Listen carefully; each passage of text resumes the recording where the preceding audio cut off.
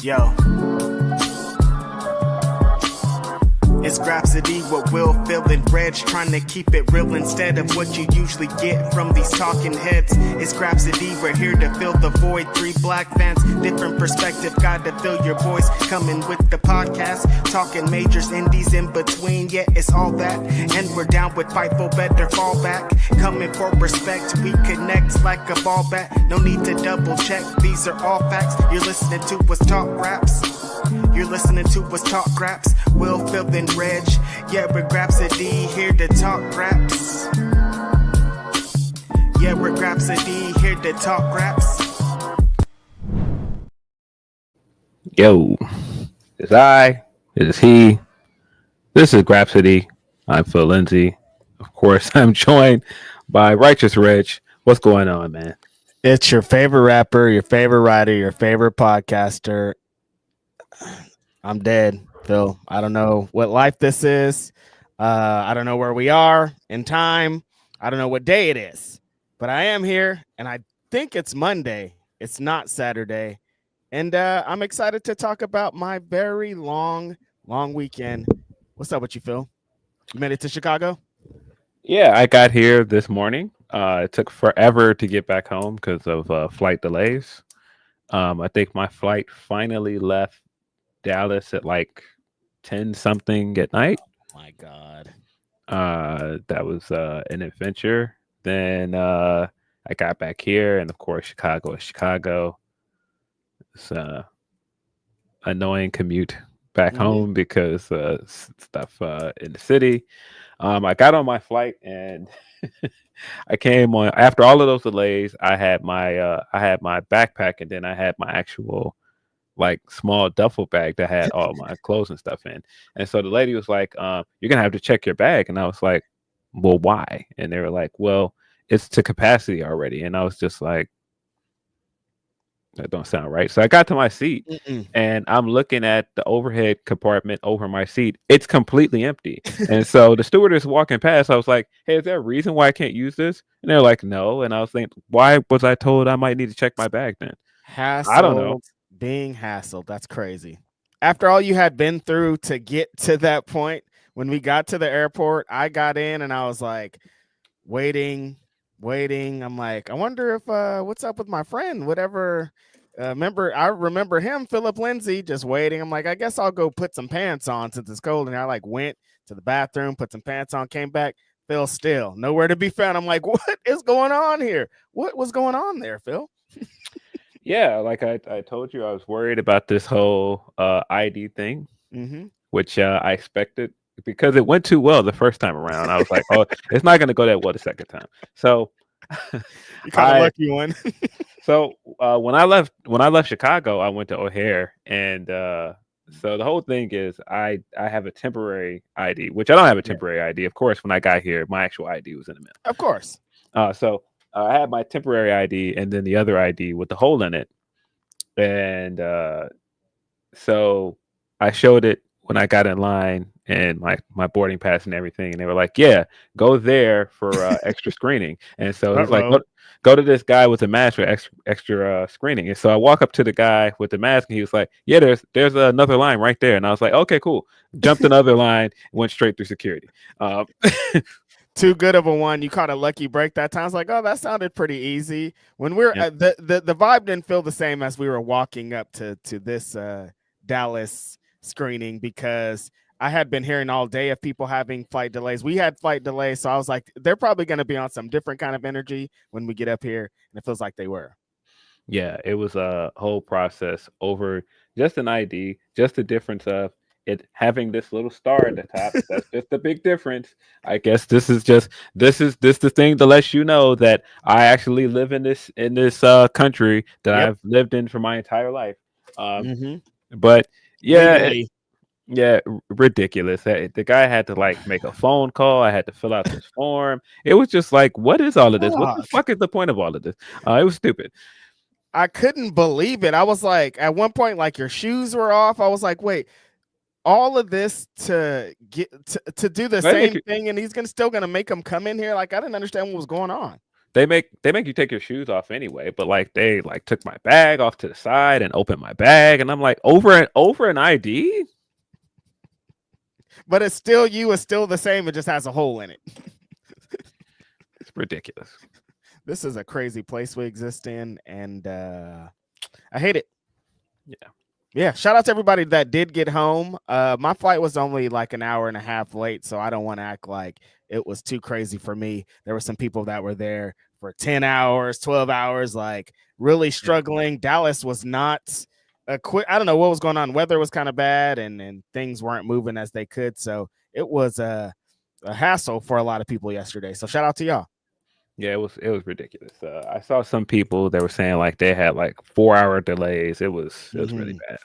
Yeah, terrible, awful. Nobody needs that.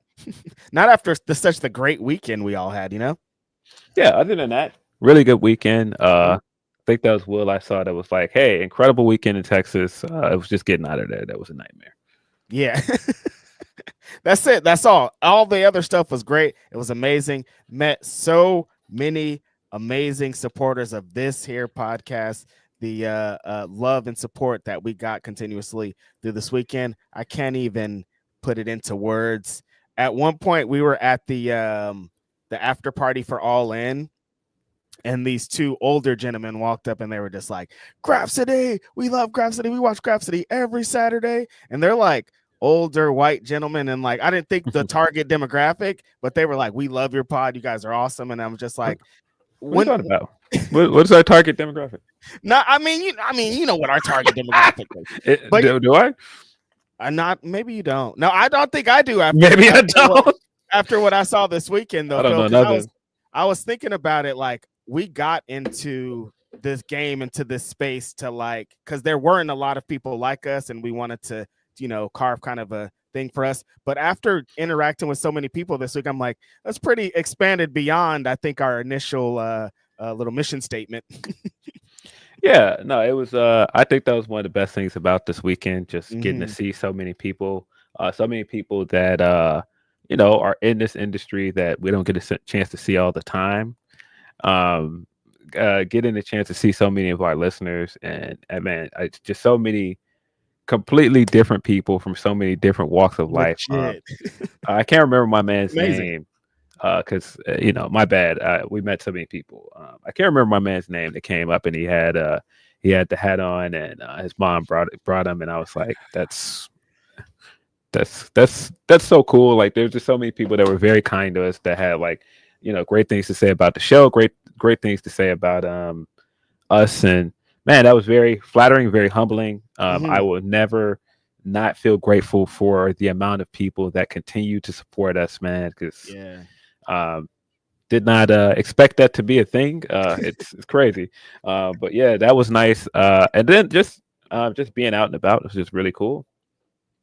Yeah, there were so many points, and we were at Starrcast, and we were just like, you know, kind of going around seeing what was going on, and like, we got so many interactions and so many people that were coming up to us that like we could have been at Starrcast with, like, we could have had a line like with how, like, I would walk for 3 seconds and somebody be like, Reg, and then like while I'm standing there, somebody's like, is that Reg? And it's like, it was just like so humbling, and I can't say how gracious I am for you guys to do that, man. Y'all are so cool, because like I always say, we just come on this podcast on Saturdays and sometimes Mondays, and we just talk. I just talk with my friend. I don't feel like I'm out here like preaching to the choir. I'm just like having fun. So it's really dope to know that it touches people in the way it does. Y'all are amazing.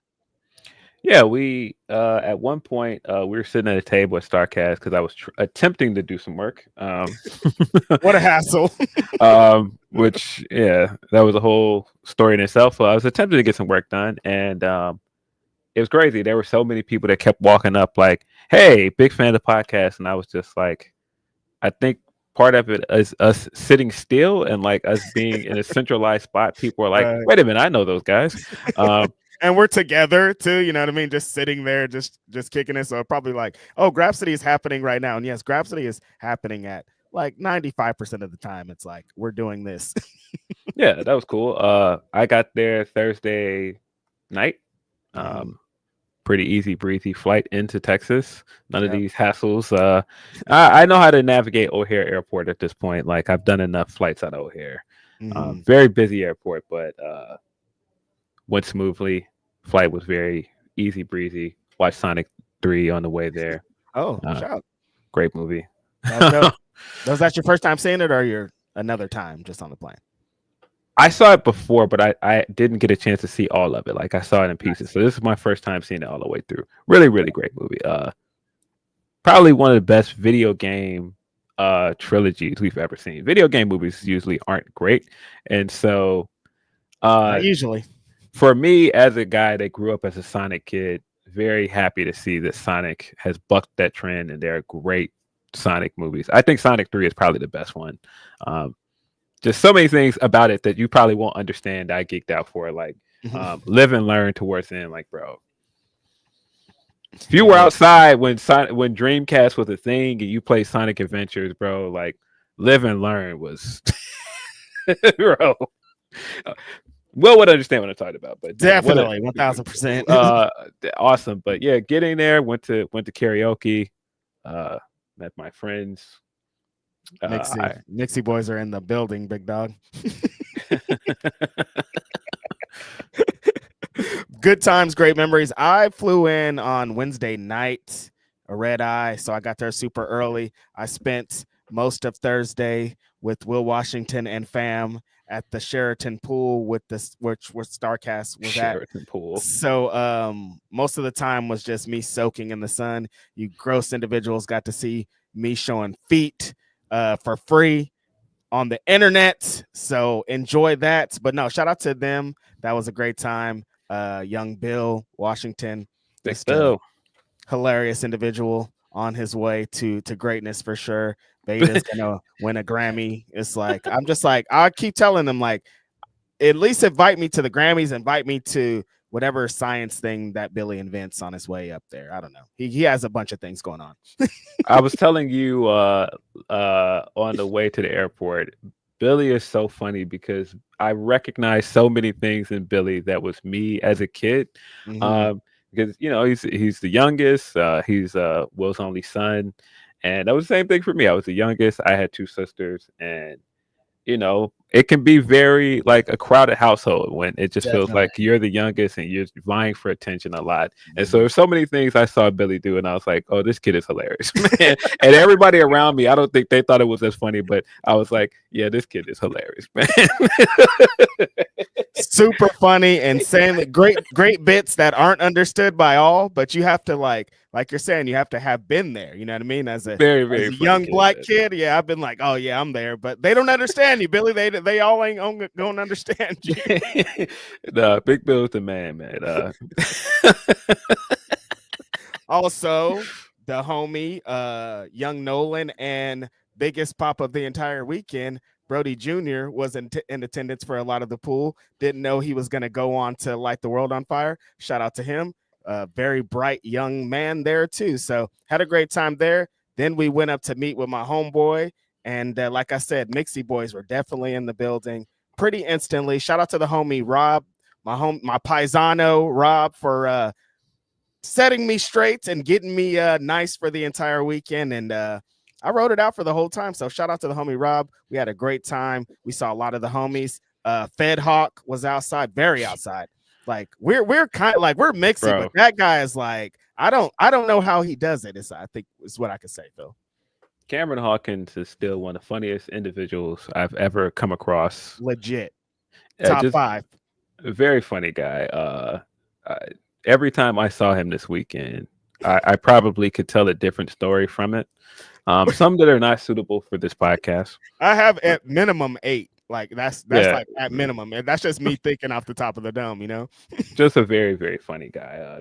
Numerous wrestlers that we met. It still amazes me sometimes when people know my name from something else, and I'm like, "Oh, hey," and they're like, "Hey," and I'm like, "No, back there." What do you mean, hey? There ain't no hey. Yeah, somebody in particular did it, and I was just like, "What?" Like, I paused for a good second and I had to like recover and figure out something else to say in response to it, because I was like, I That's weird. Life is weird, man. Shout out to the homie Jet Knight. Very outside for a lot of it. It's first saw him at karaoke. The big homie Hobbs was out there. Just yeah, man. Kevin Knight, man. Another guy that I don't care when I've ever seen Kevin Knight. He always like stops to say hello. mhm. He always just like waves. Always just one of the nicest guys. Very Southern guy, and you can tell just the way he is, just the vibe to him. Very Southern guy. Very great guy. And I think one of the highlights of the night though was Blake Christian. And I was standing next to him watching other people do karaoke. And I was like, what's going on, man? You doing this Jack Harlow record or not? And he was like, what do you mean? I was like, you got to get up there and do this Jack Harlow record. Like, what do you mean? And so he was like, I don't know. And once I started that, the wave started. More and more people like, bro, you doing this Jack Harlow record. And so eventually got up there and did it.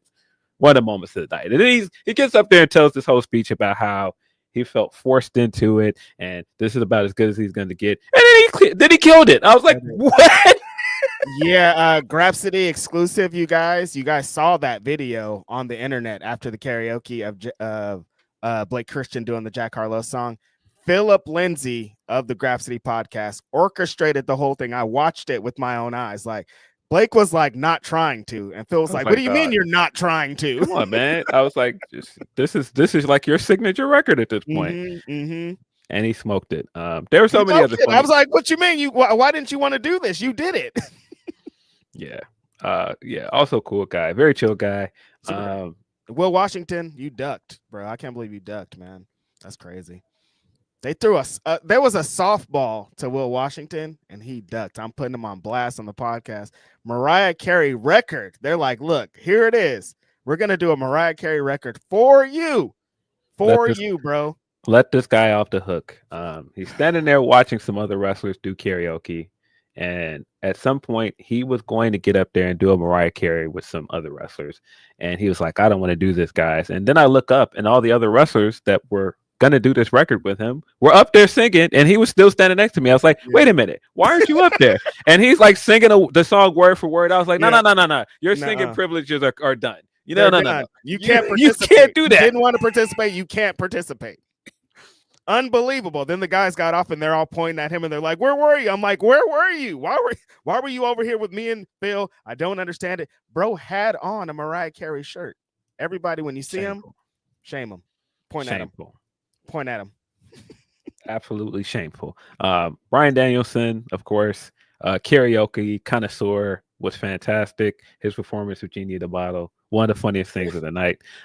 Also his performance with Will Ospreay. They did what did they do? They did the Backstreet Boys, right? I Want It That Way, I think. Yes, I Want It That Way. Also very funny. Karaoke was a lot of fun. Great time. Like, I can't believe those people can do that in those spaces, and the fans could be right there. And it when it started out, I was like, is this how it's going to be? Like, people were just kind of sitting down. There was like a dance floor and nobody was really on it. But as the night progressed, like, it was live. The drinks started flowing. The wrestlers started getting in there. Everybody started having a good time. Man, insanely fun. To catch the up there doing a Cure record, great. Super talented individual. There was a bunch of talented ladies that got on the stage. Layla Gray, amazing performance throughout. Willow I looked with my eyes at these people at some point. It's crazy.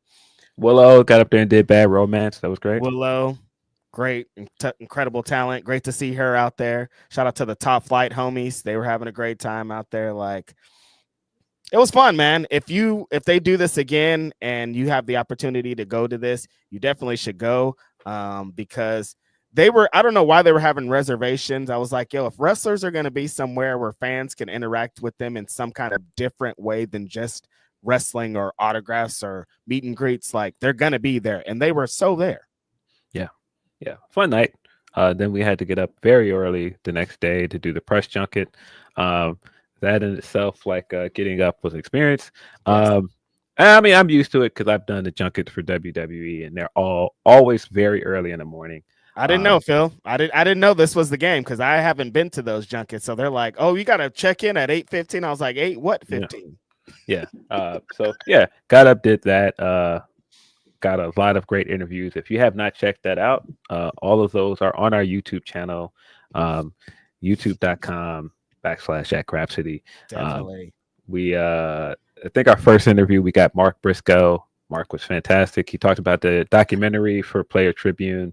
I thought he gave like some great answers. Just a phenomenal person to be around. Just has incredible energy. He's always warm. He's always like very upbeat, always very kind. Like what you see on TV is essentially what you get in person with him. And it's so bittersweet that, people didn't figure this out until Jade was gone. And those guys should have been on TV together. But like watching this guy, it's hard to say turn into a breakout star, but essentially is turning into a breakout star on national TV. And he's still very humble. He's still just exactly what you think he is.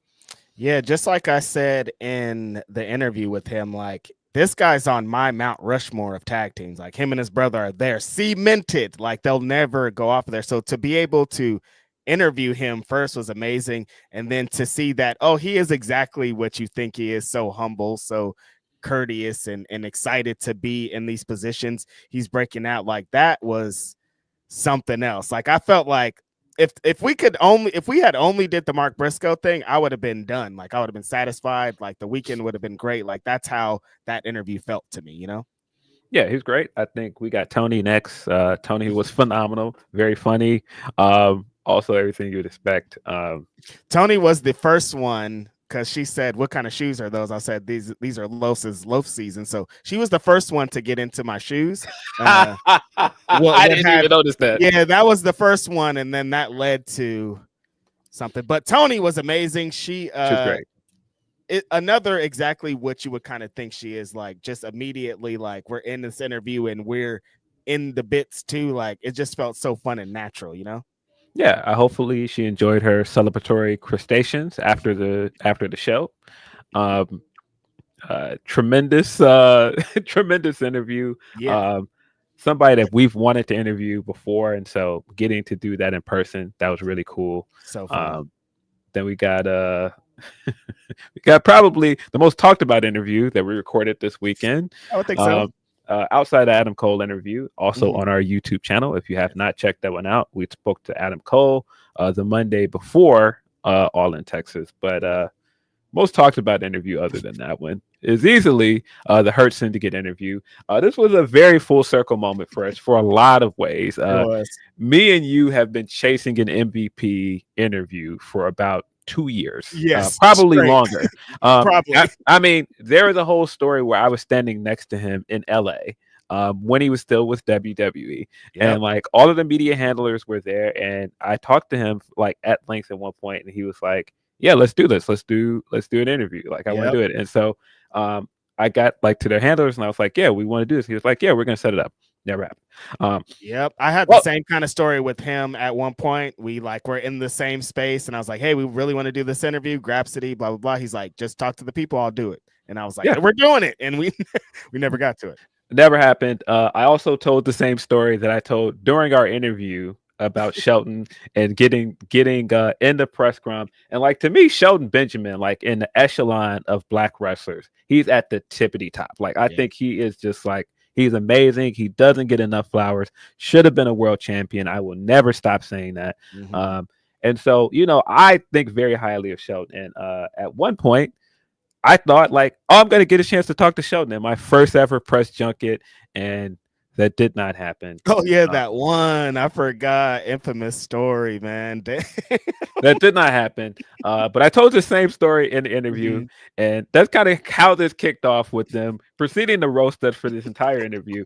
And I mean, it kind of kicked off from the beginning. There's a bit of it that I cut from the interview at the beginning because it wasn't like mic'd, but you can essentially hear the conversation being had. And I was looking at it through the camera while I was trying to get us in frame. And I was like, oh, this is going to be one of those. Yeah, and immediately, Phil, soon as they locked eyes and saw me, they were already going off. I was thinking, because like everything you to like Shelton Benjamin, dog, like in 2002, 2003, 2000, this guy was like the guy, like the man. I want to see this guy be world champion. Like I can't even, like Shelton Benjamin is top of the top when it comes to being a black wrestler. Bobby Lashley when he came. Bobby Lashley, dog. Bobby Lashley. I mean, everything that comes with that. I mean, the TNA run, multiple time world champion, like massive mountain of a human being. Bobby Lashley is walking up to you. So I'm just like, my brain is saying a million. I'm like, damn, these are legends. These guys look amazing. They're fucking gigantic. They're so huge, Phil. So they're walking up, the three of them. I'm like, this is about to be something. And they're immediately like, what are those? I'm like, wait, hold on. Stop. What's going on? What's going on? They're like, no, what's going on with your fit? And I'm like, wait. Hilarious, bro. So we start this. So yeah, if you guys have not watched this interview, really fun interview. They did give us the exclusive about their entrance, which was awesome. But yeah, starting off bat with MVP going like, wait, where are you guys from? Grapsody? What's that? Yeah. What does that even mean? And I was like, I don't know. I don't think we ever really thought about it. It's just the name of our podcast. That's just the name, MVP. We don't know. But yeah, P was great. Very funny. He was about as savage as you expect. Destroyed us. I'm dead. Cut us down, cut all their opponents down. At one point, Big Boom AJ is in the background doing his whole bits, doing his interviews, and he lit into him. I mean, just lit into everybody. Anybody in the vicinity was getting it. Anybody that was about to be in their space was getting it. We got tore down. We were asking about the after party, and we're like, he's like, you're not going to be there, so it doesn't matter. And we were just like, like, it's so funny because everything you're saying, like, if we had a long form interview with any of these guys, I'd be like elated. Like, I have so many questions, but like, we didn't really get into a lot of this stuff because we were getting fried. Yeah, very fun interview. If you have not checked it out, that Amazing. Is on our YouTube channel. But then one of the highlights of the weekend was that fucking 10 minutes of interaction. Legit. Just that experience of getting to talk to them together, and it's not just what Sheldon means, I think, to black wrestlers, what MVP means. Like, I mean, this guy has gone to Japan. MVP, he's had a legendary career.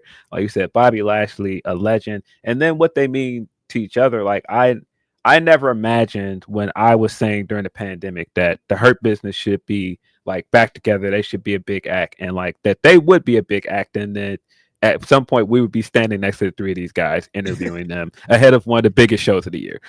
Just crazy. Unbelievable. Crazy. Like you said, full circle moment, and to just realize it. And then for it to be so fun. At one point we saw the homie Graham, shout out to the homie Graham at All In. My guy. He was like, that interview felt like a family reunion of like you guys being with your uncle. And I was like, that, like, to know that we're in a press junket and like our shit's gonna be different like that just makes me feel so good, you know? Yes. So yeah, they were great. I also talked to Kyle Fletcher. Kyle was also fantastic. Very well dressed gentleman, as I said during our interview. Kyle was maybe like Tony's amazing, but like the guy that wants this and is probably like going to classes and trying to learn how to be a top star and learn how to be the guy around here was Kyle Fletcher. Like, he was instantly like, what's the questions? I'm going to answer this. I want to hold the flag. I want everything to be on my back. That guy is on his way. He's going to be a big star. Mm-hmm. He's just got it. He's got the look. He's wrestling his ass off at the moment. Yeah. And that interview, he sounds very polished, very well spoken. Yeah. He was great. You can see that he does a lot of this. Like, no joke, I said during our interview that he does a lot of the WGN appearances when AEW is in Chicago, and you can tell these guys reps in because he's very good at interviews at this point. Really, really good, really ready, just ready for this. I'm like, beyond being amazing in the ring, to have it on that side too, like, this guy is ready for it. Yeah. Great experience working the press junket this weekend. Mm-hmm. This was the first time we've done a press junket together. Yeah, so that was cool. That was fun. And it was just a lot of things about it that was like, it just was different. Like, because I've done a few of them, and WWE allows you, maybe 2 or 4 minutes, and sometimes you'll get in there and you're not going to get, the level of stars that we got. I mean, to get in there and get Tony Storm, like, once the junket was announced, I didn't think we would get like somebody like Tony Storm or the Hurt Syndicate, the women's world champion. Like, I couldn't believe it. Like, how, like, it's just like she was the second one we talked to. Oh, and next is Tony Storm. Like, unbelievable. Yeah. But yeah, that was great. We spent the rest of the day at Starrcast. hung around, got to see some people. I got to see just how big of a star in person Mercedes Moné is. It's just anybody that tries to tell you she doesn't have star power, that she doesn't have presence, they are lying to you. They are lying. I watched this in person. I watched how they roped her area off because they had the Crunchyroll booth up for all of her new merch, which is fire, by the way. Yeah.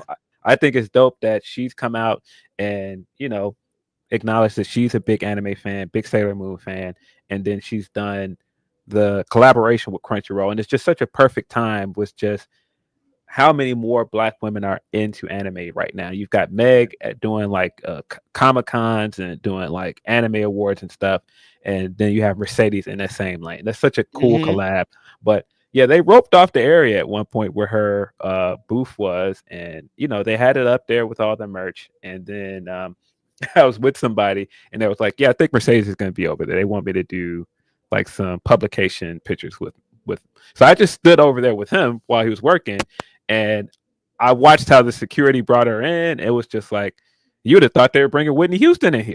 Like it was crazy. Like they had like this wasn't like the Starrcast guys. This was like real security. This was like guys with like the vests and like the walkie-talkies. Like this looked like if you got anywhere near her, they were gonna get you up out of here.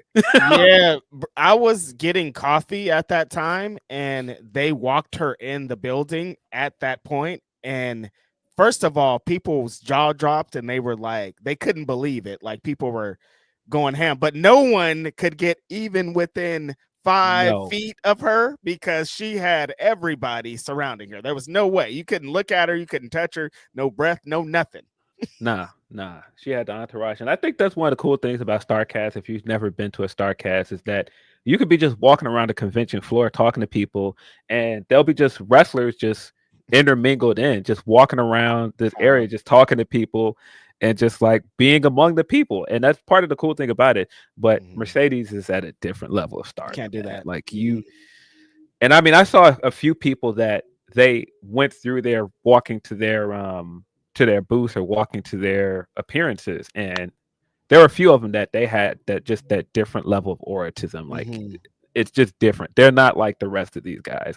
Like I said it when we interviewed Adam Cole. Adam Cole is a star, bro. And I saw Adam Cole rushing front into his booth to do like, it was like a trading cards thing. And people were like trying to stop me. He was like, "Sorry guys, I'm late. I can't stop to take any pictures with you guys, but appreciate you guys." And I mean, everything you expect. And I mean, people were trying to huddle around this guy. I was like, the same thing with Hangman. They had to rush Hangman in and through there and out. Like, every time Hangman made like a glimpse or appearance of anything, people were like, I knew what All In was about to be because of how people were acting at Starrcast. I was like, oh no, these people are on something else. They are ready for this. Yeah, it's so funny because at one point, the big homie, he's such a man of the people. I stood with him for like 15 minutes, and like, this is a wrestling convention and you're gigantic. Like you stand out, and like, he's not trying to be like, I want to take all these pictures. He's like standing there talking to me. And so many people are just coming up to him, asking him for pictures. And like the kids, he would always take pictures with, but like contractually, you're not supposed to, because he's doing meet and greets and signing. So he couldn't be like taking pictures with people. But it's just so funny to see people. Like one guy walked up to him and he was all, "Can I ask you one question?" And then Hobbs is like, "Yeah." He's all, "How long did it take for you to get that big?" I was like, I don't know if I would be afraid to ask that guy that question, but sure. I was just thinking, can you do this? And like Hobbs is of course like, yeah, 20 years. So and I was 20 years. I'm just like, is this what happened? This is a crazy life to exist in, to be like, hey, how'd you get that big? Yeah, phenomenal shape, by the way. He was also another guy we talked to in the press junket. He was great. It's very funny because when he walked up and everybody else they brought in to do the interviews, because I won't say we know Hobbs, but because you know Hobbs and we have like a connection to Hobbs. When he walked up, he's like, "Oh, these guys." Yeah. He said, what you're waiting for me, Reg? Yes, I'm waiting. This is a press junket thing. He does this thing where he's like, "Hey, what's up?" Like a back slap, like a, "Hey, good friend." But it's like, stop. Like it hurts. Like my shoulders. I'm still at one point we were like Phil got into he was editing or trying to edit some of the interviews and like finally found like an outlet that works. And like Hobbs is sitting there just drinking a soda or drinking something, and like he kept being like, Reg, and like, hey, what y'all doing? I'm like, dog, you gotta stop. You're not a regular human being. These aren't regular hands. These aren't regular arms. He was behind us at one point, and he like put his arms around both of us, and it was like basically like the Friday After Next, where he's like, I was like, oh my god, why am I locked up right now? Get off of me. Yeah, Incredible guy. Man. Love my friend. Love Hobbs, man. Also a great interview. But Yeah. Starrcast, that whole experience was great. Then we hit Supercard of Honor after that. But I feel like by the time we hit Supercard of Honor, because we had got up so early, and by the way, I think we got back to the room that night before doing the junket at like 4 a.m. or something like that. Yeah, because you did the karaoke, and then like that ended at like 2, and then it was late, and like we only I was throughout the karaoke night, people kept being like 8 a.m. and you would say 8 a.m. and I was like, why do people keep saying this? Like, I didn't know what was going on, and then you're like, oh yeah, 8 a.m. I'm like, oh fuck, but it was totally worth it. Like that was like great experience. Like I said, if you guys haven't seen it, like we said, if you haven't seen them, definitely check it out. Super fun interviews. Phil and I being in the same space and doing the interviews too, another funny element. So definitely check those out. Yeah, great experience working at junket. Great experience going to Starrcast. I wish I could have gotten around to more of the Starrcast stuff, but that was cool. It's packed up in there, brother. It was hard. A lot of people, bro, and it was hot, very hot outside, brother. But again, I feel like this is our fault for procrastinating. But I said it last time. Next time there's a big AEW show, I feel like we have to do a meet and greet. Like I don't know how we can avoid it at this point. Yeah, no. After this weekend, I'm like, okay, yeah. We talked about it before, but now I'm like, no, we really have to do this. This isn't a bit. Like, it's real. Yeah, we definitely have to do one. Shout out to the homegirl Dee also showed up out there. So funny. She's like, Reg, I didn't even know you're gonna be here at the press junket. I'm like, yeah, I'm out here. What's up? And she was on the run for the whole weekend. She was doing her thing, wearing her Andre the Giant fit. So shout out to the homie. Shout out to Sean Ross Sapp. So everybody that was at the press junkets were homies, actually. So that's why it was just such a great experience. Yeah, man. Again, it's always cool to see a lot of the people in this space that also do podcasting or media that we know, and I know a lot of people. So every time I see this, I'm just like, I really know a lot of people, and so that's always cool. But I think the big difference between this and like Vegas is, like, of course, we saw a bunch of people we know that work in this space, but I feel like we saw a lot more of our listeners in Texas, and I think that's for two reasons. More. I think it's 2 reasons. I think a lot of our listeners are AEW fans, but then also I think the price point stopped a lot of people from coming to Vegas, because I talked to a lot of people this weekend that were like, yeah, I kind of just decided to come last minute because the tickets weren't that expensive. I got a pretty cheap flight, and I think that's what stopped a lot of people that we probably would have ran into the same way from going to Vegas. Definitely, because I was like thinking about Vegas the whole time, and I was like, there was a couple interactions, but this was like every space we were in this weekend, somebody was like, Grapsody, like it just, the AEW connection plays a huge thing. And like me also having the post show with Denise cannot not talk about that, because a lot of people were like, we love the post show, you and Denise. Like that's a lot of people that were coming up to me. That plays a big role too. So the AEW thing is a great thing. So I think anytime they have weekends like this, we definitely have to coordinate something, because it's what it is. Yeah. I don't think you were up at that point, but I got up at like 6 in the morning because I'm crazy. But I got up at 6 in the morning to get in the shower and like get like all the equipment and stuff in my bag for this junket, and I put the Clipse album on while I was getting ready. I've been saying all this time, and some of this might be Chicago bias, that the Saab album is the best album of the year. It's still one of my favorite albums this year. The Clipse album is amazing. That Clipse album is so far album of the year. I still haven't gotten through the whole thing. I'm like halfway through because the weekend, I'm dead, you guys. But the parts that I've heard, it's everything I could have imagined. And I haven't heard the whole thing, and I know it's going to be the album of the year. Just from what I've heard, the way that everybody's rapping, the way that Pharrell's focused on the production, Malice is, man. What's in the water, brother? Please give me. So grateful we got Malice back out here doing verses, because Malice's verses on a lot of these songs Man. are the best verses. The production is amazing. Yeah, all those people that are like, I want to see Clipse do something else with Kanye. I'm like, nah. There's a reason why a lot of their most famous stuff together is with Pharrell. Pharrell just knows how to produce for them, and that's very apparent throughout this album. The intro is incredible, very emotional, great subject matter to pick, because they're pigeonholed as like coke rappers, and for them to tackle such a heavy subject matter like that, like grief, and the hook is amazing. John Legend is great on the hook.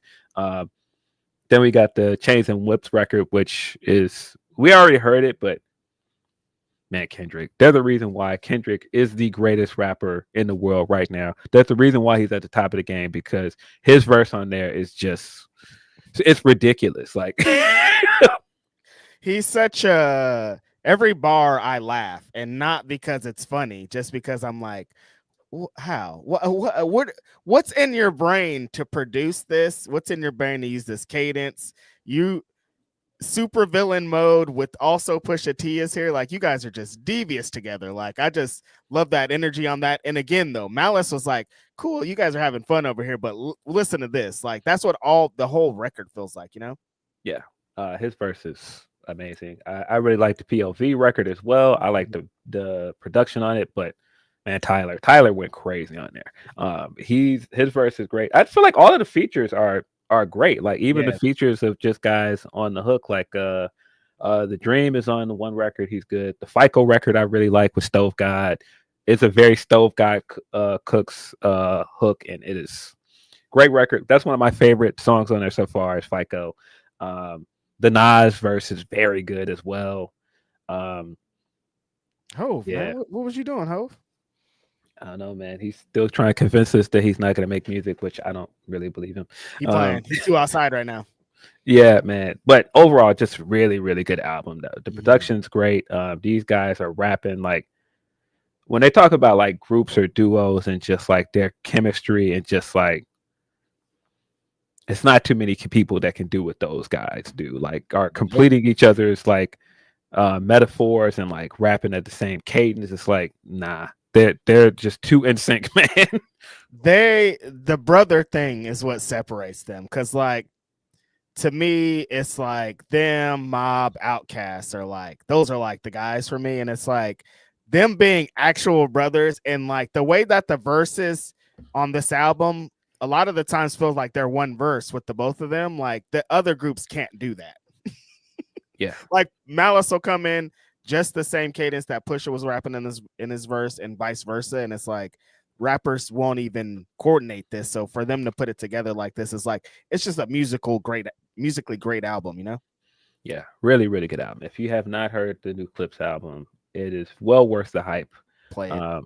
First Clipse album in what, like 16 years or something like that? And it's just, it feels like they put it out 2 years after the last one. Like, you know what I mean? It's the clip sound. It's everything you would want. Pharrell there's been some allegations and some things on his head for years, brother. They said he'd been phoning it in. He'd been doing all this. This is Pharrell at his peak, at his best, combining everything that you would love about the clips. Yeah, very hip hop. Having DJ Clue is doing ad libs at several points in the album. Like, some of the drops in it is so hip hop. I mean, even the cover, the Cause cover, very New York hip hop. Rap. Spat. Yeah. Great album. My phone wants to play the album. I'm like, hey, I don't think we could do that, Phil. This is YouTube. They're not gonna like that. The phone wants to play the album because I pressed something on my phone to open it and it just started playing music.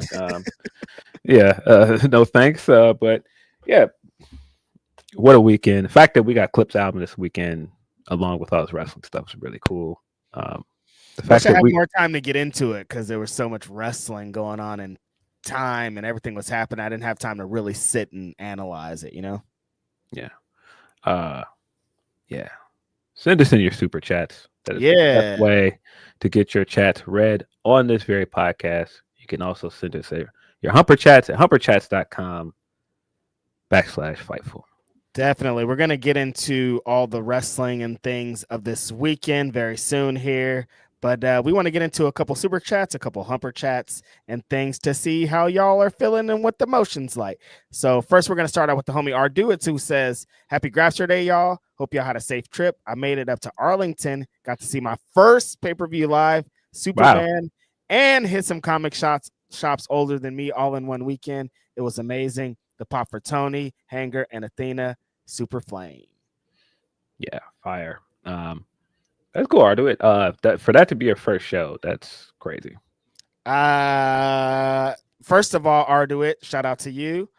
Second of all, every show is not going to be like that. That was we were there for like 8 hours straight. There's been some controversy about everything that happened, but no, it sounds like you had a super fun time in Texas. A lot of people were excited about Superman while we're out there too, and it felt like the energy was just really fun surrounding all of it. So glad you got to go there and experience that pay-per-view of all. Crazy. It's only downhill from here, I think. Yeah. Yeah, I have not seen Superman. It was very funny. At one point, me and Will talked about going to see Superman, and Reg did not seem interested at all. Will goes, hey, I have this idea. Let me pitch it to you. He's like, Phil's going to be in. He's like, Reg is probably going to be about 70%. Then he said what the idea is. I'm like, definitely not 70%, maybe like 35. But like, I would have did it if like that was what was going on, you know? Because I don't know nothing about Superman. Dean Cain, is he still Superman? I'm trolling. Nah, I'm totally trolling. I know he's a horrible person. He's awful, terrible person. He should not be anything. He sucks. Appreciate that, Ardu, who also says, also FD Signifier just dropped a Lupe Fiasco vid. So y'all are done. So when y'all are done, I know what I'm listening to next. Peace and love to y'all. Also, CWBY shit for life. Yeah. Yeah. There was a Lupe discourse on something recently, and I was just like, see, I can't, because I put Lupe on a pedestal. Like, yeah. What was the discourse? I missed it. Oh, because somebody was like, I can't believe Ludacris beat T.I. for best rap album that year after he cut his braids off. It's the Ludacris album I don't really care for. Release Therapy, I think. Yeah, Release Therapy. And I was like, I don't think T.I. should have won that year either. I thought Lupe should have won for Food and Liquor.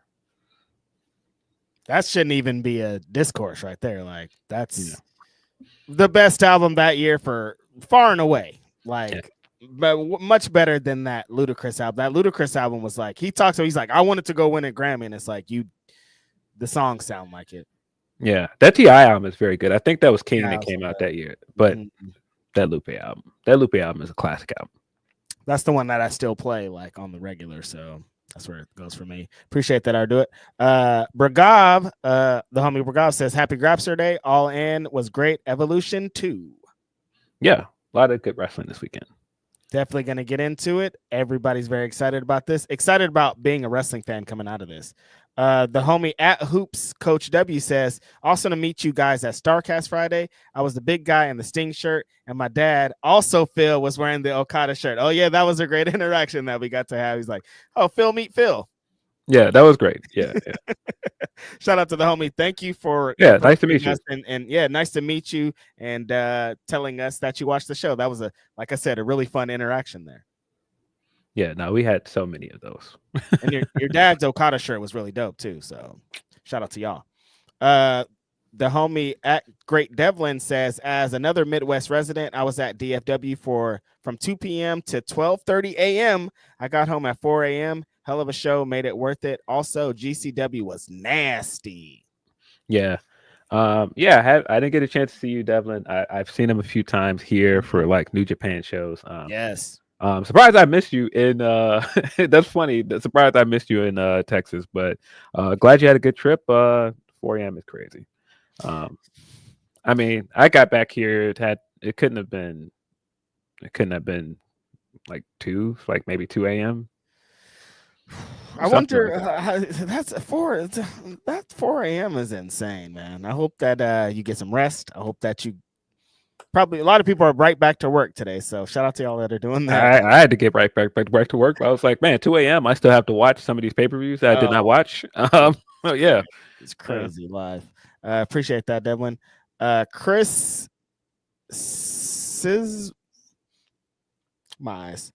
Chris, Nice. The my goggles, they do nothing. S1Z1M. I appreciate you, Chris. What do you think is next for Mercedes? We're gonna get into that. We're definitely gonna get into that. Yeah, we'll get into that with some All In Texas talk. Chris, we're definitely going to get fully into Mercedes. I have a lot of thoughts. I have a lot of things, and I appreciate you submitting that super chat. I'll bring that super chat back up when we get to Mercedes.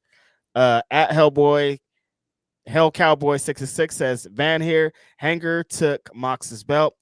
Tony took Mox's wife, and YouTube took my username. Also, parents, AEW is real pro wrestling. There will be blood. This is Van Twinblade, who has a new name, I guess, because YouTube took his username. What happened, Van Twinblade? Why did they take your username? That doesn't seem nice.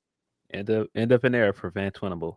Damn, Van Twinnable. Yeah, that's his own Lunchables. You got to like trademark that.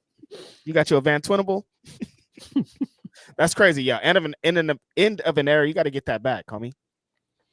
The homie B Ninja says, happy meeting you guys this weekend. I had the Black Fighting Game Girl shirt on. ROH All In, TJPW, and watching Evolution on the drive home made the weekend worth it. Happy y'all made it home safe. Thank you. It's nice to meet you. I heard a lot of great things about the Tokyo Joshi Pro shows this weekend.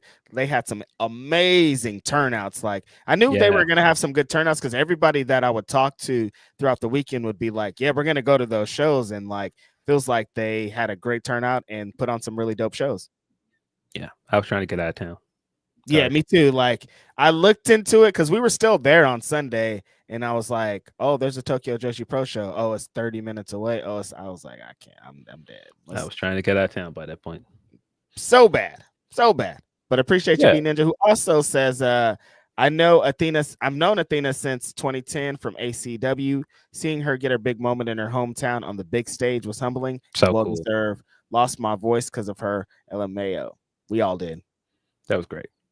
Amazing moment that she got to have that in Texas specifically. 2 really great performances, and I'm more excited to see what we get out of this, you know? Yes. B Ninja also says, can we all agree the sisters killed it this weekend? Athena, Naomi, Mercedes, Willow, Aminata, Lash, Maya World, from Jazz and Jacqueline leaving the foundation for all to lead the way. Yeah. Unbelievable. We'll get into that with Evolution. I was very excited to see Jazz in the crowd sitting next to Ivory and Jacqueline, where she belongs. Put this woman in the Hall of Fame. Like, what are we waiting on? How is she not? Come on. She like changed the world for so many things. I can't believe that we still have to have this debate. Yeah, we're definitely going to get into that fully here soon. Appreciate that, B Ninja. The homie Queer Auntie says, miss seeing y'all in Texas. Much love. I was thinking the same thing because Cam at one point said that you guys were talking or had a night or some drink or something somewhere, and I was where at? I didn't see, and then we got there and you weren't there, but really wish we could have, Auntie, and I hope that you had a great time out there. Hope you didn't sweat to death. I was sticky from immediately getting off the airplane until about 12 hours ago when I got back to the Bay Area, so wouldn't recommend. 10 out of 10 would not recommend. Appreciate you, Auntie. Van Twinnable also says YouTube took everyone's custom username and replaced them with the original @ you have. You have to put it in when you made the account. Check the chat. It's bogus. What? Yeah. What about my username? I'll check on it later. That sounds crazy. YouTube, y'all gotta chill, man. You need to chill. Appreciate that, Van Twinblade. That's all of our super chats for now. Appreciate you guys. We got some humper chats. We got one from Javier from Texas. He says, nice to run into y'all at karaoke show. Almost didn't go, but Dragging being there made it absolutely worth it. He sang Backstreet Boys with Osprey and cut a heel promo on the crowd before singing Genie in the Bottle. Only he could pull that off, man. Unique talent, just a unique individual all around. Not just one of the greatest wrestlers ever, just one of the greatest human beings to ever grace this industry, man. Knowing, because it became a bit later in the All In when he made an appearance at All In, because we heard about he talked at some point at Starrcast saying that WWE sent the cease and desist for him not to do the Yes Chants. seeing him come on the karaoke stage doing the yes chants, but then immediately cutting a heel promo to get people to stop, but then getting them back to cheering him again. A masterclass performance. He's the funniest wrestler of all time and the greatest of all time. Yeah. More from Javier. He says, was shocked when I was standing in the line to buy a drink and Kevin Knight was in front of me. Asked him about it. He said, the economy is crazy, bro. Also, Hobbs, Outrunners, Billy Starks were just chilling with everyone. It was a great experience. Yeah, not like I said, Kevin Knight's very personable, very approachable, great guy. Great fits all weekend, Kev. Jade. Yeah, he had the shit on, had his cowboy hat, his buckle. He's outside, man. Yeah, just like I was saying about Hobbs earlier, spending that time with me at Starrcast. That's just what he does. Like, he's outside. At one point, he was just eating in the little coffee area. Like, if you were in there, you would have saw him. And like, what are you doing in here? That's right. Because when I went to get I went to get coffee at the start, he was sitting in there just eating omelet. Why are you sitting in here? They're just sitting in there eating an omelet. Yeah, eating an omelet. So funny.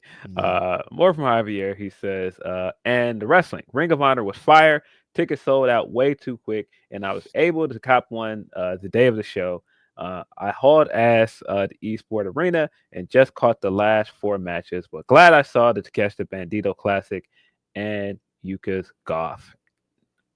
We'll get into Ring of Honor in just a sec. Great show, but yeah, I do think that they kind of underestimated the amount of people that wanted to go to Supercard of Honor. I think that they should have booked a bigger venue. I think that they should have probably promoted it a little bit better because there were a lot of people that I talked to that day that wanted to go and they didn't have a ticket because it sold out so quickly. I have some questions, some comments, some concerns.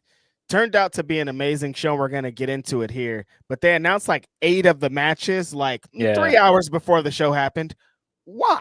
Like, what's the strategy here? And all weekend, I'd be like, I'm on my way to Ring of Honor, and everybody be like, I couldn't get a ticket. I wanted to go, but I can't because they were sold out. So what was the strategy here? Because we could have got at least 1,500 more. There could have been 3,000 to 3,500 people watching Ring of Honor if they had coordinated this. If they had announced the matches that were on this show 3 weeks ago, 4 weeks ago, and let this happen, it could have been something. So something needs to happen here, you guys. I think they at the very least could have done Curtis Caldwell again. And I think the fans would have traveled to Curtis Caldwell to see it. Yes, for that. If they would have announced that card in advance and gave us the opportunity to do it, people would have showed up. I mean, it was convenient because you could walk from Starrcast to Esport, but Esport was just not a big enough venue for that kind of show and the hype around the show. And I think it's unfortunate that they didn't do a better job promoting that. Because think about it, you guys, 20,000 fans. You knew 20,000 were going to show up minimum to the big show. Where do you think why would you only think 1,500 are going to show up to Ring of Honor? That says a lot about Ring of Honor. Somebody talk to me about Ring of Honor. We're going to get into Ring of Honor. Yeah, we've got some from Humper Chat regular Tony P. He says, first and foremost, y'all know how my all-out trip ended. I kind of wish I would have just took the gamble to stay, and maybe I wouldn't have had to deal with spirits BS. So he said, or with a COVID denier trying to engage in conversations with me, getting off the plane regarding my mask. But overall, I am still glad I went, got to meet y'all, got to see some moments in person. The most will never experience. Yeah, man, it was so great to see Tony in person, man. He's such a big part of our podcast because of the Humper Chats. And so when he was like, yeah, I'm in the lobby, I was like, where you at? Let's we left out of the media space to go find Tony P. Like, that's we fucks with Tony P heavy. It was great to meet you out there, Tony P. Unfortunate that had to happen, but you saw travel was messing with a lot of people this weekend. I was worried when you said what time your flight was, and I was looking at the time, and the show was still going. I was like, I don't know if he's going to catch this flight. What's going on? It ended up being that the show was still happening as his flight was taking off. If he didn't, I think he left on the amount of time, but the show was long, you guys. Yeah. Because we had talked to him at the beginning. I think the show hadn't even started yet. Yeah, well, this was before the pre-show. Well, I'm sorry, this 0 hour is going on. 0 hour was happening. Mm-hmm. More from Tony. He says, hell, even conquered a fear along the way. Also, wouldn't randomly have ran into Scorpio, Aubrey, Red, BK, or Nana. Even got to say hi to Kyle with Sky and Dan Garcia and congratulated them on the matches. So it wasn't 100% a waste of time. Happy I went. Yeah, man. Sounds like a great trip. Yeah, man. Shout out to my homie BK, man. Brian Keith. I interacted with the homie a lot this weekend. He, of course, yeah, he was all over Texas, being very Texas. He told me some very kind things about things and gave it up about the BW 500, and can't say how much I appreciate him because he just an incredible talent, deserves so much more. I'm gonna fight till the death till Brian Keith is back on screen, baby. Yeah, we walked out of the press scrum and he was in Texas Live performing to Still Tipping. I was like, what a time, man. I was thinking, whose voice is that? I was like, oh yeah, this is Brian Keith doing it. Yeah, what a time. Shout out to Brian. Love him.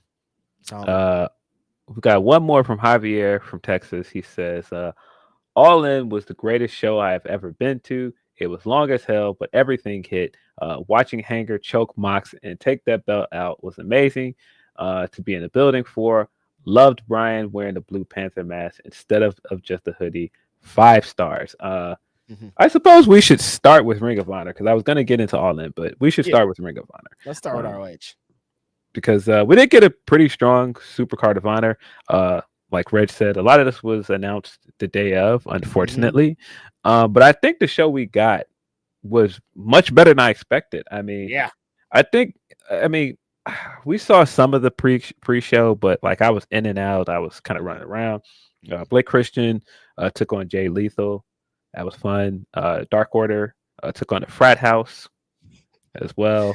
I was talking about that big pop earlier. Brody Jr. came out to save the Dark Order at one point, and that shit was crazy loud. Legit, one of the biggest pops of the whole weekend, and I was at All In. Like, this shit was crazy. Like, that kid got an insane one, and then he ended up driving over to the GCW show and getting another insane one. Just a hilarious night. He got in the car and drove himself. He just hopped in the car and just was like, yeah, let me haul ass. Mom, throw me them keys. Let's roll. Yeah, we got Diamante versus Lady Frost as well on the 0 hour. Lady Frost is continued to be one of those talents where I'm just like, Lady Frost is this woman. She's great. Seeing those clips in person are wild. Yeah. She's dope. Yeah. Diamante picked up the win there. Of course, if I didn't say so, Dark Order picked up the win over the Frat House. Then the Von Erichs, also, you can't do a Texas show without the Von Erichs. Von Erichs took on the Premier Athletes. This is pretty much what you'd expect out of like a pre-show tag match. Von Erichs picked up the win. But then we got to open the show, which, and this is when I figured out what kind of show we're into. Oh, you're just going to just throw this on a random opener. Hechicero versus Michael Oku. So good. I mean, Hechicero is fantastic, tremendous technical wrestler, but I just keep saying, man, Michael Oku is so underrated, man. Great wrestler. He made you believe by the end of this match that he could win, and I thought he was going to win at the end, so much so that I was shocked when Hechicero picked up the win. Yeah, it was funny because earlier that day, Phil, I was talking to someone, and I was this is before they had announced all the matches. I was I don't know if they should be calling this Supercard of Honor. Like, as an ROH young boy, somebody that's been there, somebody that liked those, somebody that saved Supercard of Honor. Those cards were supercards. They were different. It wasn't just like the core talent that you have on the show. I'm not mad at the core talent, love the core talent, but like, call it what it is if it's that. But that's before they announced all the matches. And so the first match being Hechicero and Michael Oku, I was like, okay, this feels like Supercard of Honor. This feels like those vibes of like Hechicero's been featured pretty frequently in AEW recently, but putting him against Michael Oku, who most AEW fans know, and letting them have that kind of match to open the show, I was like, okay, yeah, this does feel like Supercard of Honor. I thought that he felt like a big superstar, Michael Oku, coming out there with the entrance. coming out with the mirror and just like feeling like I don't care about this big moment. Like this is just another match to me. I'm coming in here to beat this guy. Yeah, it became more apparent why Hechicero won this match later in the night, which we'll talk about. But this was a great opening match. These two guys put on a technical clinic, just tremendous. For 11 minutes, they got a lot out of that 11 minutes, man. That was one of my favorite matches of legit the whole weekend. Like, showing both the strengths of both. Hechicero using his tie you up into a ball, but also put a little bit of finesse, some funny on it too. Like, just you can feel his presence too. Like, you understand why he's put in the positions, and you understand why the crowd interacts with him the way they do. Yes. Then we got the 50,000 reward 4-way match. AR Fox took on Atlantis Jr., Lee Johnson, and young up and comer Adam Priest, man. If you guys are not up on Adam Priest, man, you've got to. This guy is so good. I don't know how no one has signed this guy and pushed him to the moon yet. He is tremendous. But AR Fox, man, we already know this guy is an incredible wrestler. Seeing this guy do this innovative, flippy stuff in person will never get old to me. But you could feel the groundswell. It's happening, man. Every time he's in front of crowds now, every time he's on TV, people want to see more of this guy. I don't know all the particulars of what happened with him and the push he was getting at one point when he was with Swerve, but you got to figure something out, man, because he's getting too over, man. I might have talked about it last week, but it legit feels like the same energy that's around Mark Briscoe with AR Fox. Like, it's like that.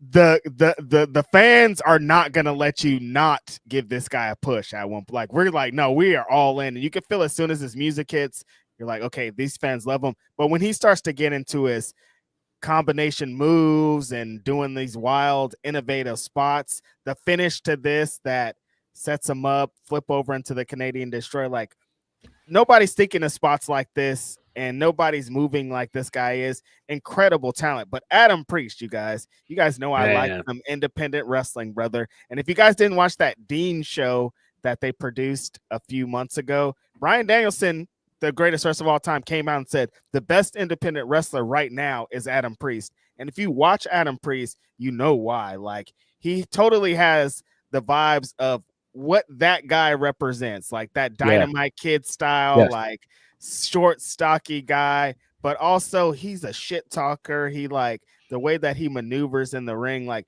he's totally different. Like, the way that wrestling works and independent wrestling and how guys come up and train off spots and cutters are their lives and all these things. He's totally an old school throwback wrestler, but with the new school mixed in. Incredible. On my list, I'll be talking about black wrestlers, but no, this guy exceeds all that. Incredible talent. If you haven't seen Adam Priest, please watch him. Yeah, when Battle Slam was doing the shows, Adam Priest was always a fixture on there. He used to come out to the Gucci Mane record. It's just an incredible talent, man. I'm so shocked that nobody has signed him yet. He's so good. Lee Johnson still in tremendous shape. He looked fantastic in person, and he hit a few spots in this match where I'm just like, this guy's so good. You gotta figure out something for him. He moves in that, like, it's effortless type deal. Like, he'll do, like you said, he'll do a spot and it's like, oh damn, that was super easy. And they need to tap into that because this guy got something. Like, he has a look, he has confidence. Like, he could be one of them ones if they invest in him. Yes. AR Fox picked up the win. He won some more money. He's been winning a lot of money. He's been stacking up some wins lately. I hope this is leading to something for him on either Dynamite or Collision, because he's just too good to have on your roster and not have him on TV. Remember, we went through last night, we were going through guys that could have been in the TNT title match. AR Fox. I would have loved to have seen AR Fox in that match. I don't know if it would have had the same impact, but no, but you got to figure out something for him. He's just he's undeniable at this point, man. Like, bro, that inverted 450 thing he does, like that little inverted spin he does into a cutter, and it's just like, I don't know how he does that. It just doesn't look real. It looks like video games. He gives me, and I know it's a big influence on him, RVD vibes, the way that, because he does a lot of like rolls. The thing that he does where he rolls to the outside, double stomps the guy, and then does another front flip to the outside. It's like it's totally RVD, but with your twist, and I fucking love it. Bro, Redman. This is it right there. Oh yeah. Do There you a go. proper AR Fox and Ricochet feud. Like now that he's got Gates of Agony with him, and you can build this up as AR Fox is an underdog going against Ricochet and his new group. That would be so much fun for the TNT Championship. That would be so much fun. Next, we got Lee Moriarty taking on Blue Panther for the ROH Pure Wrestling title. Lee Moriarty is another one where it's like this guy is just so effortlessly good, man. And like watching him in there with a legend like Blue Panther and just like wrestle a clinic, bro. Like this was amazing. This is one of these matches from this show that I think is a hidden gem. If you have not seen it, it's so good. Like I said, Blue Panther is a legend, but Lee Moriarty, man, this guy is incredible. It was so funny because I was watching the match and I was like, Bryan Danielson is back there seething right now that Lee Moriarty is getting to have this fun with Blue Panther, because this was exactly the type of shit that Bryan Danielson would love. Lee was working. I'm confident I do deserve to be in this match with Blue Panther. I love that they utilized the pure rules. The finish was awesome. Like, Blue Panther trying to get out of the ring and Lee tying him up and finishing the match like that. I thought this was like a great star-making performance. Lee has had a bunch of those recently, but like to be in this position on a big weekend, come and defend that pure championship, great. Yeah, I think one of the unfortunate things about how little ROH is promoted and how some people don't watch it is that people are missing out on a tremendous title run that Lee Moriarty is having. He's had a few of these big wins and like these like tentpole matches like this one. And if you're not like in the know, you're probably missing a lot of it. I mean, the story they told of him losing to Blue Panther in Mexico and then getting a rematch here and insisting on winning it this way. Of course, he did a little bit of shenanigans, a few like cutting corners here, but for the most part, he beat him within the confines of the pure rules. And I just want to see him get more moments like that. I want to see him wrestle in Japan. I want to see him get all of the big moments with this belt because he deserves it. He's just a phenomenal wrestler. Yeah, because he is kind of unfortunately lost away. Like when Ring of Honor has these big weekends, like I saw a bunch of people coming out of it being like, this is what Ring of Honor needs to be. This is what we're talking about. But like they've done big shows before and but they can with very little effort get this thing to be something. Is what I keep trying to emphasize here. Yes. Next up, we got the Sons of Texas, Dustin Rhodes and Sammy Guevara defending the ROH Tag Championship against the Infantry, young rambunctious Carly Bravo and the captain Sean Dean. This was a fun match. I was very disappointed with the ending because I thought the Infantry should have won. I don't understand what they're doing with those tag belts or the trios belts at this point, but I hope this is leading to something else. It feels like, based on the finish of the match, it feels like it's leading to something else. But I was disappointed sitting there that the Infantry didn't just win. This felt like the Infantry's night, Phil. Like seeing the build up, the video package they had put a pretty good emphasis on what they've been going through. Like the Infantry's been fighting, clawing, and doing everything they can to get to these championships. They've had a couple of opportunities to be number one contenders. They didn't happen. They've been number one contenders. They didn't get the job done. So it was like, this felt like the time to do it. The energy when Carly came out, I was like, we're lit. Like there's no way that these guys are going to lose this match. Like the captain was on. I felt it all there. But Texas, Phil, Sammy and Dustin are the Sons of Texas. And they used a lot of that energy. Sammy just needs to be a heel, though. Like I just can't. Babyface Sammy does nothing for me. He's just not a likable good guy. They've tried a few times with him as a good guy, and I just never connect with it. He's just so much better as a heel. And I hate what happened at one point when he did have a heel run going. It looked like he was going to side with Don Callis, and then they had to cut it short. And I feel like he could have been off to something else. And I feel like they're unfortunately probably going to have to pivot and make him heel again because this is just not doing what they wanted to do for him. he's just so much better as a heel, and that's so funny because I was like, wait, what happened? What's been happening here? I totally blocked out of my brain that 90% of that he was attached to Chris Jericho. Yes. I blocked it out of my brain. Yeah, based on some of the stuff that happened at All In, I would assume we're probably going to get a heel turn. But yeah, this was fun. This was fun match. I just didn't like the outcome. I wish that Infantry would have picked up the win, but they are coming to Chicago. Captain Sean Dean is from this very city. Maybe they're going to continue it here. I don't know. It doesn't have to be over, but that felt like the time. That felt like a good moment to do it, especially with like how the night ended up with how the victories ended up for the rest of the night on this show, you know? Yes. Then we got the Ring of Honor World Television Championship on the line. Nick Wayne defended his title against Teton. I really love this match. To me, Nick Wayne has been one of the most improved wrestlers of the year.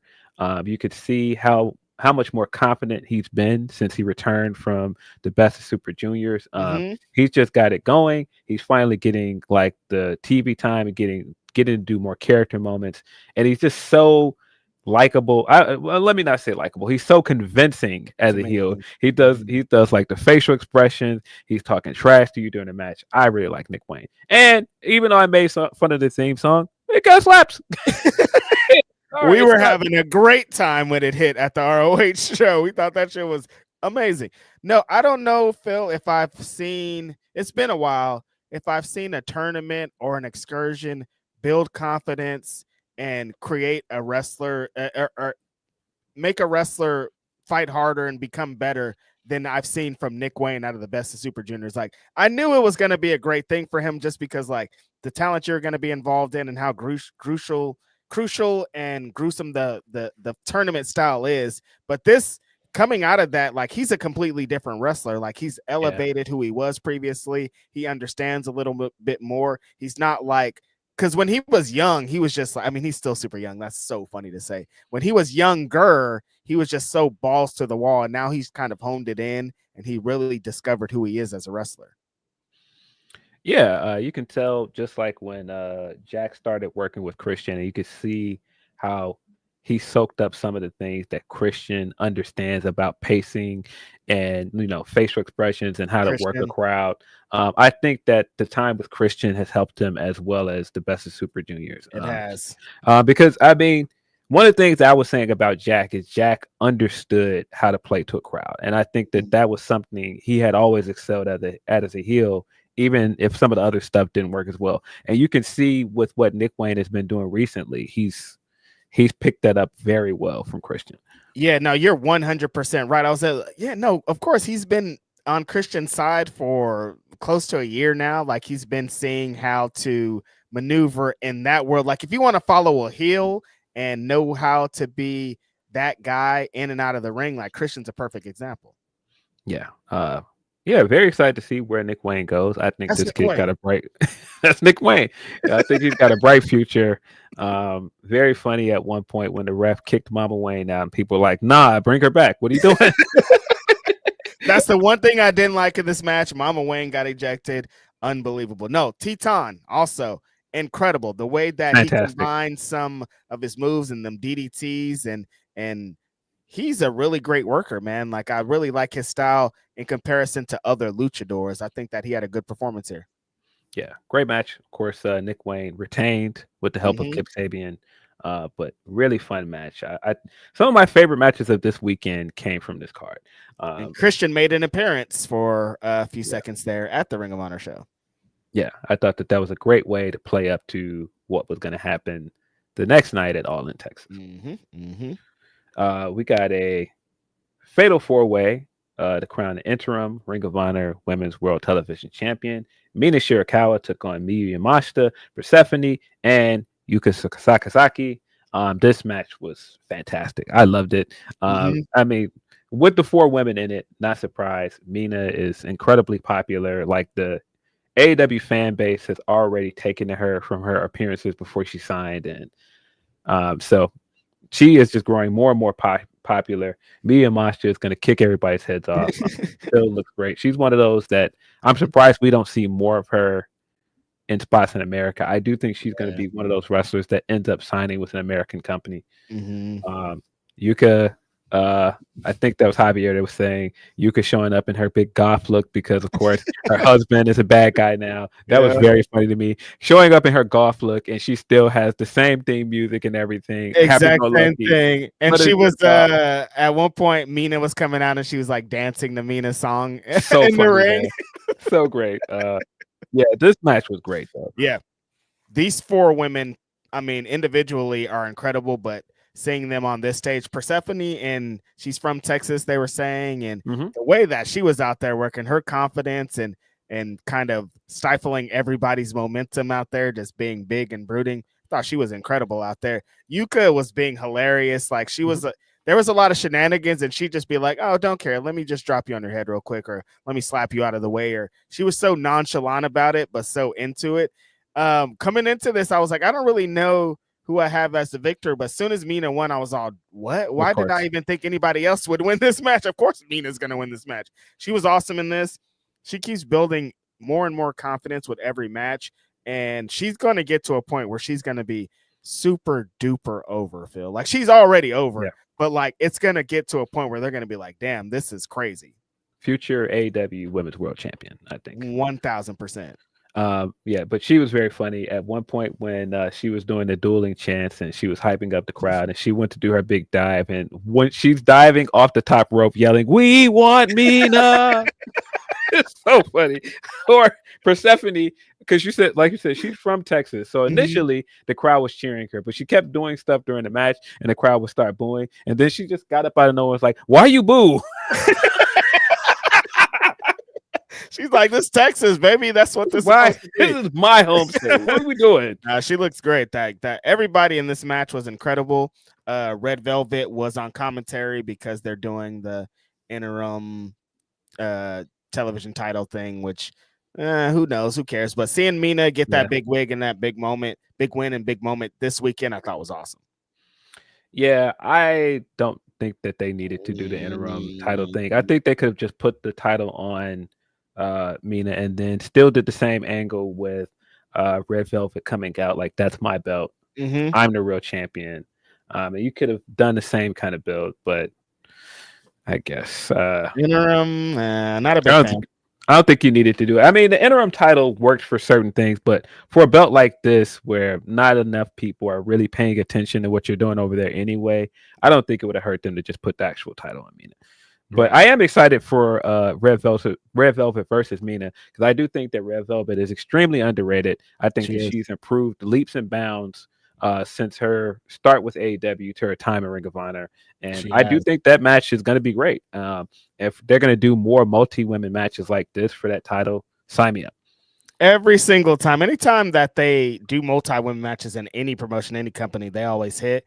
But particularly in Ring of Honor, with what the television title has always represented for the men too, and like the women need to get into that same kind of thing, and that's what this match felt like. Yeah, really, really good match. We got probably one of the best matches of the weekend to me, and Athena versus Thunder Rosa. I wondered how this was hit, because I mean, Athena has told stories when she initially came back after her WWE run about how Thunder Rosa was the one that inspired her to continue to wrestle again. She was the one that made her fall in love with wrestling again. So I figured they were going to put on a great match. I didn't know what to expect, because this is Texas. Both women are from Texas. And, you know, how much longer are we going to keep this title on Athena? That continues to be the growing question at this point. And so I didn't know what to expect from this. It was a little sloppy at points. It was a little bit messy, but I just thought the energy for this match was great. They wrestled, man. They wrestled each other's boots off. This was fantastic.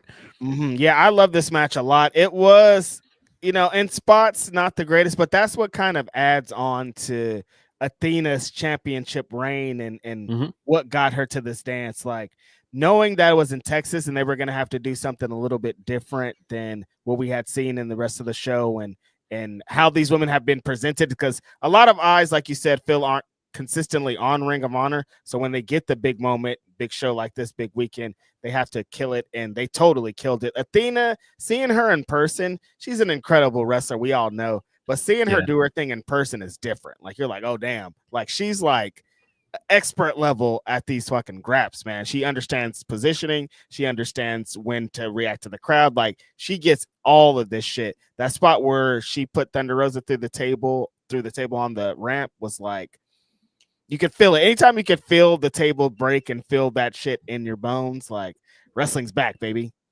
Yeah, you can just tell how much she wants this, just like how much she studies wrestling, how much she puts into her strikes, and like just the choice of moves she uses. It's just so much that goes into an Athena match, and that's why I'm like, she just thinks about wrestling different than most people. It's the same, like, I think exactly the same as I think of Mercedes. Like, I feel like she's just always studying. Like, there's never a moment where she's not thinking of how to get better. And it shows in her matches. It shows in everything that she does.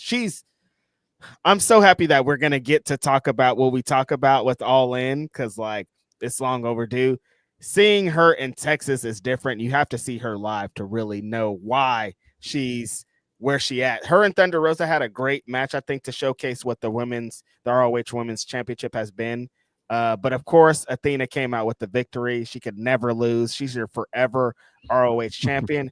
And at the next pay-per-view, Phil, if she is victorious, it will be 1,000 days as the ROH Women's Television Champion, ROH Women's World Champion. So, what? Yeah, I still think it's probably Billy who's going to be the one that beats her. Should be.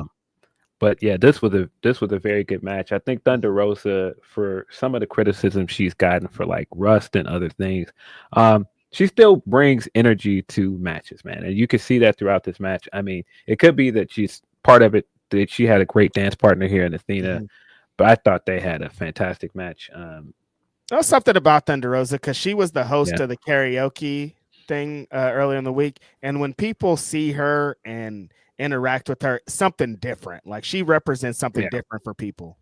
Yeah, I just think you want to root for her. It's just something about it. You just want to root for her no matter what.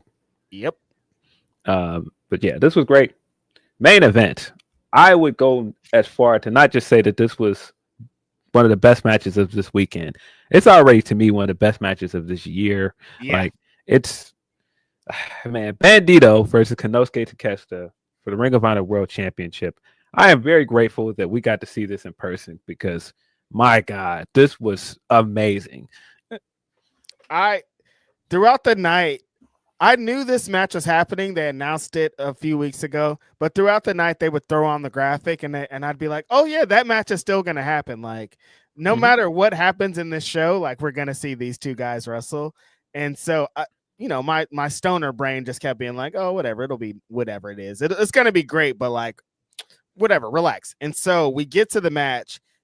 Bandito comes out with that entrance head with the big headdress, piece. Yeah, and he's looking like $1 gazillion, and I was like, we're on. Something's happening here. The energy with this guy is crazy. Takeshita came out looking like he always looks, like he's ready to knock a fucking head off.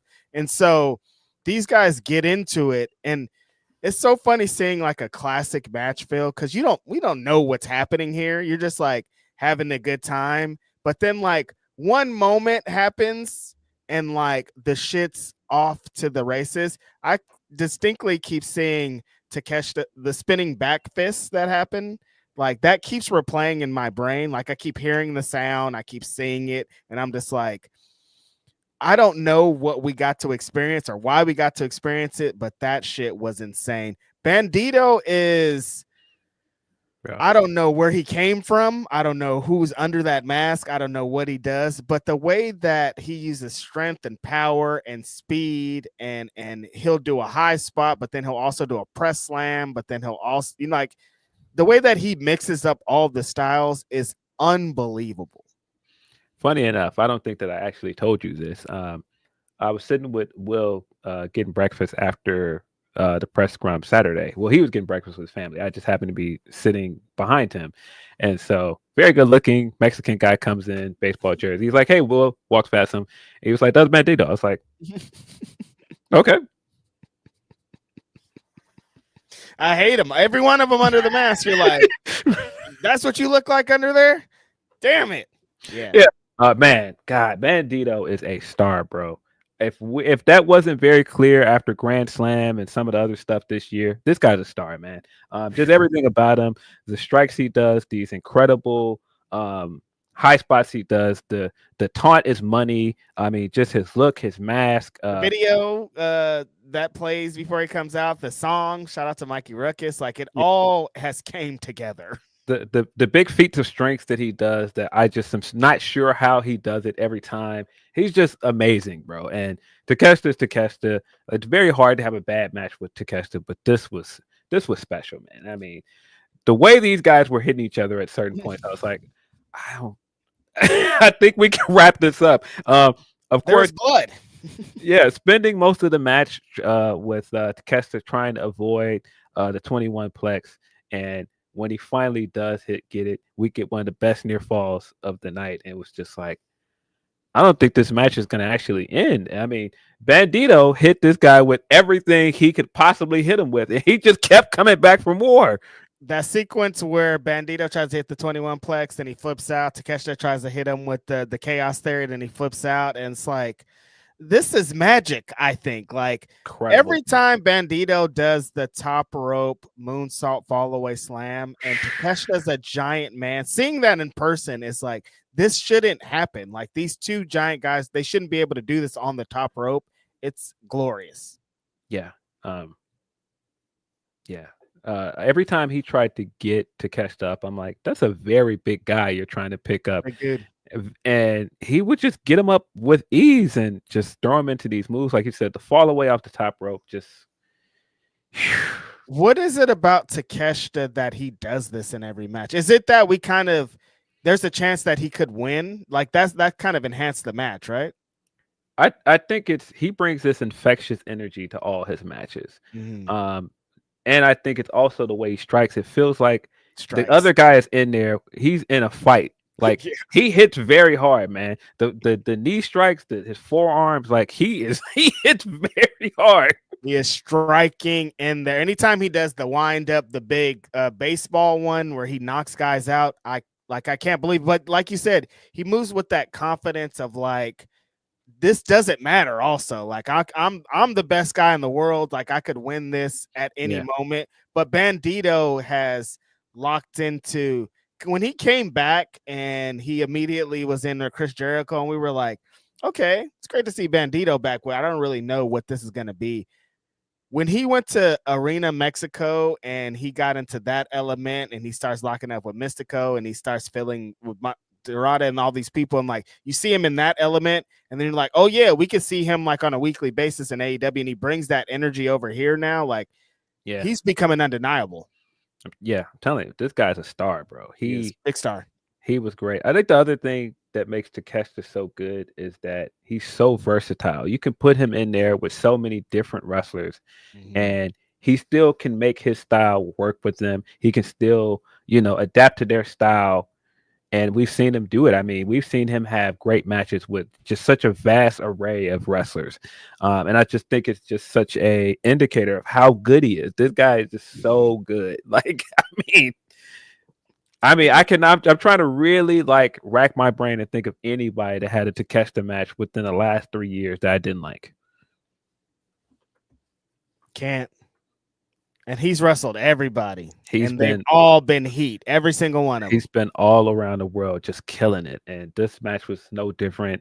I thought like the ending stretch of this match was just magic. It was everything you want out of a live wrestling match. Just the experience and just like the way the crowd was reacting to everything, biting on all the near falls, like cringing at all of the big heavy strikes, like, the oohs and ahs for all of the pretty counters. This was this was magic, bro. The fact that this was for the Ring of Honor Championship on Supercard of Honor. Again, this was a match that felt like a Supercard match because of what both of these guys represent. This is one of the greatest ROH matches of all time, one of the greatest ROH World Championship matches of all time. For it to be attached to the night before All In, just so much importance around it. And for them to knock it out of the park like this, and for Bandito to get the victory and to be the guy that's going to continue to lead the way means so much. Like like I said, with a few tweaks, ROH could be exactly what we need it to be, and to have this guy as the world champion is the first start, of course.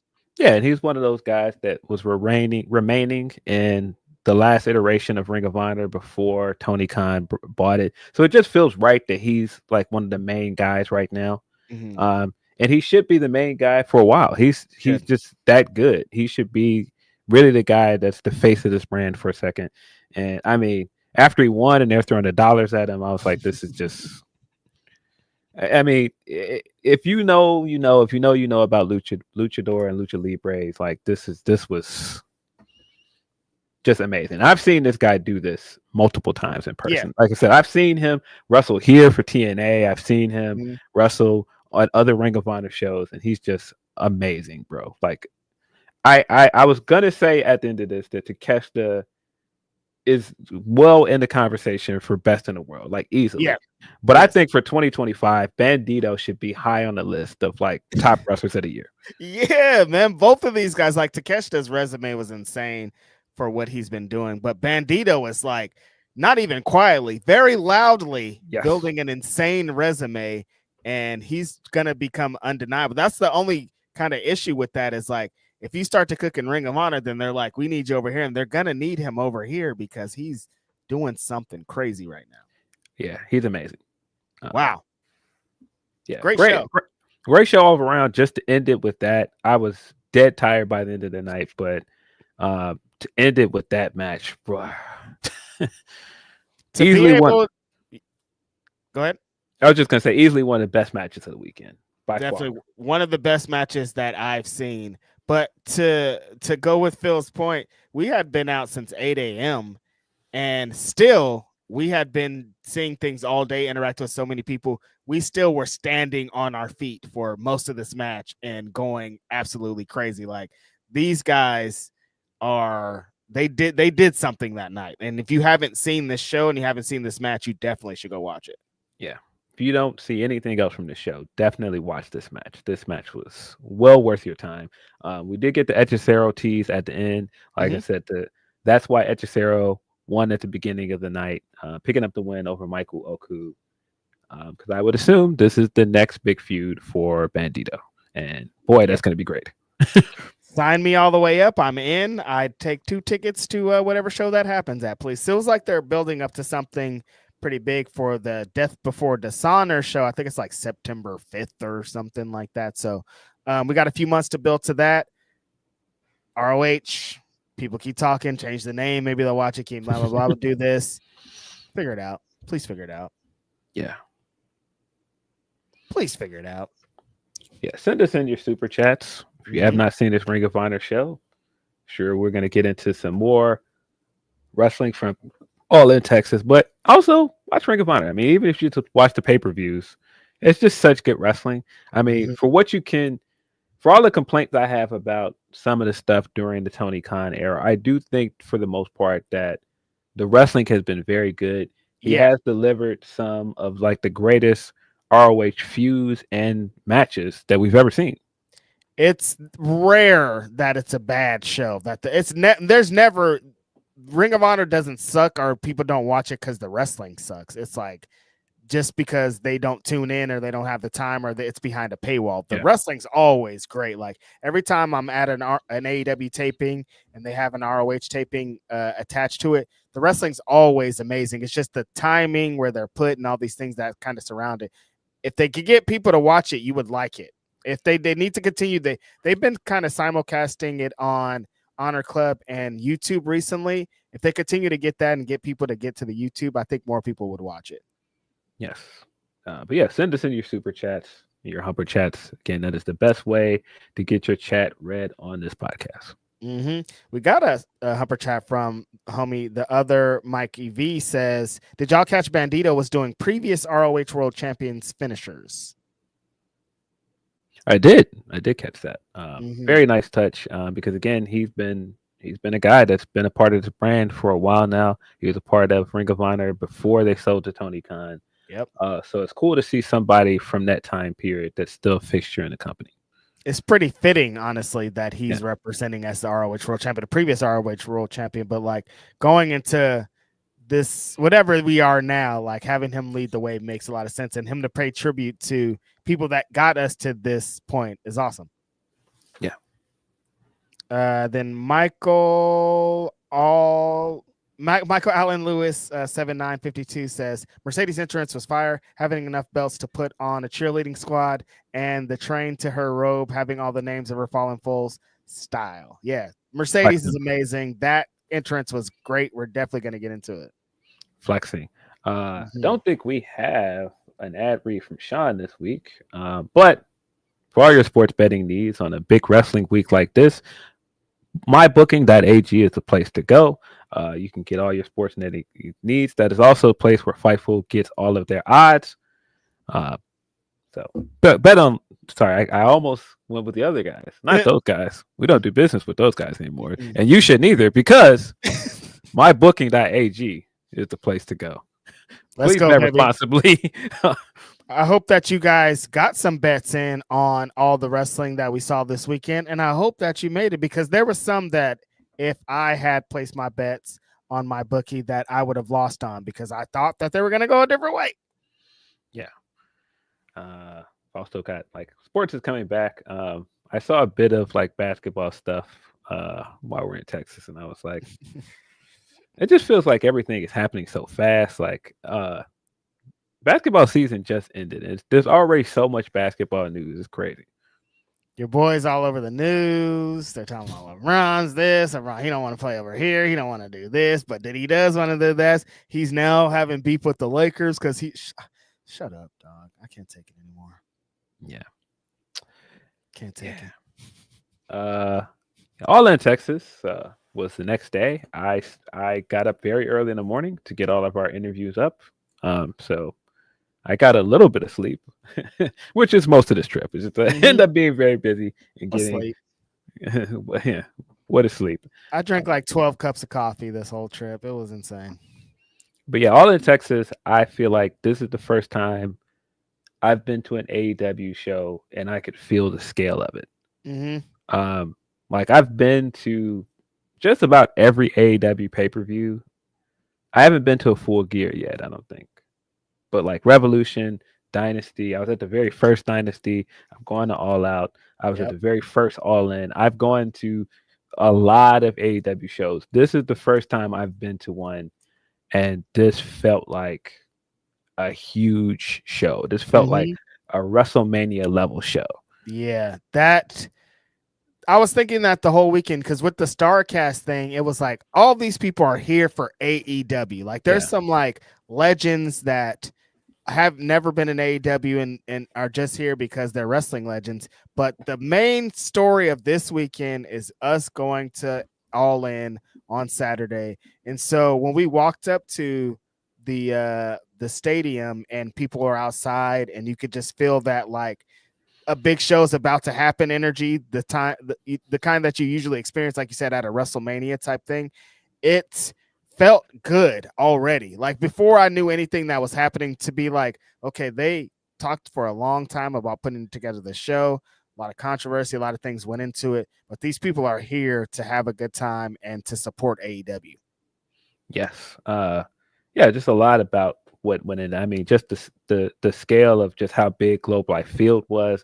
I mean, just the promotion around it, and just like being a part of media for it, and just how busy it was. Like I said, this felt like how busy I've been going to WrestleMania weekend, and just like how much like you see like fans come in and descend and take over a city. Like it felt like everywhere you went, there was wrestling fans in Arlington at one point. Right. Or like to pull up to the airport and see the big advertisement, AEW's here, and then like are opening my phone and every app that I'm on is like, I see you're in Texas. Are you going All In? Like it felt like they really did the thing to get the people in there.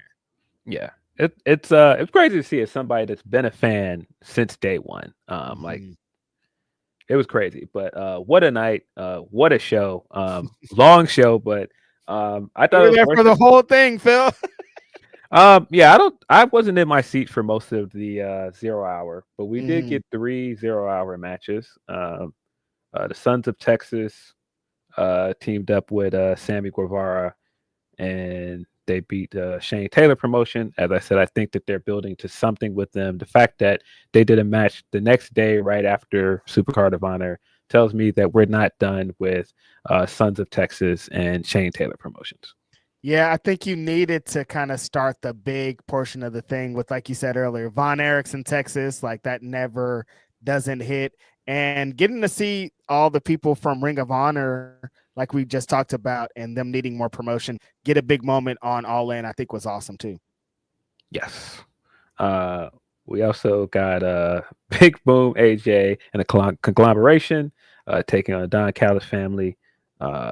Big Boom AJ and a conglomeration picked up the win here. I saw that clip of Big AJ hitting a spear. Pretty damn great spear. Mm-hmm.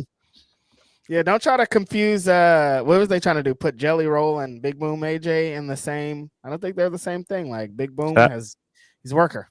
Stop doing this whataboutism thing. It is very annoying. I wish people would stop doing it. Where somebody makes a point, it's like, yeah, but you like this. These two things are not the same. Stop doing that. I hate it so much, man. As somebody that has to get on here and articulate my opinion and to see people so commonly miss the point and argue something that nobody is saying. It's so annoying. I wish people would stop doing that. Yes. If I never heard boom ever again, though, it wouldn't be long enough. It would not be long enough. Bobby Lashley was not feeling this guy. He was not watching him interact in a room with Big AJ in the same room. That was very funny. Mm-hmm. Yes. No more booms. Yeah, we also got FTR versus the Outrunners. This played into a match later in the night with FTR. FTR, of course, picked up the win on the Outrunners here. And then we got into the main card. We opened with your big homie, the Ops, Kazuchika Shibata, and Samoa Joe taking on the Death Riders, Claudio Castagnoli, Wheeler Yuta, and of course Gabe Kidd. I was very excited. I was very excited and confused at one point. Again, why was Gabe Kidd here? Yes, this is how I felt before, and I was like, "Oh man!" But hey, man, shout out to Gabe Kidd getting a spot on his card. But at first, I was like, "Wait, what is he doing here?" And so when the match was announced, like earlier in the week, I was like, "Oh, Gabe Kidd." Well, at least he's in the match this time. He's on the graphic. There's no mystery about that. But I thought that this was a great way to bookend the show, starting with the Death Riders and having this foreboding vibe of them to start the show and having a trios match. Because at one point I was like, oh God, don't put the trios belts on these guys. Oh no, I did not want, because they were so long that people forget they were the trios champions for a long time and they didn't defend them for months and months. So I was like, if they're gonna go right back to the Death Riders, this is gonna not be that great. And Gabe Kidd's there too. This is gonna really be confusing. So for them to announce this match, I was like, I don't know what's gonna happen. Seeing the big homie on the big stage to start the show was really awesome. Cool. Still seeing him paired with Samoa Joe will never not be cool because that's fucking Samoa Joe. There was a couple points throughout the weekend, Phil, where like Samoa Joe would walk through like for a signing, and he's still another one. Big star. Yeah. Star. People feel a type of way when Samoa Joe's around. Like that's their guy. That's what they call it. Again, walking around in street clothes, he's just like effortlessly cool, man. He doesn't have to do much. He's just a cool guy. There's a video of him on his IG shooting this big blow dart in his gym, and he just turns around and he's like, yeah, ninja shit. It's Joe, man. It's Joe. He's still that guy, and you can see it during this match and any match. When he's in the ring, the energy's different. When he gets into that Samoa Joe shit, it's over with. Shibata, still Shibata. Great to see him out there too. Imagining anytime I see him, I think of where he was and like, damn, for him to be on All In is insane. He wasn't wrestling at one point. He was not supposed to be wrestling. But yeah, this was fun for what it was. I thought it was a good opener. I was confused. There was another match that I thought would have fit better in this match, I guess, in this spot for an opener. But that's really me nitpicking because I've seen people talk about, the crowd at one point, and I think it took a second for the crowd to get into it. And there's a very specific part where the crowd kind of died, and it was, for very reasonable reasons. It's a reason. We also got MJF in the casino gauntlet match. I think most of us expected MJF to win. Yeah. But I thought that the way that they handled the match was good. I think the execution of all of this was good. And I mean, it was the right winner. I mean, with the story that they were building up to the gauntlet, it was going to be MJF. It wasn't going to be anybody else. It was a predictable winner, but it needed to be that winner for like this story and what was going to play out. Fun things happening throughout. MJF being MJF for a lot of it. Him and Mark Briscoe's interactions I thought were great. If we get like a continuation on their little mini feud that they got going, I think it's awesome. Ricochet was fun in a lot of these spots doing his thing. His selling was incredible. That one spot where Takeshita took him out with the knee was insane. Seeing Mystico here get the big pop with the music and everything, like that was fun. This was a good build for. I thought it was a good placement for the card for just us to be like up and down and over here and all this kind of stuff, you know. Yeah, this was, by the way, the match that I thought should have opened the show. I think if you started with like the big entrances and you did that, I think it would have worked better as an opener. But I hear you. But again, that's me nitpicking. Opening with Mark Briscoe and MJF, I think that was good. Then we got Ricochet. Then we, of course, got the big reaction to Bandito and Takeshita after they tore it down the day before. And you could tell that a good amount of that crowd saw that match because they popped big for both of these guys. They were very excited when they interacted in the match. Like you said, Mystico's entrance got off very well for him following Grand Slam Mexico. I just can't say enough about how well the build to this pay-per-view helped a lot because, you know, having stuff like the 300th episode and Grand Slam and some of these other things that were big moments for this company and the build to this, it made this show feel even bigger. And it made moments for people that if you've been paying attention and watching all along the way, they got excited for things like Mystico or other things that happened throughout the night. It's crazy that those things happened so recently too. Like those are big shows, but like they're now like they help build this show. They help add extra lore to the things on the show, specifically with things like Mystico, with things like Bandito and Takeshita. So I thought that they paid off a lot of stories that people have been wanting them to pay off. Yeah, Josh Alexander also was here. I was excited to see him on this show. Hopefully he gets more moments like this on big shows. He's such a good wrestler. Anthony Bowens, big Roddy Strong. Big fan of Roddy Strong. I don't care how many times I see this guy knee people in the face and hit them with backbreakers. He's just one of those guys, just tremendous wrestler. Roddy's style is so balls to the wall. It has been for so many years, but seeing it in action when he does that thing where he starts knocking everybody out that's kind of in the area and throwing them out there, you're like, oh yeah, Roddy Strong could still be what they need him to be. Like there's so many guys that were in this match particularly that I would fill the TNT title division with and like just have them rocking shit on Collision all the time, and Roddy's like high up there. That was definitely something I thought throughout this match of how good the mid-card scene could be with all of these guys in it. And that's not to say all of these guys are mid-carders, but you know, these are all guys you can put in that mid-card scene and start building them to something else because they all are liked. They're all tremendously talented.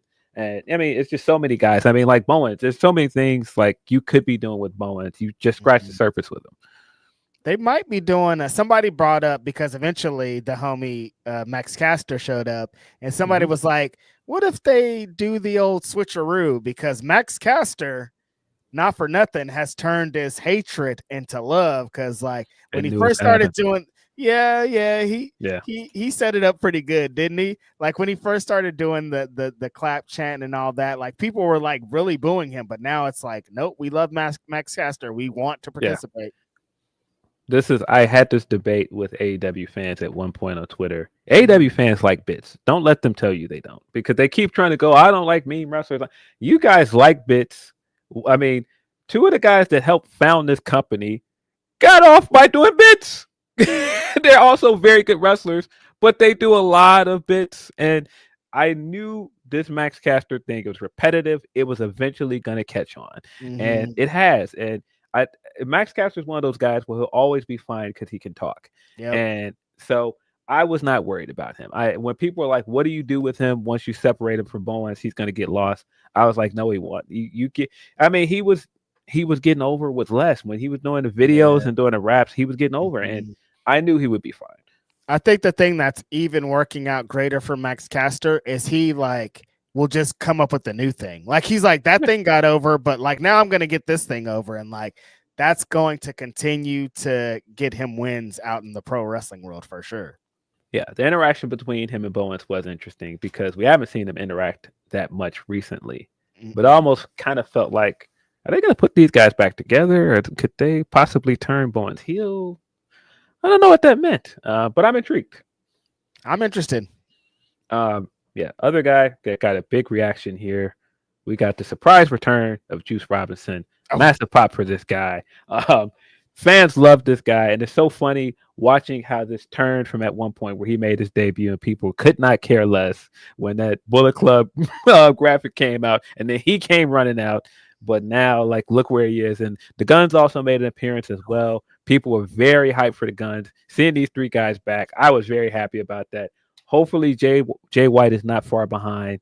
We need these guys back on TV. Get the Gun Club back on TV ASAP. I used to be #1 Guns hater. You guys on this podcast, y'all remember I was #1. I was hype when they came out on Saturday to make the save, when they hit the big the move on Ricochet. Like I was like, this is lit. I'm happy to have them back. The tag division needs them. They look great. Like all this is awesome.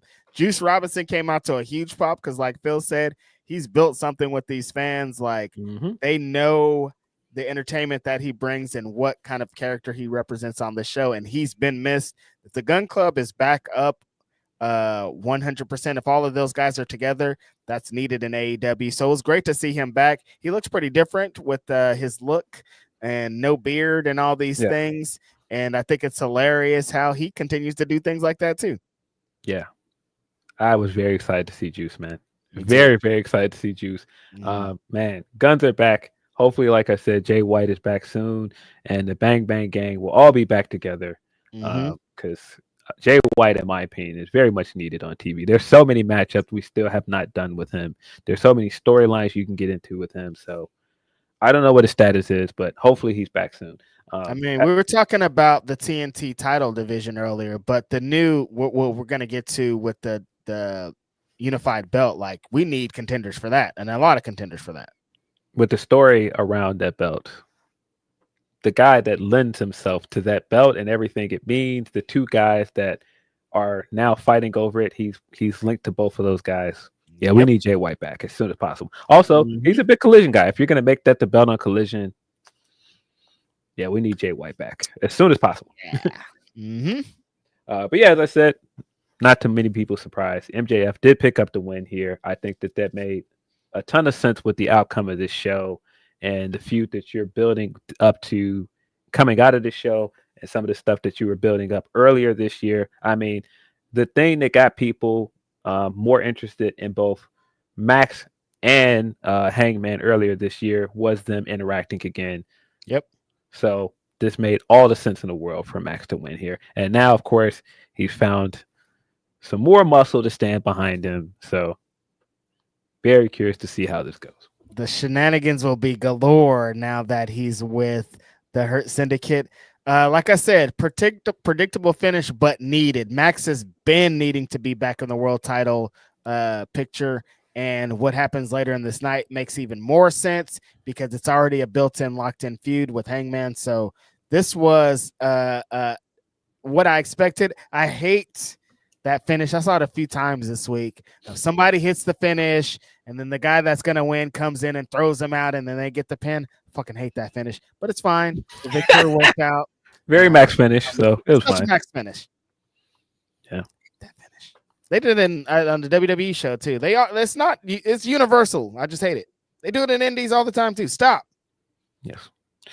After this, we got very dark cloud on this show that it got hard for me to get back into the show after this because we got the announcement early in the night that the TNT title match had been changed, and Adam Cole came out before the match and he had a microphone, and I immediately had I immediately sunk into my seat because I was like, oh no, I don't like how this looks already. We heard things at the start of the day about Cole, and Cole wouldn't be available. And so the match got changed to a fatal 4-way match. Dustin Rhodes versus Daniel Garcia versus Kyle Fletcher and Sammy Guevara. But beforehand, Adam Cole came out, and he came out with the microphone with the TNT title to vacate it. And he just was going into how much he appreciated the fans' support and how he was going to have to take some time away. And he couldn't even get all the way through it. And I was like, this is just so horrible. It was so hard to watch, man. I feel so bad for him. I mean, when we interviewed him, and this came across on TV, so I already knew it. When he won the TNT title, you could see how excited he was because he had been through so much and he had worked so hard to get back. And he talked about during our interview how much winning the TNT title meant to him, how much it meant to him to go to Grand Slam and see that the support was still there for him, even though he had gone through so much. And to overcome all of that and get back to the biggest show of the year for this company, and you can't wrestle on it. I felt so bad for him, man. We had just did the interview on Monday, last Monday, you guys, 1 week ago. And Phil and I, like we said, coming out of it, we were like, that's one of our favorite interviews. Like, we love some Adam Cole, man. We were excited to do the interview. We got to ask questions. I got to talk about PWG. All that was awesome. We were excited about the Kyle Fletcher match. Like we did, we talked to Kyle Fletcher in the scrum, and we were excited to see all this happen. And so to hear what earlier in the day, Adam Cole's going to be out, they're replacing him. And then, you know, we've seen people that we love in this wrestling business have interviews or do promos like this. We've seen Bryan Danielson famously come into the ring and be like, I don't know what's going to happen. I'm leaving. And so Adam Cole starts talking and I start getting Bryan vibes again, because they're not really saying what's happening. They're not really saying what the cause is. He's just saying that he got to go. And it's like, the energy was not good. And then in the background are Kyle and Roddy, and they're going through it. So it's like, man, it just, that moment was deflating, Phil, really deflating. Yeah, very deflating for him, just very deflating for that period in the show. It was just really sad because, like I said, you could tell coming into the show how excited he was to be on this card and how excited he was to be able to contribute. And yeah, he looked just completely defeated. It was very difficult to watch. And I mean, given what he was saying, I was already kind of leading to the point that this was probably concussions. And you know, I don't want to speculate on where this happened because I've seen people doing that, and I don't think that matters. I don't think we need to do that. Doesn't matter. But just the way that they were talking about it, the fact that he wasn't really visibly limping, he didn't have a sling or anything going. I was like, yeah, this kind of leads me to believe it's probably a concussion again. And the way he talked about his experiences with the back-to-back concussions and how terrifying it was for him. And I think that was also what made it so sad, is because you could see the uncertainty on his face of like, I don't know what any of this means. And yeah, it was very sad. I mean, to go from hearing that he was injured to him in the ring and saying he doesn't know when he'll be able to wrestle again. Right. Just horrible. So when he finished it and he's getting ready to do the Adam Cole baby, and you can see Roddy is trying to do it with him and he breaks down in the middle. I was like, God, man. Unfortunate situation. What Adam Cole, we talked about it with him in the interview, but like what he's represented for the last 15, 16 years is so important to this particular company right here, that like, who knows what could have happened without his contributions. And so for him to get to this big show and have this big match and not have it and have to do this promo on it was so unfortunate. Like, initially when the promo was happening, I like hearing and feeling like it's concussions and he can, you know, potentially it's easier than like the grim feeling that was coming over it, because they were like, I was like, what is this? And so I hope that he gets well soon. I hope that he can find some peace in all this, and I hope that Adam Cole is just okay, man. Like what a super talented wrestler that has a great resume of matches that he can always hold on to. more incredible guy, I think, and human, and seeing all the outpouring of support and everything that came after what happened at All In really shows the kind of guy he is. Like, incredible wrestler, but how his colleagues and fans and people, family and friends talk about him is more important. Yeah, I think that made it more depressing. I think it was great to see how much people really love this guy and just how much of an impact he's had on wrestling and how much of impact he's just had on people. That was beautiful to see, but it was also so sad because it made it feel even scary. You had people from WWE, you had people all over the business saying things on his behalf and saying how they hate to see this happening to such a good person. And it was just sad, just very sad to see, Man, so yeah, that there was a lot of people talking about the crowd and the sound and all these things. We were deflated at that moment. Like when they told Adam Cole wasn't going to happen, he did the promo and all this. We were all like, "Damn, we were fucked up." So like, if you felt the energy shift, it totally did. Yeah, and I mean, I think that was a risky choice on Tony Khan's part to let him go out there and speak to the crowd. But I do think that I'm happy he did it. He felt like he needed that, and I think that it was good that he got that moment. But yeah, it was such a downer, man. It was it was just so deflating to watch, man. But yeah, we did get the match afterwards. The Fatal 4-Way unfortunately had that dark cloud hanging over it, and I understand the outcome we got because of what came right before it. We needed a feel good moment coming after such a dark patch, but I don't know, man. I was not that enthused by Dustin Rhodes becoming the new TNT champion, but I get it. I get why, but I also was just like, I get it, Dustin, Texas. Yes, you need a feel-good moment after Adam Cole.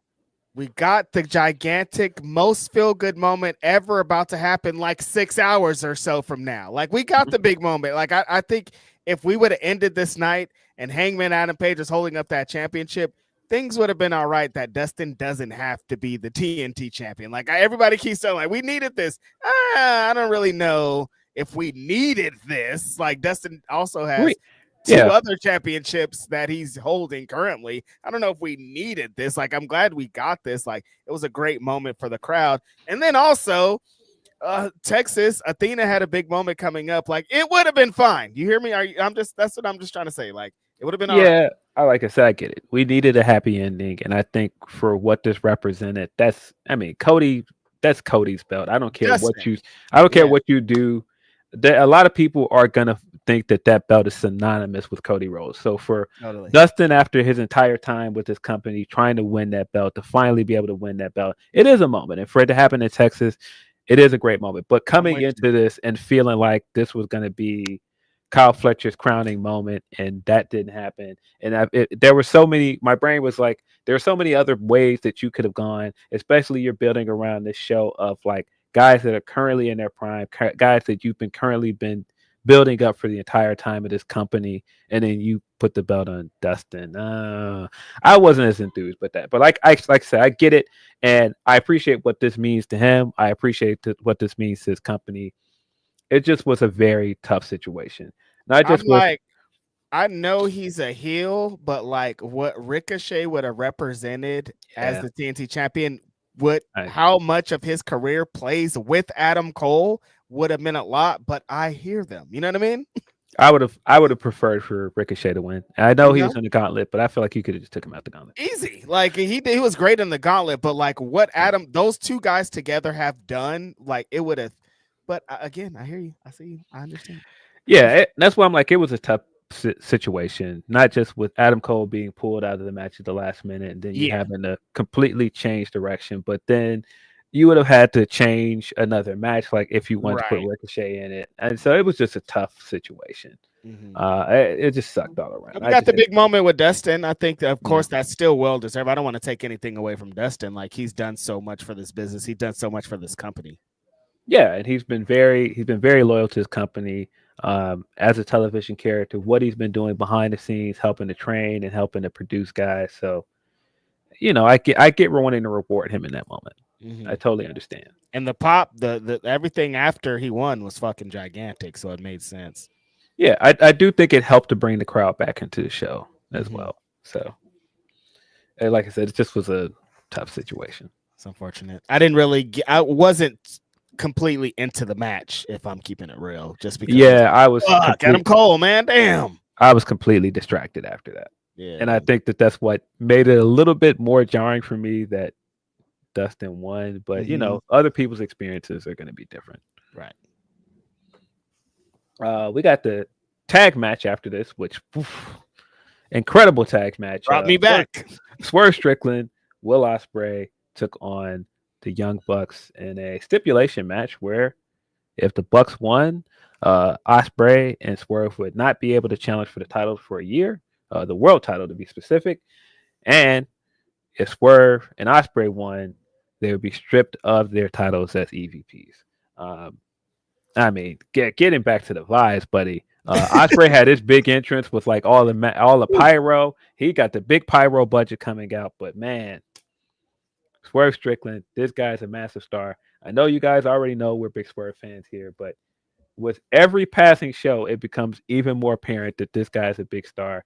Came out, ain't nobody. If you've been watching this guy as long as we have, and you have vivid memories of this guy wrestling overseas for Defy or in his MLW run, this was the song that he was synonymous with. That's why there were so many people the second he left WWE, like, I hope he's getting Ain't Nobody everywhere he goes. And went a totally different direction with it. But to have him come out to Ain't Nobody and for a big show, I almost wish he would have gotten it last year for his big world title match All In. But what can you say? This was a great moment for him to have JoJo attached to it as well. JoJo sounded fantastic. She looked great. To have the fireflies behind her, the fireflies formed into that like big mask that looked like Bray's logo. That was a cool moment. Pretty cool. But to my point about how this guy's a big star, when Ain't Nobody was finished and Big Pressure came, that's when the pop came. That crowd, some of the crowd was like, yeah, Ain't Nobody. But when Big Pressure hit, I was like, oh, this is his theme song. This is his signature theme song at this point. It isn't Ain't Nobody. The thing that most people know him for now is Swerve When I Drive, and I swerve when I drive. Big star, man. It's so funny because I remember when he debuted in AEW that weekend, he had the song, like we were playing the song all weekend. He was like, this is going to be my new song. And I remember I interviewed him for PWI that same weekend. And so I was like, Ain't Nobody, dog. Like there's like, that's the song. Like that's so synonymous with like your indie guy and moving forward. Like I think that should be the move. And I remember him being like, it's like I'm not trying to disrespect, but he's like, it's over for Ain't Nobody. Like we're moving forward with big pressure. And I remember being like, I don't know, man. Ain't Nobody really, like that's the one. And I remember him be like, it'll be fine. And so yesterday, like I was hyped for Ain't Nobody and it was great. JoJo killed it. Like if you've never seen Swerve before WWE, before AEW overseas and Ain't Nobody hit and everybody singing it, shit's crazy. It's different. Yeah. I was like, damn, this is dope. When Big Pressure hit though, and like Nana came out, you're like, oh, okay. We're here. I understand what he was saying. He was like, I'm going to create a new thing that people are going to really like. And he created that new thing that people really like. We're here. I believe that was our first interview we did with him where he was like, I'm trying to create new things with this company. Like I know people like Ain't Nobody, but this is gonna work. I'm telling you guys. And when I was sitting in the stadium and listening to that pop for Big Pressure, I was like, nah, he was right. Like, he was very right. He was right. And I think it also speaks to just the fact that he feels like an AEW guy now. He does. Like I think some people are gonna like look back and go, okay, you had that NXT run, or like if you're like a longtime fan and you remember him from Defy and MLW or all these other things. Like I think Ain't Nobody would have hit harder if he did it in London because of what it represented to him wrestling overseas. But at this point, This is America. When at this point, like when people go over there, like Tyler Black going over there and building up this entire cachet with the WWE fan base, and so they only see him as this guy now. Swerve is turning into that guy for AEW, where at this point everything about his AEW run is what people think of. AEW fans want. Like that's his AEW theme. That's their theme. Yes. But yeah, what a great moment. Both the entrances were fire. The Young Bucks coming out and trolling, doing a very long entrance, which I very much think was on purpose. It was in line with them continuing to make jabs about the competition and Big Show's doing these big entrances that take forever. I thought it was very funny. I saw some people that were mad at it, but I was like, no, they're clearly trolling, guys. I thought it was very funny. It's a bit, and it's kind of like playing into the story too of like, we're using, if this is our last time being EVPs, we're going to go out with this big dumbass entrance that's going to take forever. That's going to look really ridiculous, but we have to, because this could be the last time. Yes. The match itself started slow. It had that kind of pace of like getting all of the set pieces in play, but once the crowd was in, once they hooked the crowd, it was over. Once they started those big sequences, whoo boy, that sequence where they were starting and hitting all the big moves back to back to back. Yeah, we were off to the races at that point. I feel like I don't want to talk about this match because I'm not going to do it justice. If you threw all the elements for what Righteous Reg likes in wrestling, Phil, my favorite tag team of all time, Swerve, favorite of all time, favorite black wrestler of all time, Will Ospreay, the best wrestler in the world right now. These guys all in one match, and they said, oh, let's go extra Reseda. Who's ready for extra Reseda? You want to do this PWG thing? And everybody was like, yeah, let's do it. And then they all start going 5,000 miles per hour. Yeah. They did spots in this that I've seen the Young Bucks do 100 times, but they hit even harder when they're throwing them against Swerve Strickland and Will Ospreay. They got into a sequence, one part where it turned into the Raid. If you guys haven't seen the Raid, where there's just action and there's fighting over here and Ong Bak walking across niggas' shoulders and shit, this shit is insane. It's spot foo to the T. It's the Young Bucks. The Young Bucks have been on an insane run this last since we talk shit about them and tell them they need to get rid of this EVP shit, since they were like, oh yeah, we're the Young Bucks. We could show you guys who we are. We never stop being those guys. It's all about tag team wrestling. They have been on a crazy run, and they were building up to this match. Everything they've been showing you the last couple of weeks is like, well, this is to lead you to set up the spots that are going to be in this All In match. So they got to a bunch of things that they've been building to and how they've been working together, and Swerve and Ospreay have been coming up with these tag team moves and all this stuff, and all of it came together to make an insane gumbo of one of the best tag team matches I've ever seen with my eyes in an arena. Shit was crazy. Will is probably going to disagree with me because he said for the longest that the Revolution tag match is the greatest tag match. He loves that match. I think this is the greatest AEW tag match of all time at this point. This is it. This is it. Man, it's so good. Once it gets going, it just like is all action. Just like, this is what I've wanted the Bucks to do for so long. When they were doing all the EVP stuff and trying to get us to boo them, I was like, I get it. I get you're trying to play into this perception of you, but it's not it for me. Let's just move on from it. Let's just move on. I thought the stakes worked here because, man, I was biting on these near falls. I was like, Ospreay not going to be able to challenge for the title for a year, guys, if he loses this match. And I didn't know.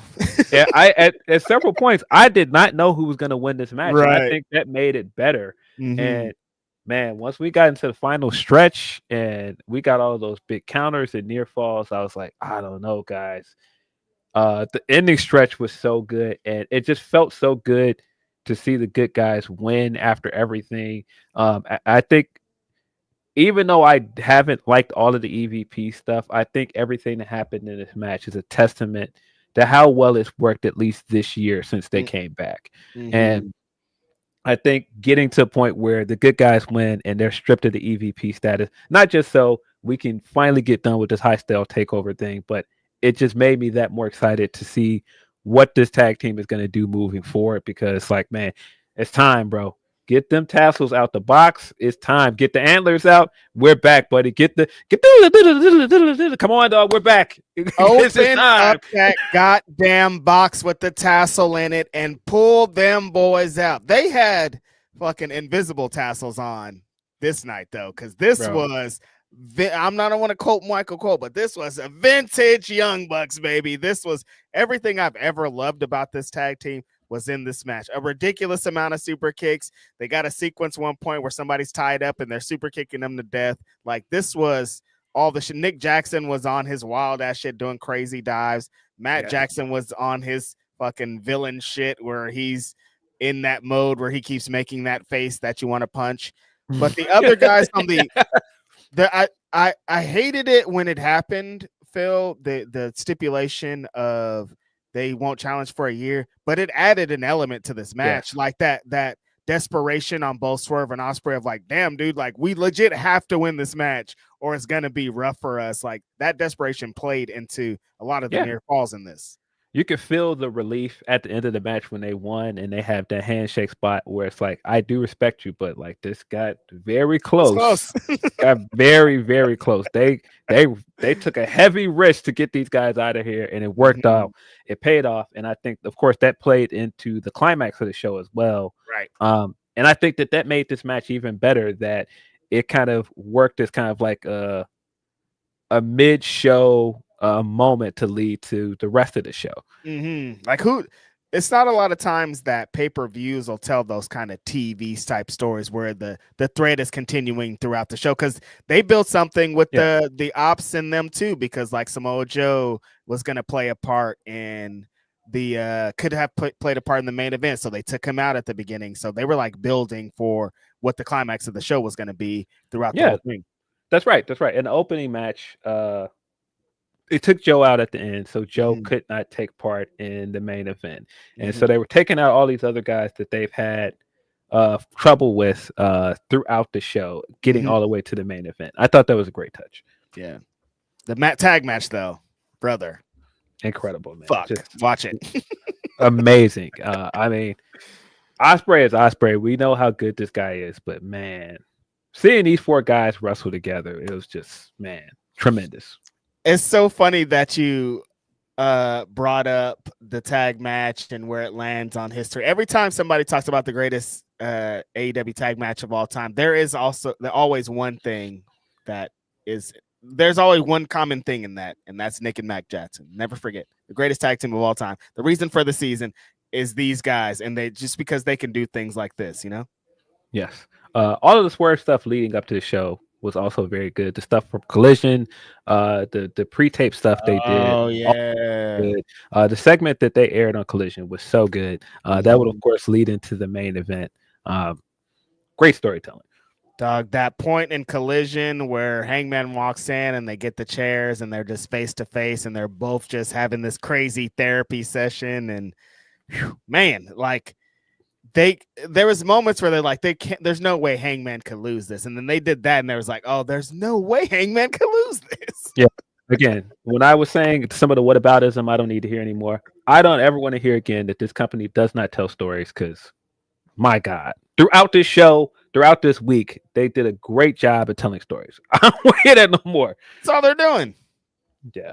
We got the women's casino gauntlet right after this. I thought that this was the better gauntlet. I thought the women showed out. I think overall, this was a great weekend for women's wrestling, including this match and the women's world title match later in this show. The women showed out. I think with like the men's one felt predictable and you knew what was going to happen. The women's match was fun. Like there was just like so many elements where the whole crowd's going crazy. We're getting debuts and we're getting people reintroductions and we're getting so many different elements, and all the women are incredible and they all bring a different element to this match. Like this felt way more fun than the men's match. Yeah, this was a lot of fun. I will never get tired of seeing Chris Statlander and Megan Bain wrestle. Every time they do their stare off, it just works. So it's so easy. Man, the adding Willow into the mix, the reaction she got, and having those three, I don't know when, but I feel like there's a triple threat you can have with those three that's gonna hit. I don't know when it's gonna happen, but please sign me up. I'd like to be there, please. I love the interaction with Stat and Willow of like, are we friends? And they're like, kind of, but no, actually, I need to win this match, so it's a big fight. They the placement of these women and what needs to happen post what we're going to talk about in this world title match, Phil, it's getting clogged up there. We got some of the best women in the world vying for these damn championships now, man. It's a good problem to have. Yeah. Yeah, but introducing like all of these storylines at the same time, building up to these tag teams that are working together and they're working together in the match. Like you said, the reluctance of Statlander and Willow to work together, bringing Ty Mello in the mix, and then having the return of Harley and Anna Jay in the mix, and them working together. And then of course Tekla doesn't have any friends and she's in the mix. That all played out so well. Great reaction every time Tekla and Queen Amanada interacted in this match, which tells you all of the matches they've been doing up to the lead into this. They worked all of that stuff you saw online. I'm like, yeah, they're working, guys. It'll be fine.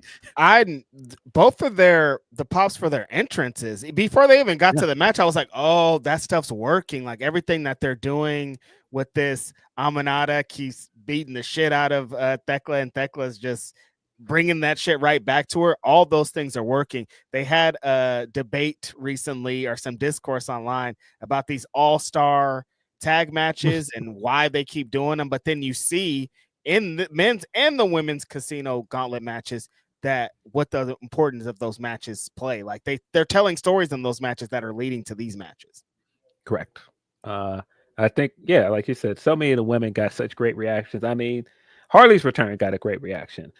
Mina, of course, got a great reaction. And then just like seeing that reaction to Athena after Athena essentially worked us all this time on the internet. Like, guys, I don't know if I'm going to have a spot on All In. I want to be there, but I don't know if I'm going to be there. And so when she did show up, the crowd was so loud for her. Wow. And I don't think it was just the internet part, but also having a great match the night before, but with Thunder Rosa.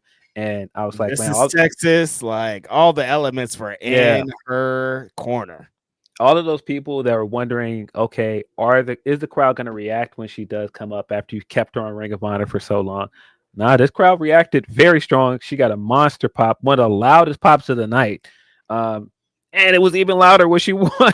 Oh my God. Like coming into the show, I pretty much like my voice was gone after the Ring of Honor show. Like I was trying to be chill, but the main event the main event with Takeshita and Bandito was like, okay, your voice is out of here. So I got to All In. I was like, I can't, like, we're in this press box. I can't be going crazy up here. When the 1, 2, 3 Athena got the victory, brother, you would have thought I was at the goddamn Michael Jackson concert, how I was yelling in there, man. I'm like, yo, Athena, first of all, for her to get this moment, we've talked for years at this point on wanting her to be on the big show, the main show, after what she did with Mercedes earlier this year, and them teasing what felt like teasing the match at the introduction for this big show in Texas. Like we wanted all these big things for Athena, and so for her to get the big moment, for her to have a great showing in the match and then get the victory, it just felt like, well, nobody deserves it more. Like she's been working so hard effortlessly on a show that people don't be fucking watching, that she deserves so much more. So for her to get this big moment is amazing. What it's going to lead to is even more amazing. Like this was perfect for me. Yeah, long overdue. I was so excited that she got that kind of reaction when she showed up. Of course, the crowd popped as well with the Thunder Rosa interactions because, again, tying it into Ring of Honor, Supercard of Honor. But then also they teased Shuri was going to show up on Ring of Honor yesterday. And so when she showed up here, people were excited. That was also a great moment. Alex Windsor made her debut as well. That was fun. Just overall, just great. Even how they littered in certain people that weren't in the match, like Sky Blue and, like I said, Harley. And Sky Blue popped in and she kept getting these spots. And I was like, bro, you're not even in this match. Like, what are you doing? They kept saying Sky Blue's not in the Sky Blue's not in. I'm like, Sky Blue just had 10 spots. So how is she not in this? She in there cooking. She don't care about nothing. At first I was like, wait, how did Sky Blue even get in there? And she just was like, nope, I'm about to show y'all I deserve to be here. They should have put Sky Blue in the match. She was working like crazy. Yeah, I'm sure we'll see her quite often over the next 3 weeks. Chicago. They'll be in Chicago. But yeah, this was a very fun Loved Gauntlet it. match. Mhm. I loved it. It goes to show just how much good women's talent they have, and not just that, just how much the fans want to see them, and how much the fans want to see these wrestlers succeed. And there's nothing more of a testament to that than Athena. People want her to succeed, no matter what the internet tells us of. Oh, she's over here, and they don't really care about her. People want her to succeed, and I was really happy she won, man, because I thought Statlander was going to win. She was my pick all the way. I was very happy to be wrong about that because Athena deserves it, man. And I think this works so well because before you could say, all right, well, are they going to put her on the main show after this? They have to. She's the number one contender now. And so you now have something to build towards when she comes up. Like, I mean, it no matter what, you've got the world title match right there now. Yep, that's what. And what you brought up previously is what I was gonna say too about kind of her reign and what, because Ring of Honor, that the question I wanted to ask in the press conference never got asked because she is gonna hit 1,000 days in Ring of Honor, and I was gonna be like, well, what does that mean for this championship? Like, because you've done everything there is to do in Ring of Honor, but she was kind of saying in the thing that she was gonna stay full time with Ring of Honor. So I don't know what role that plays into, but she has that thing where she could show up on Dynamite on Wednesday. She could show up next week. Like, she has that in her bag, but will they immediately get to it, or is they kind of use it as like a, yeah, she's the number one contender now, or is she number one contender for the next year? What does it mean? I mean, this could mean anything. I mean, playing into the finish of the other match. I mean, this might not be Tony versus Athena. It could mean anything. Mercedes could win that belt, and Athena could show up the next day. Like, I'm excited for either one though, because like even if they do her and Tony though, that shit's gonna be hot as fuck too. Yeah, agreed. We got the 3-way tag team match for the AEW World Tag Team Championships. The Hurt Syndicate defended their belts against Jet Speed and the Patriarchy. One of the things I don't like about stadium shows is like you can't hear yourself in there, so the audio is kind of crazy. It's kind of hard to make those big performances at stadiums work, and you could see that was part of what was hampering their entrance. I was excited to see Westside Gunn and Smoke DZA and all those guys come out with them. I thought it was a cool moment. The crowd doing the "We Hurt People" with them in the building, awesome. But yeah, performance itself was having some technical difficulties because of sound in the stadium. No matter what, that's always a hard sell trying to get particularly a rap performance down to the ring, because we've seen it with rock bands. They just mic them and things work a little bit different in how the sound is. When you're just trying to hear the beat and there's fucking 25,000 people screaming, Phil, and sound travels in different ways down and up and stuff, and in-ear pieces don't mean shit when there's, like I said, 25,000 people yelling in your ear. It's going to be a hard thing to do.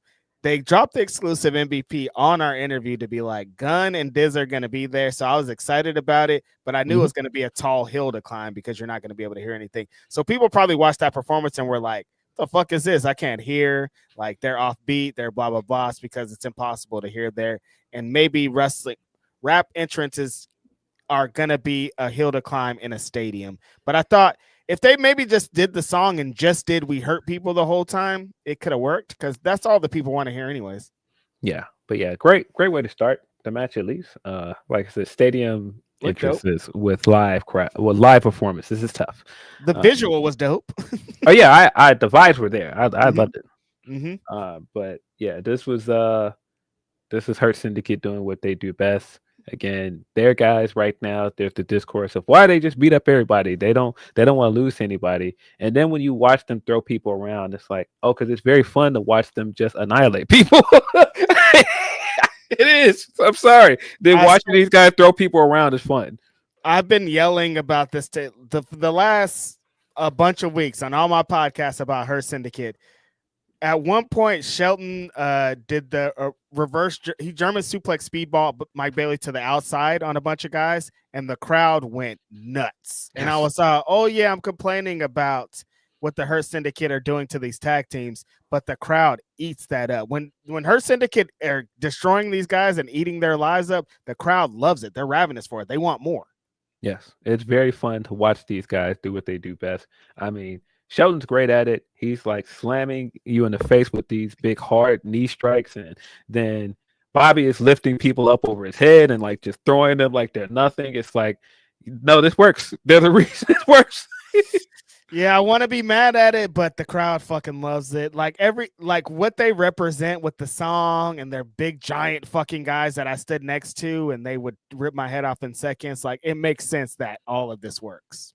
Yes. I know that this is it's boycott Activision is saying we call people in the chat, which is it might be a little too soon. Might be a little soon, but there's an interaction from the press junket of him doing an interview with somebody, and they were like, "Hey, we like this guy. He's well dressed," and they were like, "Watch out for this guy.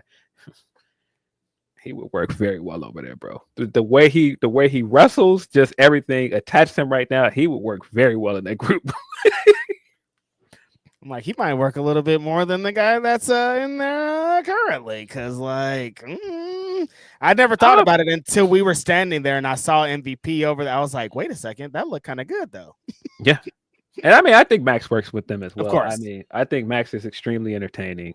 It would be totally different because like the show's all about Max. It wouldn't be all about Kyle. You know what I mean? Yeah. Nah, when they were doing the entrance and Max was in the ring dancing to their theme song, very funny, man. Very entertaining guy.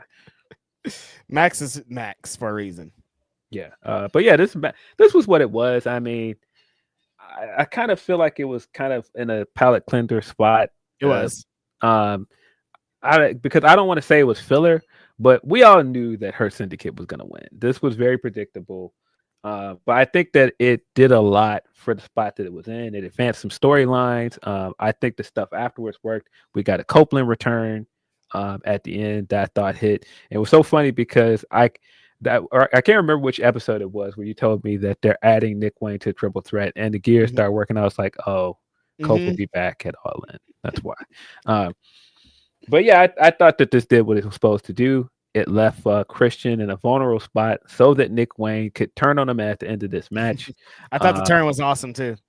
I thought the turn was great. Nick played it very well. I think that this paid off very well for him. He's come across very well as a heel moving forward. And I hope they've got plans for him. I hope they do something more with him. But yeah, and then FTR, who was on commentary throughout the match, they had the interactions with Christian and Nick Wayne in the match, and once they got in and they were circling him like the Sharks, and then Cope's music hit, "You Think You Know Me," and he does his entire entrance. I was on the floor, bro. He runs back and he's running back and forth, hyping the crowd up. I'm like, bro, your best friend in the entire world is about to get his brain bashed in right now. If you don't run down, he stopped to do the pyro. He's looking to the side. He's slapping hands. Like, dog, you should probably get down there. But no, he eventually got down there. It's so funny when FTR, when they start fucking with Christian, I'm like, oh yeah, they're fucking with Christian because he needs somebody to help him. And so Cope comes down. Massive pop. No one's really surprised about that. People love them some Cope around these parts. And he saves Christian from getting the concerto. And there's been some people on the fence about what he said. Like he gets Christian up and he's like, they're staring down each other for a little bit. And then infamously before in a promo, Christian was like, "Go fuck yourself" to Cope, and we all liked it and it hit really hard. And so Cope's looking Christian in the eyes at All In. People are cheering, people are going ham. We think this is a reunion, and he says, "Go find yourself." I didn't need that line. It was kind of corny. Yeah, I think they could have kept it, Phil. I think they could have kept it. But I liked everything else about it. I think the match itself was good. I think that the aftermath of the match was very good. I thought that they did a great job of advancing more than one story. I do think we're going to get Christian and Cope versus FDR possibly at All Out Toronto, which is insane. That shit's gonna be the heat yeah. on that match is gonna fucking save lives. Yeah, but I for the most part, I liked everything about this. I thought that Me they too. took something with a predictable outcome and a build that wasn't all that great and really made the best of it. I thought that Jet Speed also, they worked very well in this match, so nobody's surprised because Speedball is incredible. Got their shit in. Yeah, Kevin Knight is a uber athletic newcomer that's gonna be a star, man. Like, this guy is so good. Like, he's got to figure it out. He's got to figure the character stuff out. I really like his new theme song. He's on his way. Super excited to see the homie Speedball there. Remember, we've talked about it multiple times. There was a moment where he could not come back over here. Like, there was some things with his visa. There's some stuff. He was out of the U.S. for 5 straight years, and he's been such a tremendously talented wrestler. The best match on so many cards. To see him in front of this many people, big giant crowd, doing the things I saw him do at West Coast Pro in front of 400 people was awesome. Seeing him do his big dives out there, see him be them is great. And right next to Jet, Kevin Knight, incredible. So happy to see those guys in the position that they were in. Yeah, definitely what this company represents. Seeing a guy like Speedball be such an infamous name on the indie scene and then get to wrestle here on such a big stage. That was a cool moment. So cool, man. PWG, baby, on the grandest. We just saw PWG on the grandest scale, Phil. It was amazing. Yes. We got Timeless Tony Storm defending the AEW Women's World Championship against Mercedes Moné. I didn't know what to expect out of this match. I kept thinking, oh, this match is going to be good because both of these women are good. This match was even better than I expected. Yes. Lots of suspense. The outcome was kind of where I guessed it was going because I kept saying, all right, the outcome of Mercedes versus Mina is going to decide what I think is going to happen here. And so when Mina lost, I was like, oh, yeah, I think Mercedes is losing. And so wasn't too much surprised by that. But, man, what a match. The pageantry around it, the big entrances, Mercedes coming out in Texas. I mean, we all know her influences, Eddie Guerrero. This felt very much like Beyonce. Selena in Texas getting out of the car with like the big coat behind her with all the names on it, having the cheerleaders with all her belts. That was a huge flex. I was like, all right, man, get this off. And I continue to say, in an arena, the CEO theme song goes crazy. Hard. It's hard. Yep. It just works. I'm not listening to no slander about that CEO thing. That shit hard. I like when Mercedes be rapping on it. I don't care what none of y'all say. The entrances made it feel like a gigantic match. Feel like when they were coming out, you could feel the energy in the air. Like, we talked so much coming into this match, what it represents. We've changed our results a couple times. Like, I thought Mercedes is going to collect, blah, blah, blah. But then Tony locked into another different level the last couple of weeks. So, like, the motion around it changed, but it just felt like they hit all the elements. It felt like a big match before it even started. And I think that played a big role into what the rest of the match actually was.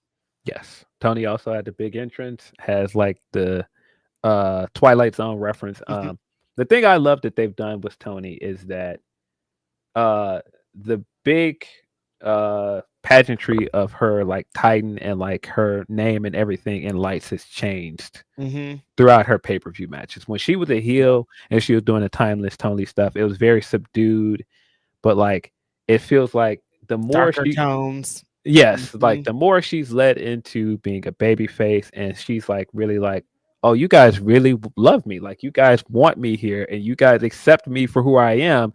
The entrances get bigger and louder and the lights get grander. And I think that's such a great touch to her character. And so for her to come out and she's looking around, like, she initially comes out with like the top hat and everything's like quiet and dark. And then she throws the jacket off and big lights and everything.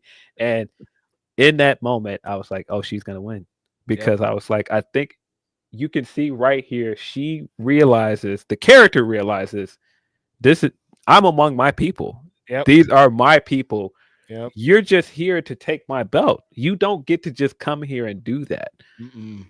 It's kind of like what you were saying about how AEW tells or pays stories off and pays the fans off. And that's exactly what Tony was saying. It was like, I worked hard to get to this position. I fought for not only me, I fought for the company to be in the highest heights. And you're not just going to come in and take all that away. Yeah, what she represents to AEW, I mean, she's done 3 distinctly different characters in this company. And like she had to go through a lot to get to this spot in this company. I'm not just going to go through all of that I went through specifically with this character and Mariah May to just roll over and let you have this belt. And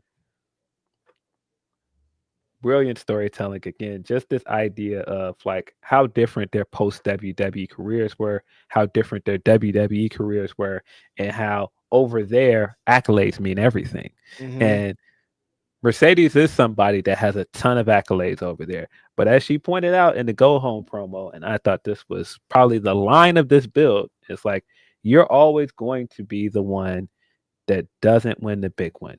And just the idea of the last time Mercedes was in Texas for that big match for the first time for the women's championship, WrestleMania 32, everybody wanted her to win that match and she lost.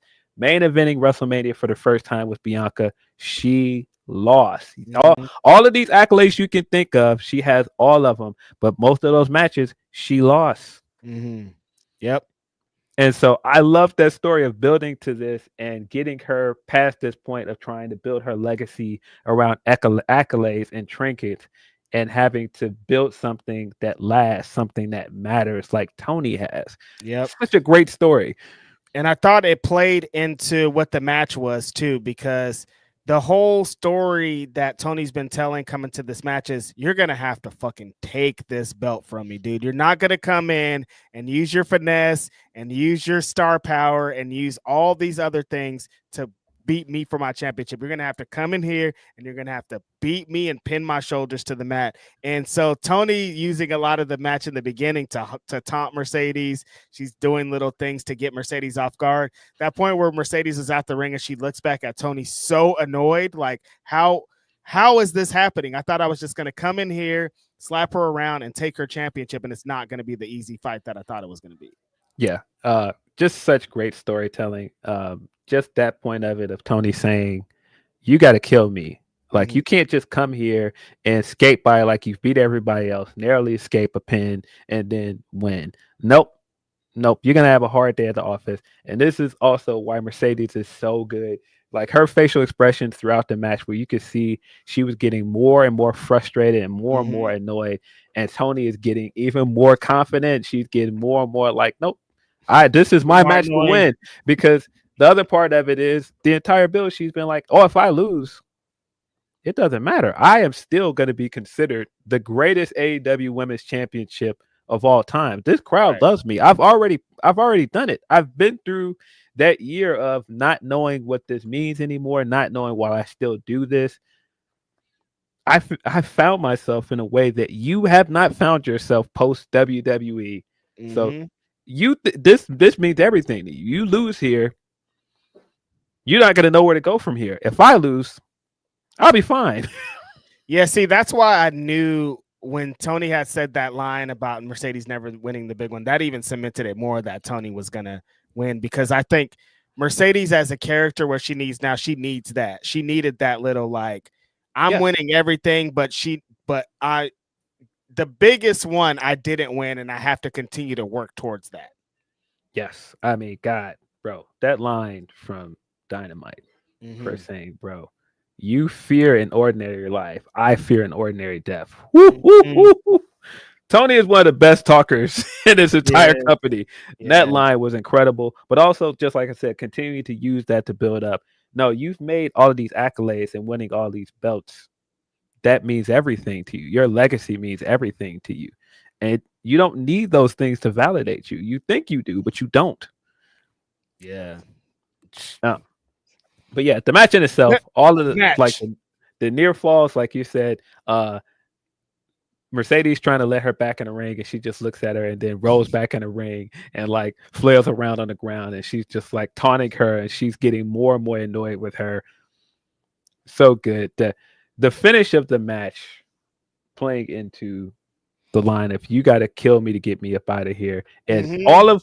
all of Mercedes' defenses of her like beating somebody and like getting like a roll up or like get somebody in a penny predicament to get out of here. Her getting this big pile driver off of the top rope, where I was like, okay, I think she's dead. Like, I think that's it. Well, you The can count kiss of forever. This death. is over. She kissed her first and then dropped her off the top rope onto her head. I think that was probably the story of the match there too, Phil. What you described is Mercedes, everything that Mercedes has done, no matter what, at the end of the match, she always figures out some way to get out of there. Some kind of roll up, some kind of different misdirection, some kind of thing that she narrowly gets out of there. Nothing that she did on Tony this whole match would work. Nothing, everything that she was using on other wrestlers to win matches, nothing worked on Tony. Tony had every answer to every question that Mercedes had, and there was nothing that Mercedes could do to stop what Tony was doing. Yes. But because at the same time, Mercedes has beat people. She's had good matches, but bro, Tony has been through death matches. She's had the Hollywood ending. She's been like betrayed by her best friend and like being like bludgeoned by a shoe. Like she's like, this is nothing. This is a this is a day at the park. You think you think some wrestling moves are gonna get me up out of here? Like this, you think this is it? Yeah, I thought this was a pretty great way to culminate all this stuff. Really long match. They got to establish spots in this. They got to really lay it out, and they got to show why these are two of the best women's wrestlers in the entire world and why they were in this position. That finish alone, though, was sick. Fucking Nasty. Pile driver off the ropes. Like these are things that women's wrestling matches historically don't be ending like this. So to see these two women do this kind of epic, crazy ass style, and that's what they ended with, I thought it was awesome. The only time that I was like, oh, Mercedes might win is when Tony started getting into that Storm Zero bag where she keeps hitting with the repeated ones and her opponent kicked out. Like she tried that on Mayu in Japan and Mayu just kicked out because Mayu's like a super villain. But that did not work on Mercedes here. And I was like, oh, she's gonna have to kill this woman to get her out of here. And sure enough, she had to hit her with like a death move to get her out of here. And man, great finish. The build to this match, I think is going to end up being underrated. I think the story they told was very good. I think the story they told in ring was also very good. It made sense for this to be Mercedes' first loss, what this is going to mean moving forward. I think this is leading to her losing some of these other belts, building herself back, and eventually challenging for that belt. I don't know when, but she will win the world title in this company. This just didn't feel like the right time. The more and more I paid attention to this build and the run that Tony's on, this isn't the right time to put that belt on her. Nope. And then I started thinking back to last year's All In, and they gave Mariah the big moment. And I was like, Tony needs this big moment, I think, a little bit more than Mercedes at this time. So that whole thing, her winning and at the end holding the belt up high, I was like, yeah, Tony needs this. Yeah, I think maybe not needs it, but deserves it even more than that, you know? I just think it's the right direction for her as a character for the year-long story you've been telling her of her coming back from All In after losing to Mariah and, you know, duping her with the rookie Tony Storm thing. And then she's more confident than ever. And then she's just looking around like, wait a minute, you guys really like me. I thought that was just some weird kid from Australia that is like really kinky, and you guys love me for some reason. You guys really love me. And I think the more and more she realizes that she's at home here, she belongs here, that the fans love her, she's like been wrestling her best. She's looked the best she ever has. And it would have made sense to get her to that point as a character and have her lose. No, not now's not the time. No. And Mercedes is, like I said, inevitably going to win. I think there's a story you can tell with her as a belt collector that you can get her there. You don't need her to win here. And I still feel like there's a bunch of stories to tell with Mercedes in the TBS championship. So like we got time. Yeah, but see, that was my point with the TBS title. I was like, okay, if she doesn't lose that belt to Mina, she's gonna lose because I think that Tony's smart enough that he doesn't want to get himself in a predicament with someone holding both of the women's titles because it's so hard to get yourself out of that corner once you do it. I hate that when they do that and then they have them relinquish one of them. It's like, Yeah, no, let's not do that. Yeah, very excited to see where Mercedes goes from here. What a first year with the company. People were on her neck at one point when she couldn't wrestle and she was just coming out doing the promos, and people weren't into that. And it took a minute to just get to the matches because she needed to get cleared. But we're here now, man. This post WWE run is off to a great start now. The resume that Mercedes has built is insane. Every match is better than the last one. This was a fucking epic showdown. Like, she could have won also, and we would have been saying a whole different thing. Like, that's how she's doing. But like, it's just been so great and for her to have a great dance partner in Toni Storm and them to knock it out of the park, needed for the women's division, you know? Yeah, I think it's also something like even what I said about the callback to WrestleMania 32 and having her come back here on her terms. Like, I mean, you could say something about like the WrestleMania 32 entrance and coming out next to Snoop and having his star power be part of what made her entrance big. No, the entirety of how big this entrance is Mercedes at this point of her career. Yep. She's done it. She's wrestled on the biggest stages over there in WWE. She's wrestled in the Dome. She's wrestled in Arena Mexico. She's wrestled in Australia, Madison Square Garden, Wembley Stadium. She's been all over the world. This is her spotlight now. So amazing. Well deserved too. She's killing it. She's gonna keep doing it too. This is just beginning. Yeah. Really, really cool. Like I said, I don't know where we go from here, but if this is leading to her winning that belt and Athena showing up for the rematch,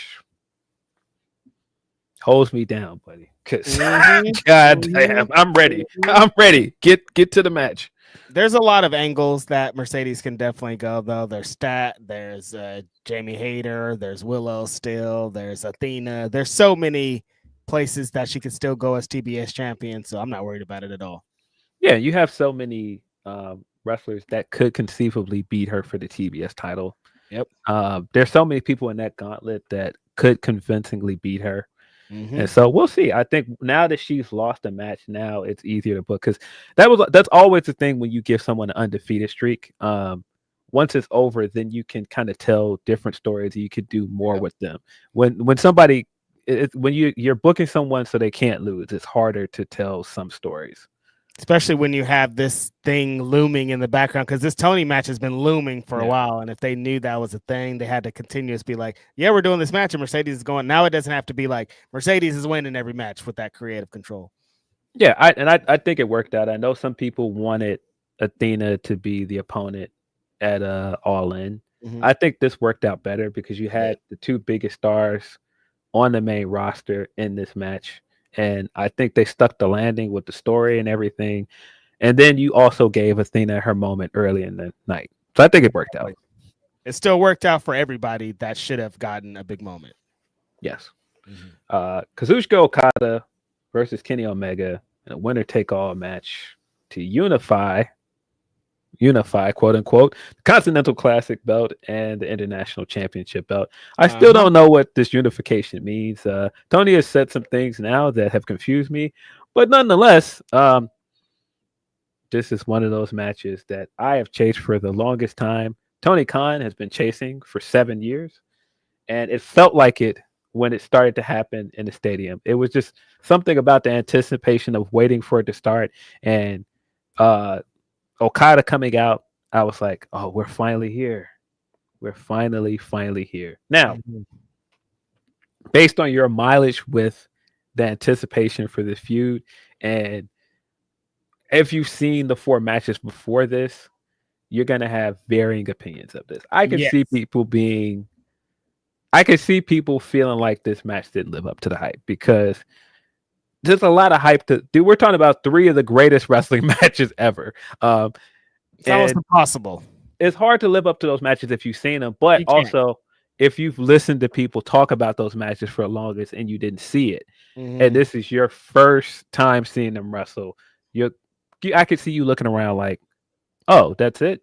Mm-hmm. So they were in a tough spot. But that's why going into this all along, I've been predicting that Okada is going to win Yeah. because Kenny winning in the first match isn't the story, and there's so much to live up to in this match. Doing it the first time with AEW, that you don't want to give him the win immediately. Mm-mm. It would if Kenny Omega would have beat Okada, it would have. I wouldn't have think there was going to be a rematch, but Okada beating Kenny immediately made me think there was going to be a rematch. Just with how it went down and how everything was booked, I think it needed to happen this way. Now, I know a lot of people expectations are probably all over the place with, like you said, like viewing or hearing about the match. There was a lot of people coming in that were already not the expectations were never going to be hit just because they were so high. And I totally understand that because these are some big feat to climb. But I think they did what they needed to do. They told the story that they needed to tell in this moment, which is like, can Kenny Omega still compete at the highest level against Okada? Because Okada has shown us that no matter what, he's going to compete at the highest level. But he wasn't locked down with diverticulitis. He wasn't out. Like, he's been here. Like, can Kenny on the highest level on this big show where he's been talking about all the elements are against him, can he still do it? Yes. I love that. That was the story for their first three matches of can he beat this seemingly unbeatable guy? He went through so much, put himself through like the gruelest type of wrestling ever, destroyed his body, got in amazing shape to get to the place where he could beat him. And now after he's done it, you also go through this life-threatening injury with diverticulitis. How could anyone humanly get to that pinnacle again to be able to beat that guy? And that's what made the build to this match so good, because it's like, I don't think that he can. This guy looks like an invincible god. I don't know that you can do that again. I don't know if you could get that close to the sun again. And I loved it. I mean, as somebody that is a big fan of New Japan, a big fan of their matches, like being able to use all of the footage in the video package, bro. I don't care how many times I see the video package for their Wrestle Kingdom match where Kenny is cutting the promo in Japanese and he's flicking the Okada Bucks into the fire. Goosebumps every time I see it. So when they added small parts of that into this video package, I was like ready to run through a wall. I was like, let's go. We're finally here. When they aired that video package before the match, I was like, yes, Okada came out, very subdued entrance. Didn't do the Okada Bucks. I'm not giving you guys anything you want. I'm not giving you any reason to cheer me. So good. He's got shit-eating grin, John Callis next to him. Yeah, all of that worked. I'm not the biggest fan of this new Omega theme song, but I will say it is a song made for stadium wrestling, buddy. Yeah, because that in a stadium hits hard. The big entrance with like the fire and everything, the big flaming Omega signal, and like his name with the fire behind it on all the big monitors around him looked crazy. And probably, I honestly argue he might have had the best entrance of the night. The choir coming out, the singer sounding exactly like he sounded on the audio. Nah, it hit. I was like, nah, this is a big epic entrance. This feels like a big epic Tokyo Dome entrance.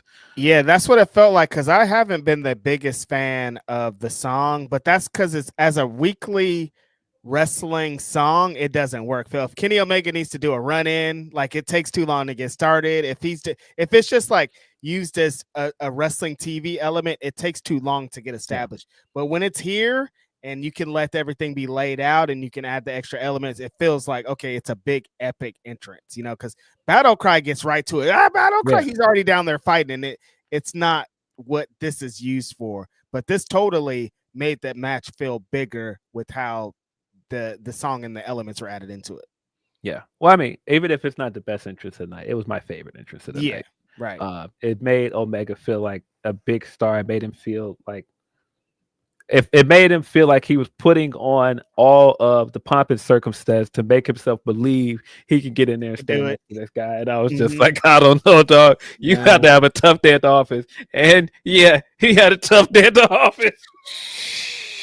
I think he kind of went into it being like, like you said, he is hyping himself up. He's like, look, I got all the stuff. Everything that took to beat him last time getting to the match, here it is. I got the big epic entrance. I'm the man around here. This is all my shit.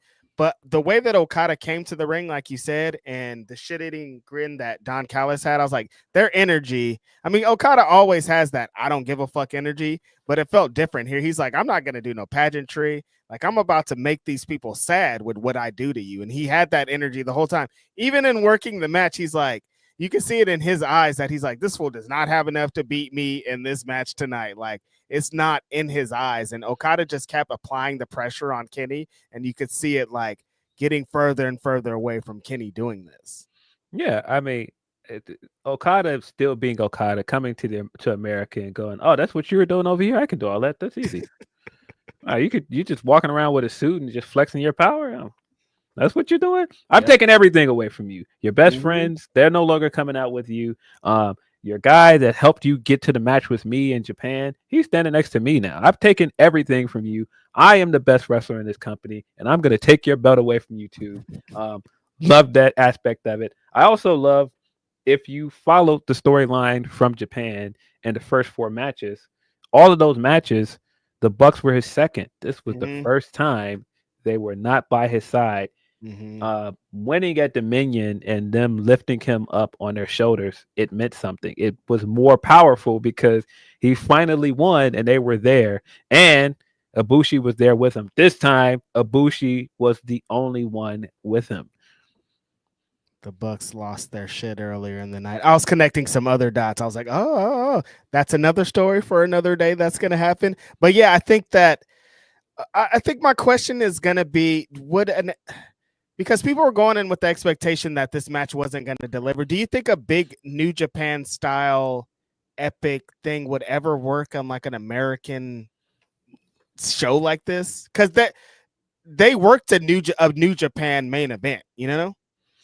I just think it's 2 different styles of wrestling. I think if you were looking for what made those 4 matches so good, particularly 3 of them, they're like hour-long New Japan style matches. You can't do that same match on this card in the confines of an AEW pay-per-view. And the crowd's been here for 7 hours already. Yeah. There's so many things that play against doing that. I think psychology and everything, though, this was very good. I mean, the way these guys know each other, the way they work. Okada working like the midsection throughout the entire match, and like, I thought it worked very good. I thought it worked very well. I thought the stuff where Omega was working his way back, you can see that Okada still fears that one wing dinner. Once he hits that, I might be out of here. And so when he's getting ready to hit him with the one wing angel, and he's like holding on to the ropes, and you can hear Don on commentary yelling, "No, no, no," because they know that's it. That is the end all. He hits him with this move, it is over. He is not kicking out of that. The one of the main elements that I liked in this match, one of the main story bits that I liked, was previous times in 2017, 2018, Kenny Omega was a fucking stud, dude. Like, there was nothing he couldn't do. He was doing springboard moonsaults to the floor. He is flying all over the place. When he was hitting the one wing angel, the Quait's Wrath, when he was hitting all these spots, it was effortless.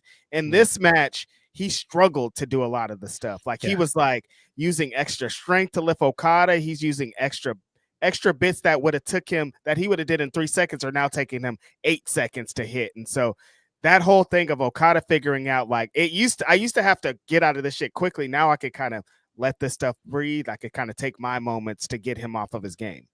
Yeah. I've said time and time again on this AEW run, the brilliance of Okada is he will let you get all your offense in. He will sit and rope a dope, and he'll take everything you throw at him, and he'll wait for you to make that one mistake, and I got you. And he did it in this match at one point. I was like, yep, that's Okada, because he had him on the rope, and he tried to run back and get some momentum and come back for a move. And he waited for it, and he was like, yep, got him, drop kick. He's like a boxer, yeah, just like you're describing. He like figures out your strategy. He's like, I'm gonna let you throw everything, dog. I want you to hit your hardest moves, and then that 1 second you get off guard, drop kick. Yeah, yeah, he did that a few times in this match where he he came in with a strategy. I am going to work your midsection, and every time you think that you can compete with me, I'm going to let you tire yourself out, and then I'm going to wait for the perfect moment, and I'm going to strike. And he did it a few times, and it hit, man, just perfect way to build a match. I think that's what, despite this not having like the length and having like the big moves and some of the stuff for those other matches, the thing that made those 3 matches so brilliant is how these 2 guys put matches together, and that was still here. And for me, I thought it was great. Of course, it's not as good as the other 3 epic matches they've had. I never expected it to be, though. I didn't expect that. I just wanted the experience of seeing these 2 wrestle on American soil, and I got that, and it was very, very good. I don't think it was match of the night, but I thought it was extremely good. I knew this is not the same Kenny Omega. Like, it was never going to be the same thing. Not even No. the same Okada. It's different times. Times have changed. People work different styles now. So we knew that they were going to put together a different thing. But like Phil's saying, it's about the storytelling. It's how they hit those beats. It's how they add in the old stuff and play them in new ways that was really going to make the match. Yeah. I think the other thing throughout the match, I kept thinking like, oh, they're building to a second match. Like it was certain beats in the match where I was like, oh yeah, they're getting us to a second match. Like, I mean, even the ending, the way that all the interference and stuff played into Kenny losing, and then Okada getting the belt and raising it and basically chasing him around the ring while he's trying to get out of there, humiliated. He's like, "Where you going?" With this big grin on his face with the belt up. Yeah. Hilarious. Like, very, very funny. Kenny's trying to run out with his head down. He's like, dude, leave me alone. Yeah, Ibushi's trying to get him out of there, and he's just like following him around with the belt up, like, ha ha ha, what you think? Where you going?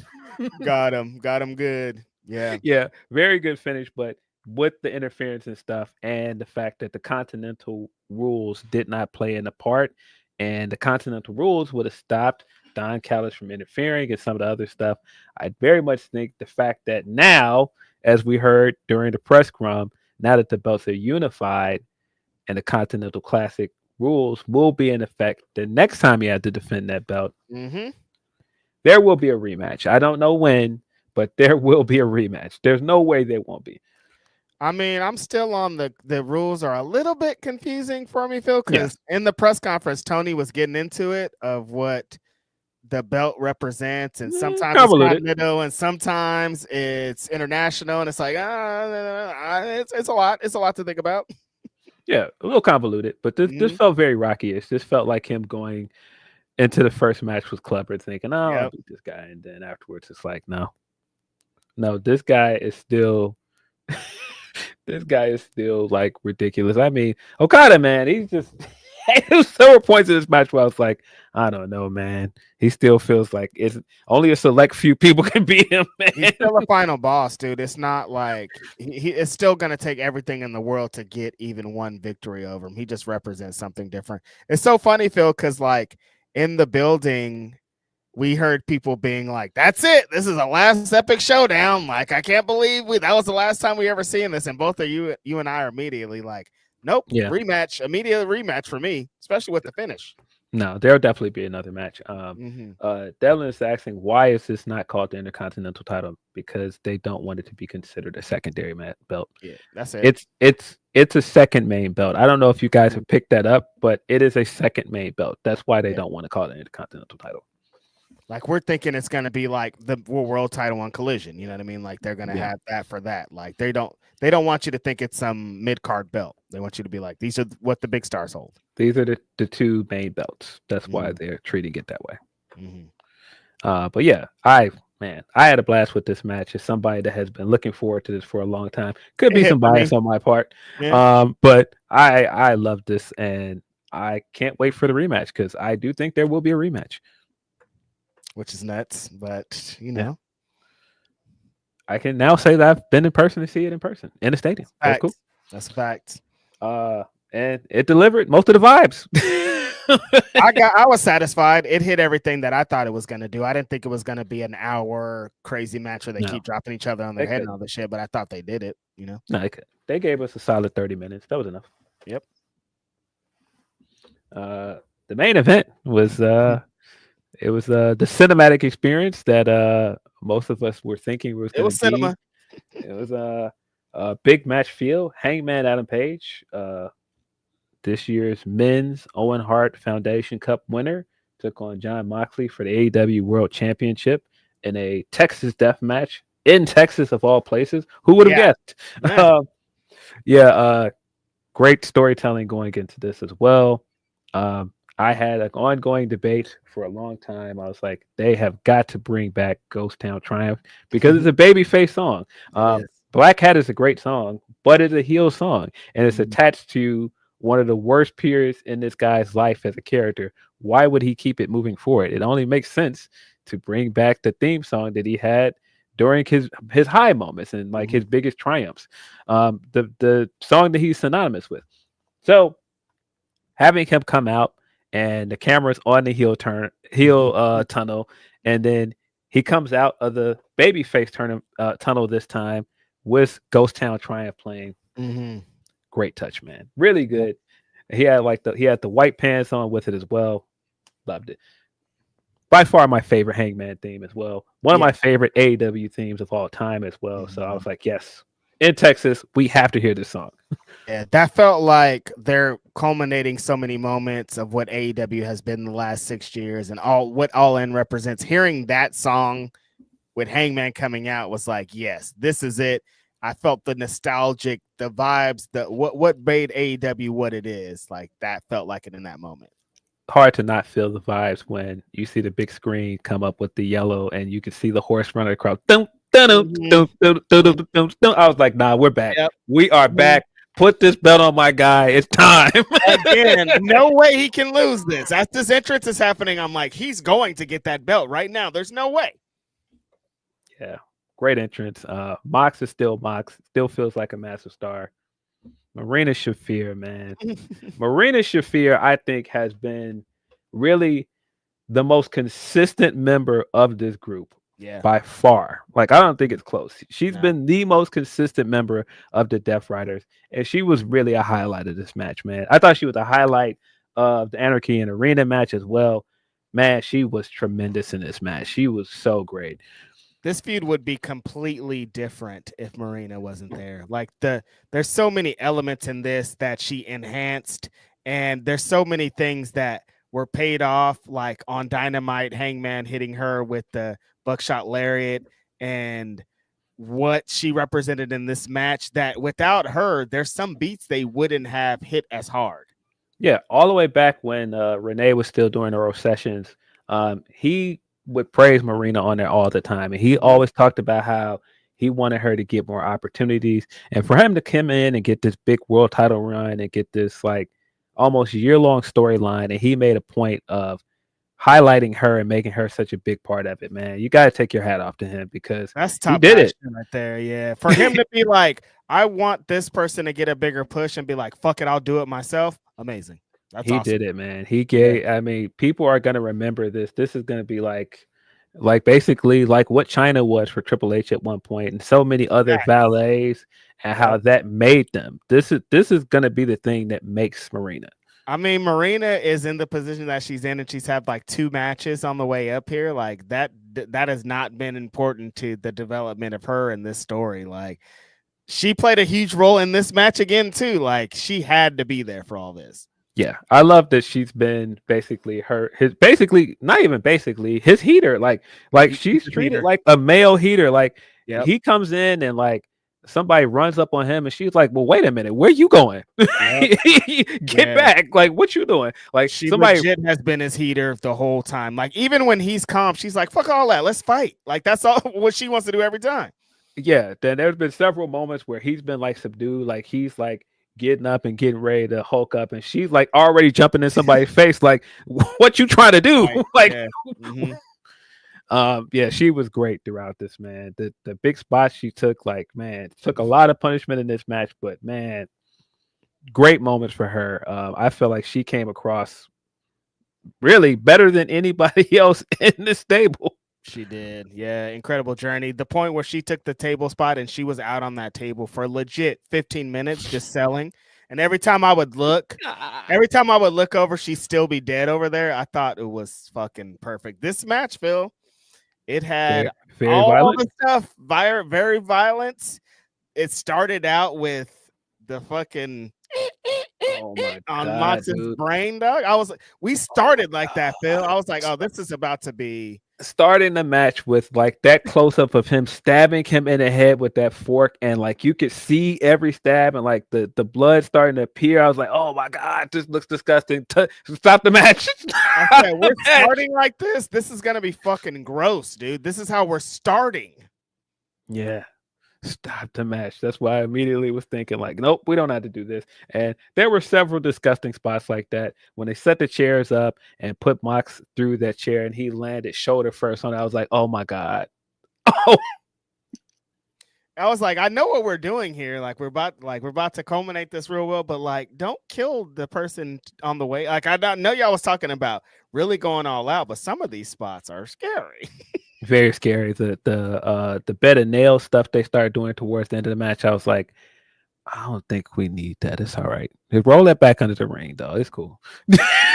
Like I know there's a way to do this safely, but my brain won't let me think that this could be okay. Like you shouldn't be slamming it or going full force to DDT a guy on a bed of nails. I don't. Yeah. Yeah. That was very Gross. scary. A lot of gross stuff. JR being like, yep, stop the match early in was very JR. JR almost made me cry when his music hit, and I jumped out of my seat and gave him a standing ovation. So happy that he's still with us. He's still of good health. He's lost a lot of weight, but man, still sounds like himself. Was very happy to see JR here, man.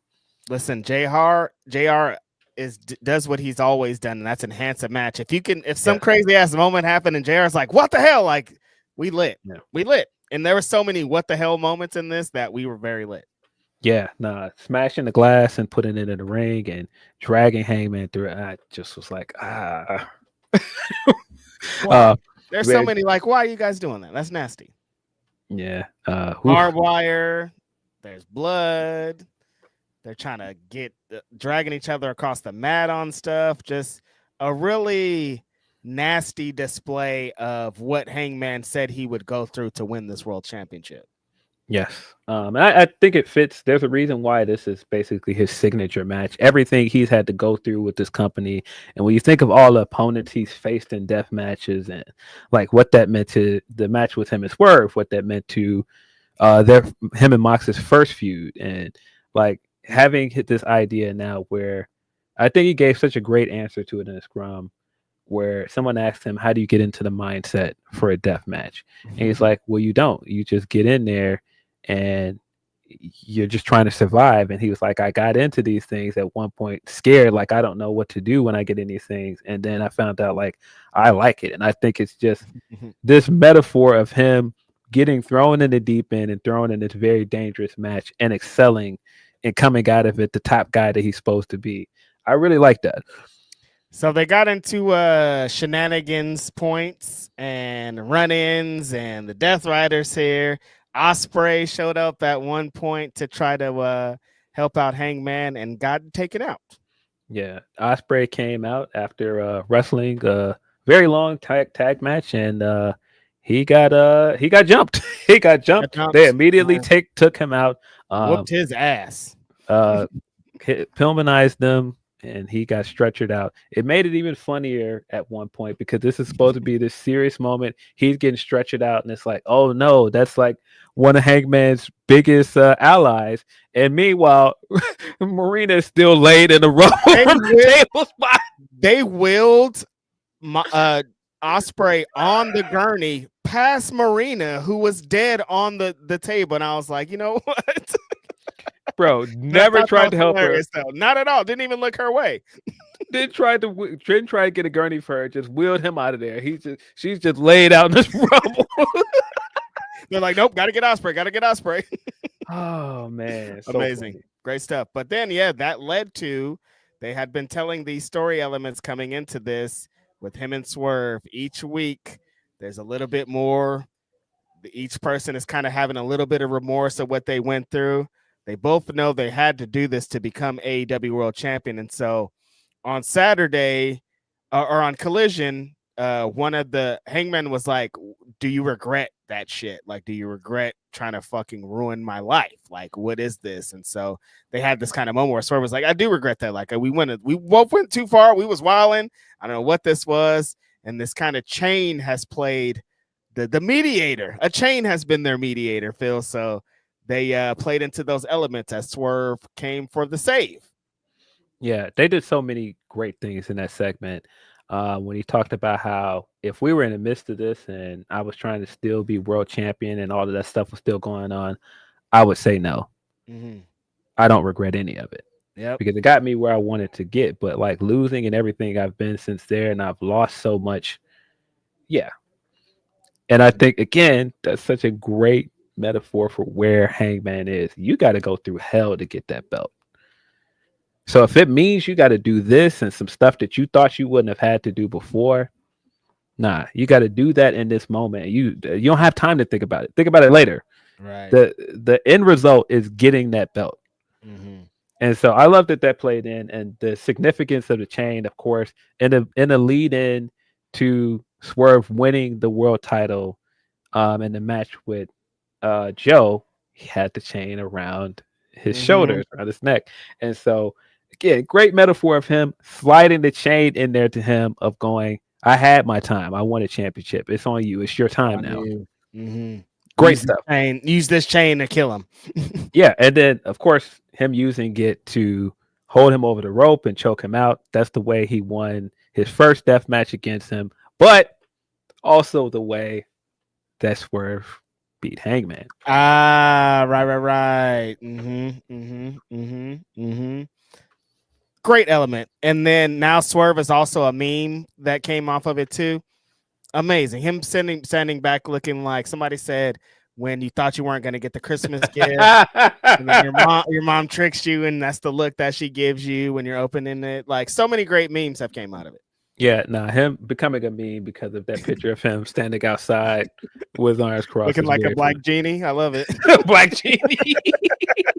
But yeah, we all knew we were probably going to get a bunch of run-ins, and I thought the run-ins hit. I did not expect to see Brian, so that run-in hit big time. And boy, they got us good. They played the footage of Darby on the top of the mountain, so I was like, oh, it's going to be Darby. And then it's Brian with the Blue Panther mask. Killed me. That was great. I was going there was when Brian came out, like I was going crazy, and there was so much going on, like so many elements kept hitting. And then when the Darby video dropped, I was like, oh shit, this is crazy. Like that, the crowd, the energy just kept going up and up, and the crowd was just kept getting to that fever pitch. But then the Darby video hit, and I was like, we are off, brother. This is I thought going ham. That was it. That was when Darby was going to have. But man, bringing the bag into it, and then that's when you bring Brian into play, and none of us expect to see Brian. That was great. Then adding Darby in it, Darby coming down from the rafters like Sting. Great moment. Love that. Having all of that happen to lead up to the moment for Swerve to come out and be the last one. And before we see Swerve, it's Marina trying to go in the corner to get some more stuff to beat this guy down with. And she ends up getting handcuffed by Nana. And so by that point, the crowd knows Swerve is coming. So well executed throughout, man. All of the run-ins were just so well placed, and all of the little callbacks to get to it was so well done. It was so good. All the buildup needed to get to the last moment of Hangman doing this. Like, they told so many stories, Phil. Like, there's been so much talk about the build, and there was points where we thought it could have been Ospreay, and there's points where we thought Darby could have been the one, and all these things led to this moment, and for all of that to be executed and added into the match is crazy. Yes. Yeah, of course, the right outcome, the only outcome that we could get out of this. Hangman picking up the win after a sequence of events with that bed of nails that was horrifying.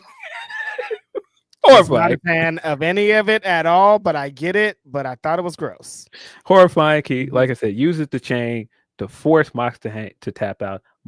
Mox is hilarious. His sell of the chain, and he's like flailing around, screaming, and trying to get out of it, and then he eventually taps out. So good.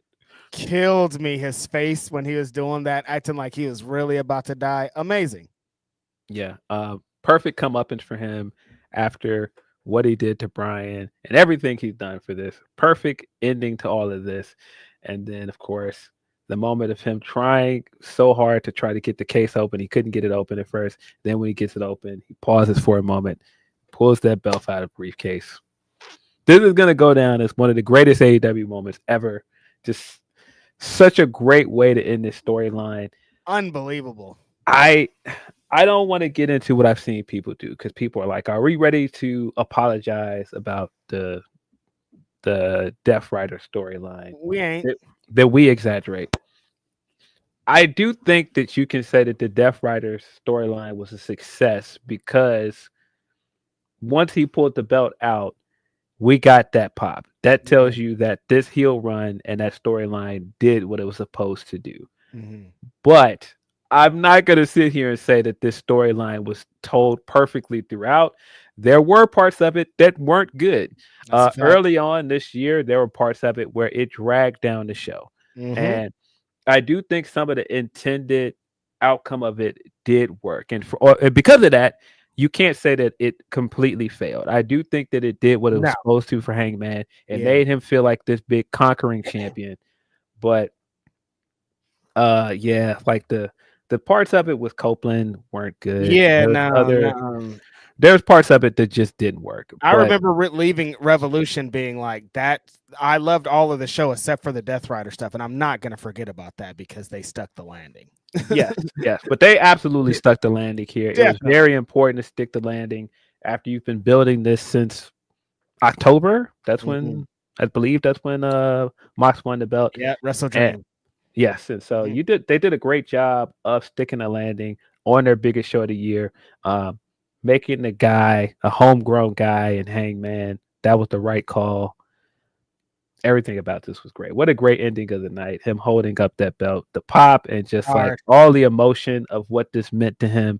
I would say, and at one point, we were saying that the best storyline in AEW history was Hangman's 3-year journey to get to the point where he beat Kenny Omega. I think that this story is better. I like this one better. Yeah. Because I think there was beats and moments and matches that made me appreciate this more. And the arc that he's at now is like way different. He's like a made man. Like he was then it was a perfect moment for him, but now it's like an undeniable moment, you know? Yeah. The storyline starting with like the feud with Swerve and everything from then on, I think all of that stuff is some of the best stuff Hangman has ever done. Yeah, and Hangman throughout has been incredible. We cannot take away from all the contributions that he made to get to this moment, because there's a reason that the fans think of him this way. There's a reason that the company thinks of him this way, because he's been incredible. Yeah, great ending to the night. Great ending to the show. Mm-hmm. Yeah, I don't know. I at this point, I don't know how you end this show any other way if it wasn't Hangman winning. Nah. And like ending with the Cowboy winning in Texas, this was it. Like you couldn't go in any other direction. There was no other option. There was only one, and they made the right move. And I'm happy that they did. Just like give the fans what they want. Sometimes you don't have to trick us, because we could have been tricked on Saturday night, but there's no need to do that. Yeah, and just for what this means to their core audience, I've said it many times. The core audience loves this guy. They love Hangman. He's their guy.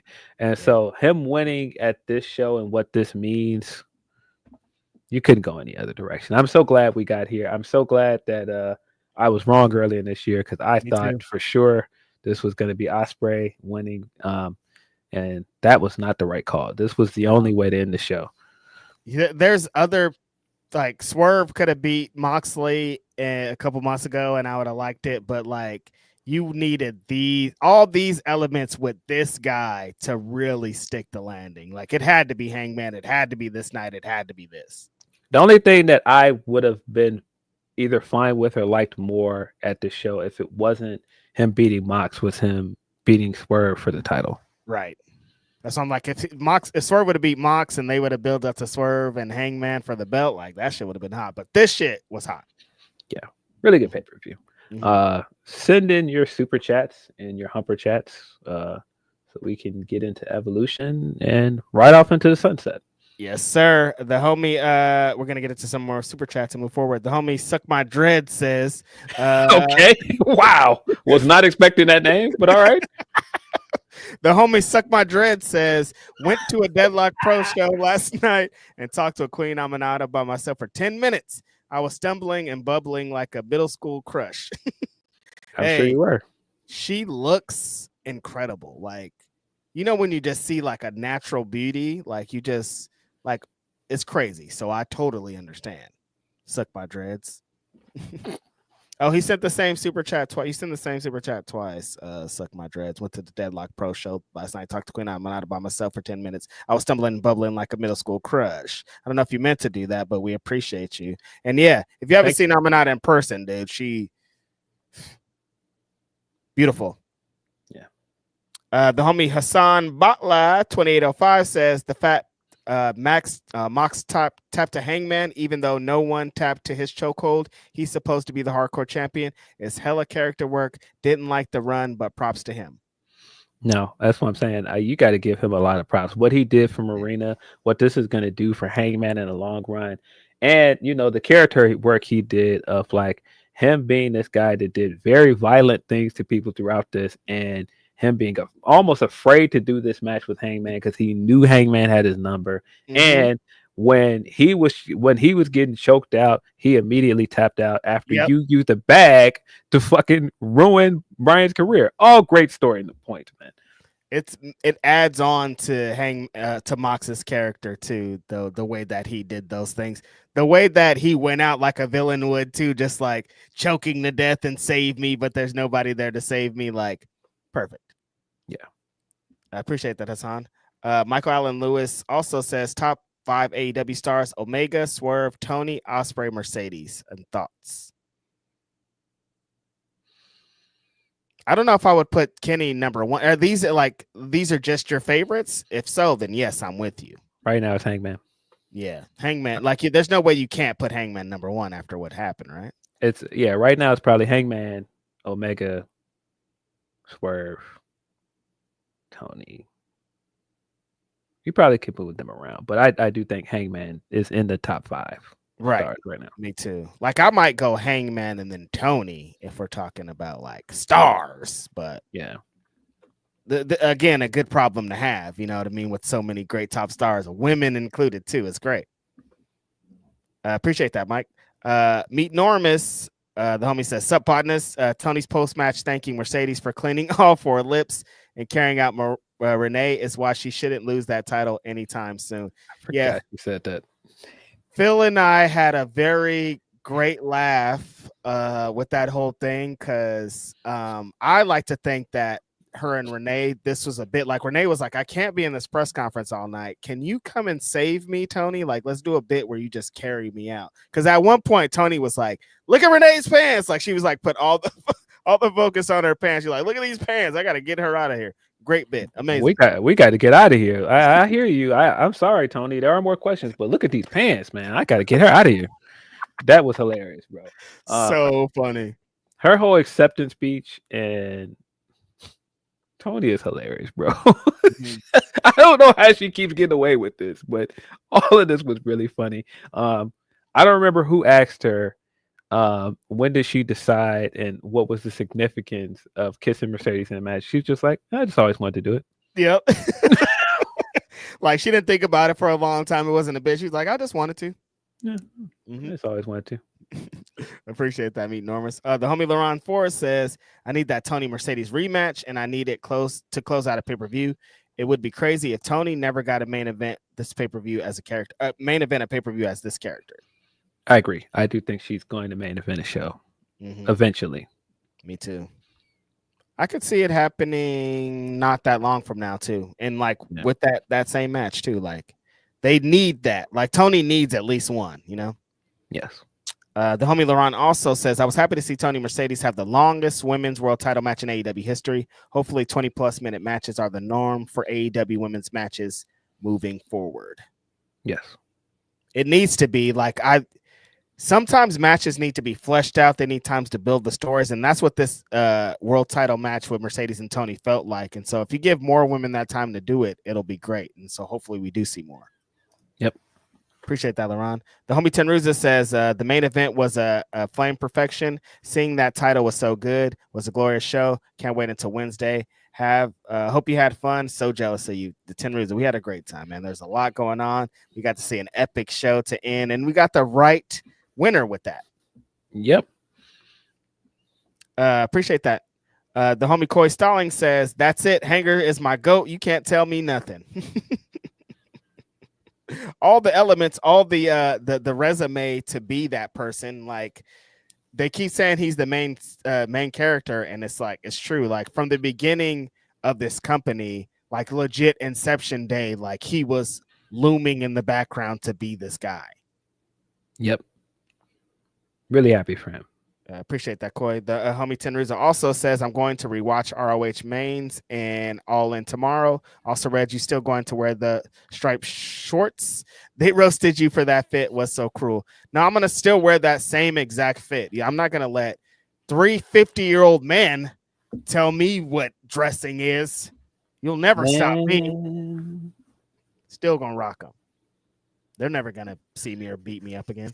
Tenders also says, hope you enjoy some bubbly after Hangman won. We still doing bubbly? I didn't have any bubbly.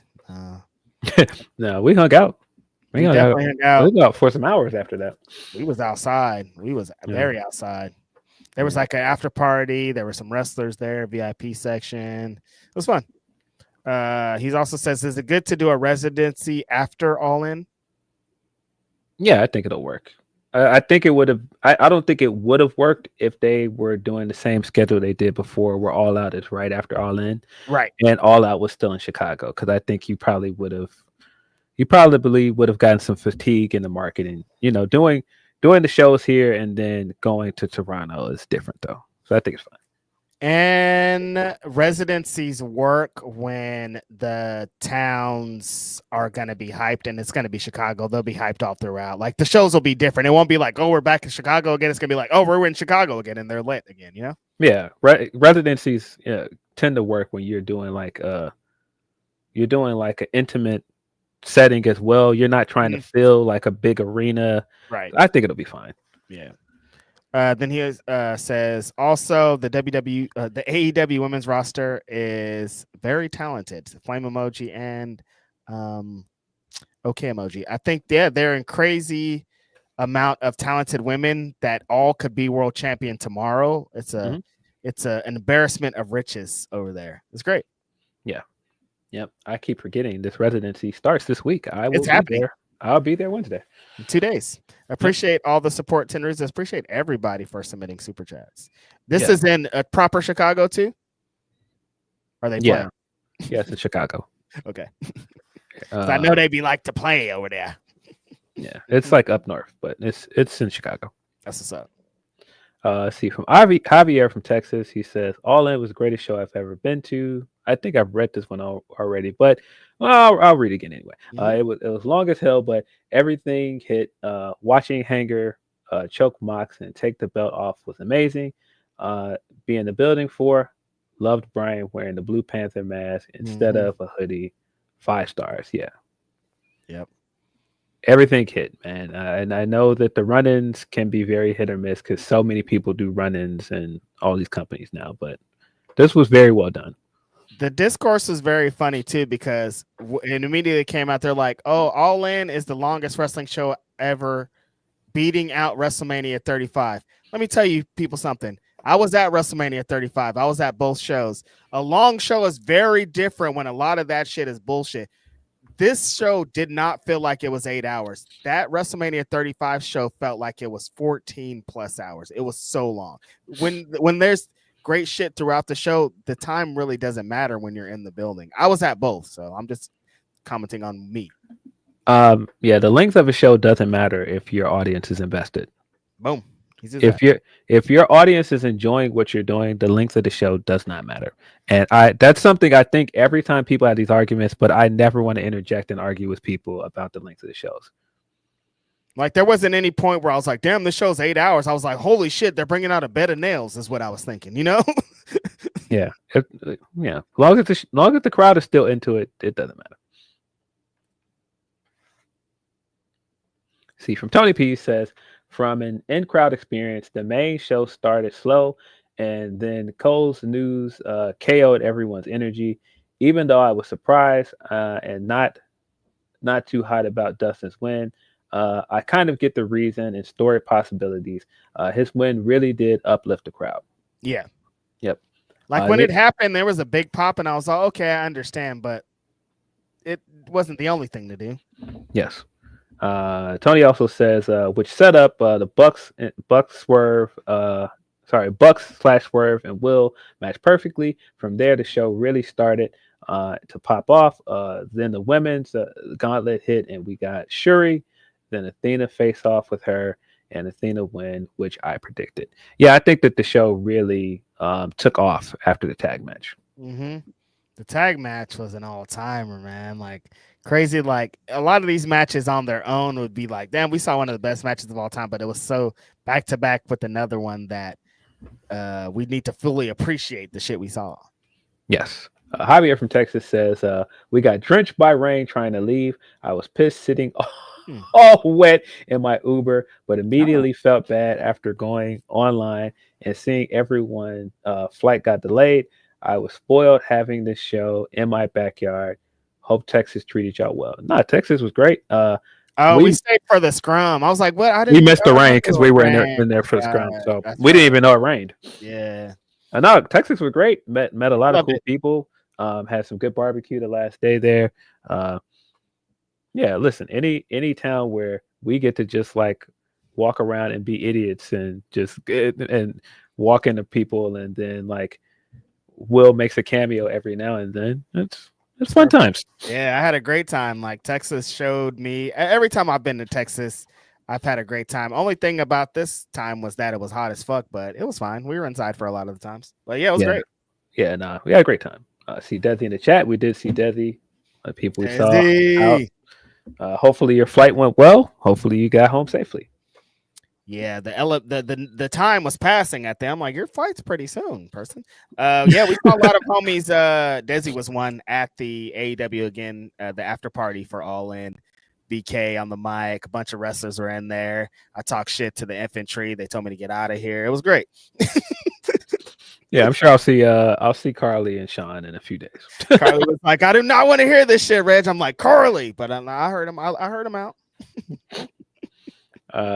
See more from Tony P. He says, I am curious to see how Athena versus Shuri will play into her future Suri rematch. Then we got the women's title match. Tony really had to kill Mercedes to beat her. That was so special. Again, going was worth it. I think that Billy probably will be the one to beat Athena. Me too. But I wouldn't be mad if they just give Shuri the win over Athena instead.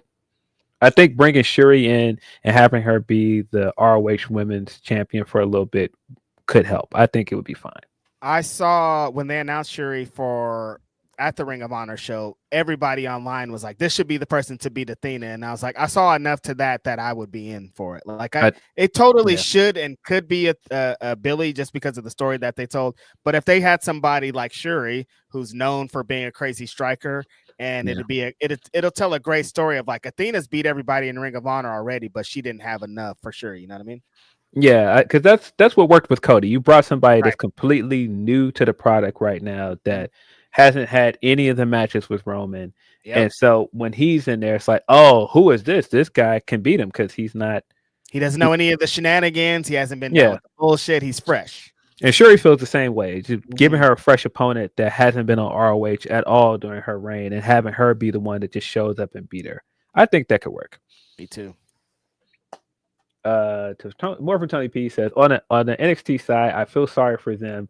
They gave them a TV special card, and the main thing people talked about was Ethan Ricky match and the bump Ricky took. I haven't seen Saturday Night Main Event, but I heard about a few things that pissed a lot of people off.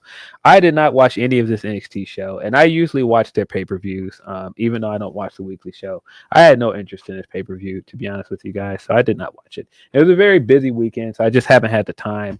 I passed on it. I did see some of Saturday Night Main Event. I saw the Goldberg Gunther match. It was a good final match for Goldberg. They made the right decision. Goldberg put Gunther over. There was moments in there like Gunther trying to chop him, and he's just like standing there like this unmovable wall.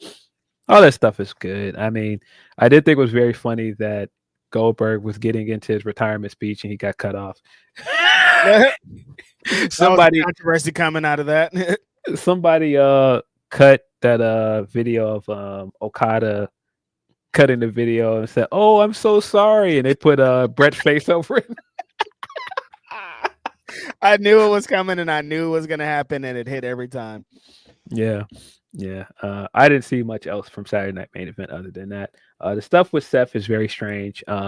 It seems like they're trying to make this out to be a serious injury, but other people are reporting that it's a work. Like what was that I was saying this morning? I saw Alvarez reported this morning that he was already injured before the match, and so they did the injury angle in the match to take him out because he's already injured, and the actual injury isn't that serious. They're making it seem like he's going to be out for like 9 months, and he'll be back sooner than they think. So I don't know what to make of this. It's all handled very strange. I do think that I kind of lead more into thinking it might be a work because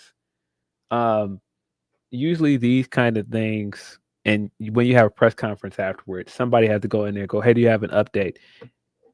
Triple H brought up the injury before anybody brought it up in their press conference, and I was just looking like, why would he do that? Why are they doing this though? Why are they playing with injuries? This shit ain't.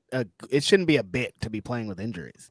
Well, I think he is injured. I just think that I'm not sure if the injury is as serious as people think it is. I think they want the injury to look more serious, so that it looks like he's going to take more time off, and he has the briefcase. So now you don't know when he's going to come back with the briefcase and potentially cash in. That's my guess. But I don't know. The way this is being covered is so strange. It's weird. I've seen a couple of those. Oh, yeah, they did the match because he was already injured. I'm like, huh? What? Okay. And that makes sense. The way he landed, I was like, no, that's how he got hurt. Yeah. And the way they were trying to sell it is the serious knee injury, and that was the way he landed. I don't know. I don't know what this means. I hope that he's okay. I hope that this isn't anything serious. Like that knee shit wouldn't be great. Yeah, and he's had numerous issues with that knee. That's scary. So hopefully that's not what's happening, especially coming after the Adam Cole stuff and him getting hurt at the most inopportune time. I mean, he's been working forever to get back to this kind of moment, holding the briefcase, and then he gets hurt. That would be terrible. Right. So I don't know. I hope he's okay. I don't know what to make of this. The reports out there are conflicting, so I don't know. A lot of conflicting things out there. But yeah, I did watch Evolution. That was the only WWE show I watched out of this. I didn't care to really watch all the Saturday Night Main Event. How was the Evolution show? Evolution was great. I think that for as much as we talked about the build and how disappointing it was, I always kind of figured with the amount of talent you had on this show and what a show like Evolution means to the women, they were going to go out there and try and put on the best show possible. And they did. And I've seen a lot of people saying that, see, you guys got to give it time. I don't think that this should be something that we go, look, WWE got this right. I feel like the women deserve all the flowers for making this show one of the best shows of the year. I would go on to say this is the best WWE pay-per-view of 2025. And I think what makes it the best show is everything I've complained about the other shows. It was less of the filler. It was less of the ads and stuff. It was just straightforward the matches. It was 7 matches. Most of the matches hit. It wasn't like they shortchanged us and gave us 5 matches. If anything, this show was the biggest indictment on the 5-match cards. The 5-match cards just don't work. And I think this show worked because it had good matches, and the matches that were good, they had time to breathe Mm-hmm. because it wasn't just like, here, quick, 5 matches in and out. Ads, put an ad right here. It was like it felt like everybody there was excited for them just being wrestling. It was a wrestling show. Yes. And I think that's what worked. It was straightforward matches, less of the filler that's on a lot of the pay-per-views throughout the year now. And I'm telling you, I think they should learn from this. Like, just do this now. 7-match cards, quick and easy. I think, like I said, the build, they should not be let off the hook for how disappointing the build was. Right. I think 2 things can be true. Yep. I think you can say that this show ended up being very good, but the build was non-existent. Because people are being like, see, this is why you shouldn't complain. It's like, no, you still should complain because it could have been better. Like, you could have got this show plus a good build. Yes, and I do think it's fair to say that they shortchanged them on the build to the show. Mm-hmm. But the show itself was actually very good. I wasn't surprised how good some of the matches were because of the level of talent here. And all super talented ladies. Yeah, and I would even say, like, in terms of the quality of the matches, this is better than the first Evolution. I know, like, in terms of like how special that show felt and like the nostalgia around it, people are gonna hold that one to a higher echelon. But like the amount of good matches on this show, I feel like it was better overall.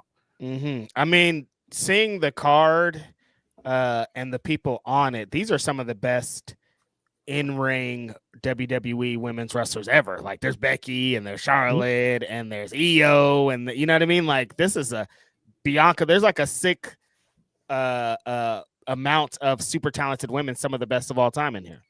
Yes. We started with the triple threat for the WWE Women's Intercontinental title. I thought that this was a good match to start with because the fans are the most invested in it. Either you were going to put it here or in the main event because it's had the best build. It's had the longest build.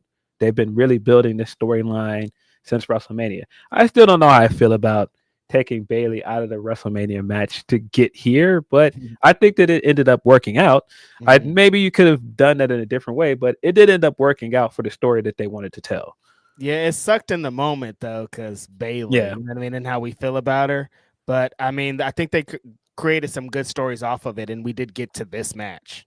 Yeah, I've been saying all along since this feud started, right after WrestleMania, nobody has benefited more from this than Lyra Valkyria. Lyra has turned out to be one of my current favorite women's wrestlers on that roster. She's so good. I think she's developed so much confidence and so much presence when she comes out. Now, when she comes out with the big wings, people are doing the woos with her now. It's hitting. And like, she just, man, she's one of the best in ring I think they've got over there now. I think that sounds like a crazy compliment, but she's much better than I think people give her credit for. It's not even really crazy of a compliment too, because she's a fucking hooper, bro. Yes, she is a hooper. This match was very good. I mean, just like the near falls in it. Every time somebody went for a pin, somebody would try to interject and stop it, and that led up to the finish of this match. Boy, the finish of this was fire. We got a pin, and so Bayley hit the rose plant. It looked like she was about to win, and she pinned her, and Becky then rolled her into it was a pinning predicament, but I'm trying to remember what it was. I watched a lot of wrestling this week, but the pin, it looked fantastic. The way she rolled her up into it, it wasn't a roll up. It was a it was a cover. So I'm sorry. I've watched a lot of wrestling. It was a backslide. That's what it was. Okay, Thank you, guys. Mm-hmm. It was a backslide. So she rolled over her, trapped one arm in, and then she pulled her into a backslide. It looked so clean and so smooth. Becky Lynch, man, got to give her all her credit. She's so good. This match was fire. I think it was one of the best matches on this card. These three worked very well together. Becky and Lyra already worked very well. Bayley is another one I keep saying, you guys have Bayley fucked up. Bayley is so much better than she gets credit for. Way better. But man, so having good. these women in the intro is a smart idea. Yeah, great way to start. I was very glad to see Bayley represented so well on this show. And, you know, Becky and Lyra, I thought that their feud was represented. Even if this is the end of this feud from now, the Intercontinental title is such a good place. Like, they've added so much prestige to that belt. It feels like the belt to go after now. It Right. doesn't just feel like a random secondary belt. It feels like the worker's belt now. And man, all of this stuff people were complaining about with Becky, that Becky doesn't want to lose to anybody. She just puts herself over. Lyra got a lot out of this feud, man. Lyra feels like somebody that can challenge for the main belt now. Right. They don't understand what putting over really means. They think just winning matches is that. Yeah. I mean, I thought Bayley got a lot out of this as well, but yeah, Becky's such a great heel, man. Yeah. She's one of the best. Yeah. After this, we got JC Jane versus Jordan Grace for the NXT Women's Championship. Right away, when they said that the winner would be in a winner-take-all match with Mosh, I was like, oh, well, JC's winning. I don't think you would go back to just having Jordan in a TNA match with Masha. And you've done the Masha matches so many times now. Why would you go back to that now? I figured JC was going to win. I just wasn't sure how we were going to get there. So we got the story that played out from Great American Bash with the tag match between Fatal Attraction. I almost called them Toxic Attraction. Fatal Attraction and Jordan and Blake Monroe, where Blake was the one that pinned JC in that match to get the win. And when that happened, I was like, oh, yeah, she's going to turn on her. And so Jordan asked Blake to accompany her to the ring in this match. And I was like, oh, yeah, definitely going to turn on her. And that is exactly what happened. Fatal Influence. I'm sorry. All of these names sound familiar. JC's been in a lot of these groups. Fatal Influence. I'm sorry, guys. But yeah, that played into this match. I thought that they had a solid match. JC is, I think, a lot better than people give her credit for as well. Because she's played the role of like sidekick in so many of these groups. And I think a lot of people, when they see JC Jane, they just think like, if they're not watching NXT, they're not aware of how well she actually can wrestle. Right. And so I thought she wrestled a solid match with Jordan. Jordan is Jordan. Jordan will be there eventually. But I just figured this wasn't it. I figured they're trying to tell this story about Jordan eventually getting to the big win. It didn't feel like they were going to do it here, though. And JC has been over there in TNA a couple of times already. And right. Like you said, you don't want to send Jordan back already. She already just got over here. Yeah, that wouldn't have made sense. And so they played up Fatal Influence using the belt and trying to use the belt to help JC win. And they kept getting stopped. Blake ended up beating all the rest of them down, picking up the belt, beats down Jasmine, beats down Fallon Henley. She ends up picking up the belt and holding it while Jordan is running towards the rope. She jumps up, hits her in the back with the belt. That sets up JC to hit her with her finisher and pick up the win. I wasn't a fan of this finish, guys, but I thought the match itself was fine. I thought that this got us where we're supposed to be to set up the match. And Blake should be a heel. I mean, just her character and everything, it just works better if she's a heel. Yeah, I was surprised when they even had her as a baby face for this long because she's such a great heel, and I'm happy they got to it pretty immediately. Yes. So this was fine. I thought that it did what it was supposed to do. I think this is going to set up bigger things for Jordan moving forward. And Blake is going to hold that belt. I would not be surprised. Definitely. I've been saying it from the second JC won that belt that I believe that Blake is going to be the one that beats her. Pretty instantly. Yes. You got a fatal 4-way tag match for the WWE Women's Tag Team Championship. The team of Raquel and Roxanne Perez took on Charlotte Flair, Alexa Bliss, and Sol Ruka, Zarya, and of course the Kabuki Warriors. We're coming out of the week following Charlotte's Players Tribune article. There's been a lot of talking points around this. I think that from what I've read of it, I still haven't read the entire article. I think it's very good because we don't get a chance to see Charlotte be this sincere, and we don't get a chance to get many things like this from her. She doesn't do as many interviews where she divulges this much, so it was refreshing in that way. And she has gone through a lot. I kept saying when she came back, the problem is you were trying to have her express all of these things to get sympathy after she won the Rumble, and nobody wanted to hear it at that point. Fans were just upset she won the Rumble. They didn't want to hear all of the sympathetic parts.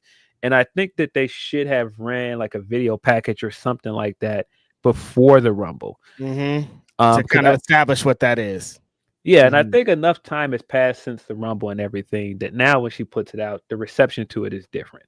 Right. And so I think that the Players Tribune article helped her in some ways, but I see what they're doing. I said on Twitter, she's currently doing the LeBron, Kyrie run because the similarity is there. LeBron went to Miami. He became this villain for the first time in his career. He accepted that he was the villain. They were the bad guys. Then when he finished up in Miami, he wrote this article about why he was going to go to Cleveland and he was going to bring a championship home. And it's the same thing here. She pinned this player tribute thing. You go and you team up with somebody that people like. And Kyrie was very liked at that time in Cleveland. I'm going to go team up with Alexa, who came back in the Rumble, got a massive pop, has been very well liked since she's come back. And she's like, yeah, I'm doing this for selfless reasons. I'm with Alexa. We're a package deal now. I was like, oh, I see exactly. This is the LeBron and Kyrie run. It's smart. I don't know if it will work long term, but it definitely worked on this show. The crowd was very excited for Charlotte. They were cheering for her. They were "We want Charlotte" chants. I don't know if it's going to work in every city though. That's what I'm curious to see. And I think certain things here work, like her doing the sacrifice to get Alexa out of the way when it looked like Zara was gonna spear her. That hit. But again, this is a women's wrestling crowd. This is a crowd that's there. They know who Charlotte is. Yeah, this is a crowd that's there for women's wrestling. This is a crowd that loves the four horsewomen, loves everything that built up to this moment in the women's revolution. So I don't know if it's going to hit as well at other shows. And that's what I'm curious to see. Like, is Chicago going to feel the same way? She don't like us. She keeps saying, oh, this Charlotte crowd, this Chicago crowd, y'all was fucking. But yeah, I think this match was worked very well. I enjoyed this. I want to see the women's tag titles in more situations. I want to see them build established teams more. I kind of feel like the Kabuki Warriors are not long for this world. I just keep getting this inkling that Asuka's going to turn on Kyrie. I don't want to see it. I'm going to be upset. But it's going to lead to some good stuff at least. Yeah, I think you can do a lot with Asuka as a heel. And the fact that she keeps saying I'm done with damage control feels like she's saying that for a reason. But yeah, I think they're very much setting up the team you're supposed to come out of this team rooting for is Charlotte and Alexa. And I do think that Charlotte and Alexa will probably end up beating Judgment Day in the long run. Good for them.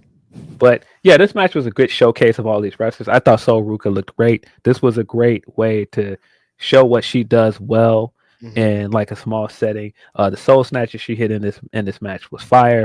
It's just such a great finisher. A big week all week. Every moment that she was on SmackDown, the NXT show, like all the stuff. Yeah. Yes, I enjoyed this. Great way to showcase these 8 women.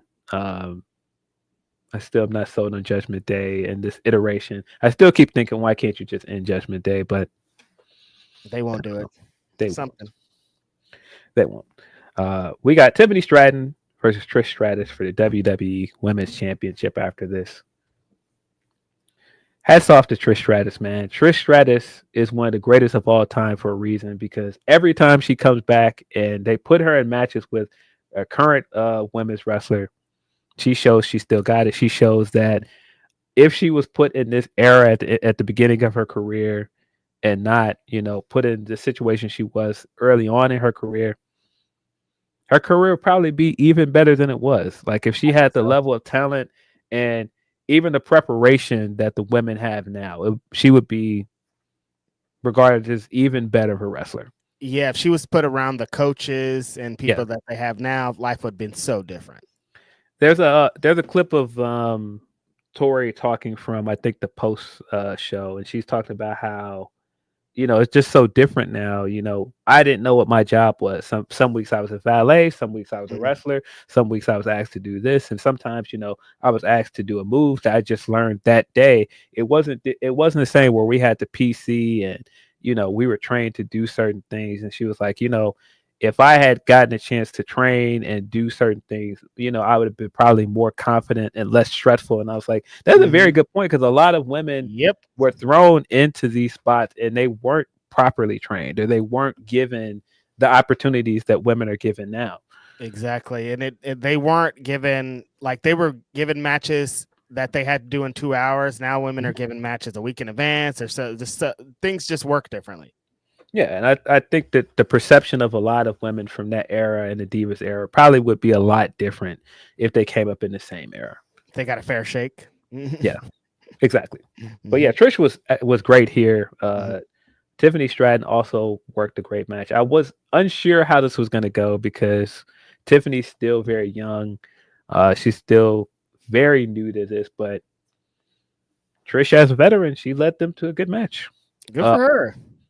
All of the spots hit. Trish at one point tries to pull out Lita's move to beat Tiffany with her. She tried to hit a moonsault, and that ends up being her downfall.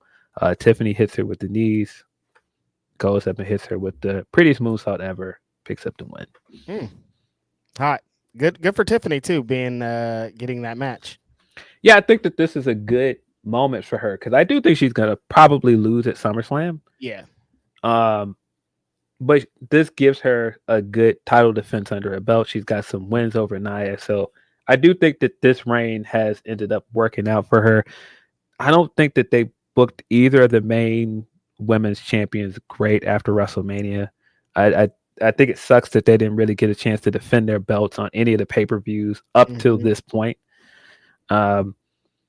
Which again is an indictment on the 5-match card, because we have the Intercontinental title on these shows, so we're not going to put any other women's title matches on there, which is shitty. I don't think they should. Silly, yeah. But yeah, I did really enjoy this. Trish Stratus, just one of the greatest of all time for a reason. And absolutely, like you said, this was the most Evolution fit the brand name match that they had.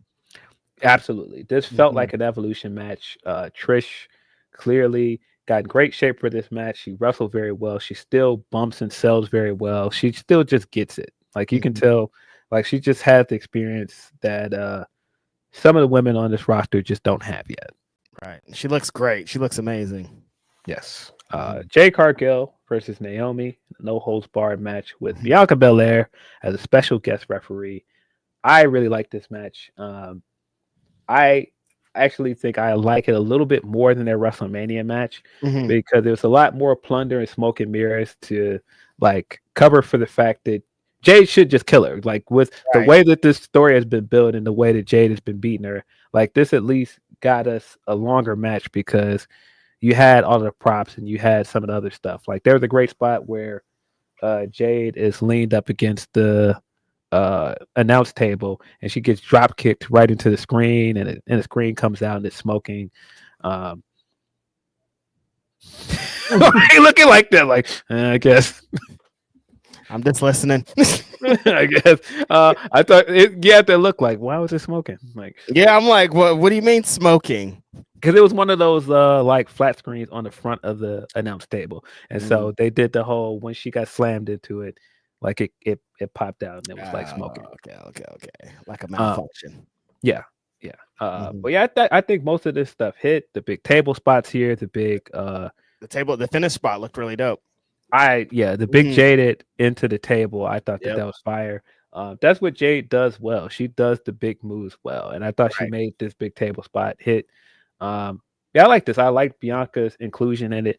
At several points, she kept trying to separate them when they were getting very violent. Like, we don't have to do this. Like, even the way she's been thrust in the middle of it, she's even more thrust right in the middle of it now. Like, it's like she was getting close to the women. Like, are you okay? Like, you don't have to get up, or you don't have to keep doing this. And so when Jade destroys her, just puts her through this table, absolutely annihilates her, Bianca reluctantly raises her hand and she's just looking around like, I hated that I had to be involved in this. I did not want to see this happen to her. that heel turn is coming, guys. Mhm. I don't know if you guys think it's coming or not. She is going to turn heel, guys. She is going to turn on Jade. I just feel in my bones at this point. It's only been a matter of time for the whole time that Jade's been here. Yeah, I mean, the way she was looking at Jade when she lifted her hand and she was looking down at Naomi, and yeah, that turn's coming, buddy. Because the WrestleMania match is still looming. I still feel like that's the match. Yeah. If it's not Jade Bianca outright, I could see them doing a triple threat, which I'd be into. But I mean, I gotta give them credit. I think that they've done a great job with the Big Three storyline, at least for this year. Taking the time of getting us there with the tag title run, and then taking Jade off the table and building to the stuff with Naomi. I think it's really worked out well for them. And this match in particular, I think that this has done the best to advance the storyline so far. I think it's really cool that they got a chance to put this on the Evolution card and really advance that storyline with these three women here, giving Jade the big win here, giving Naomi a moment as a heel here, and giving Naomi a moment to end the show as well. Right. Yeah, this led to the end of the show. So Naomi played a very important role in this show. Yeah.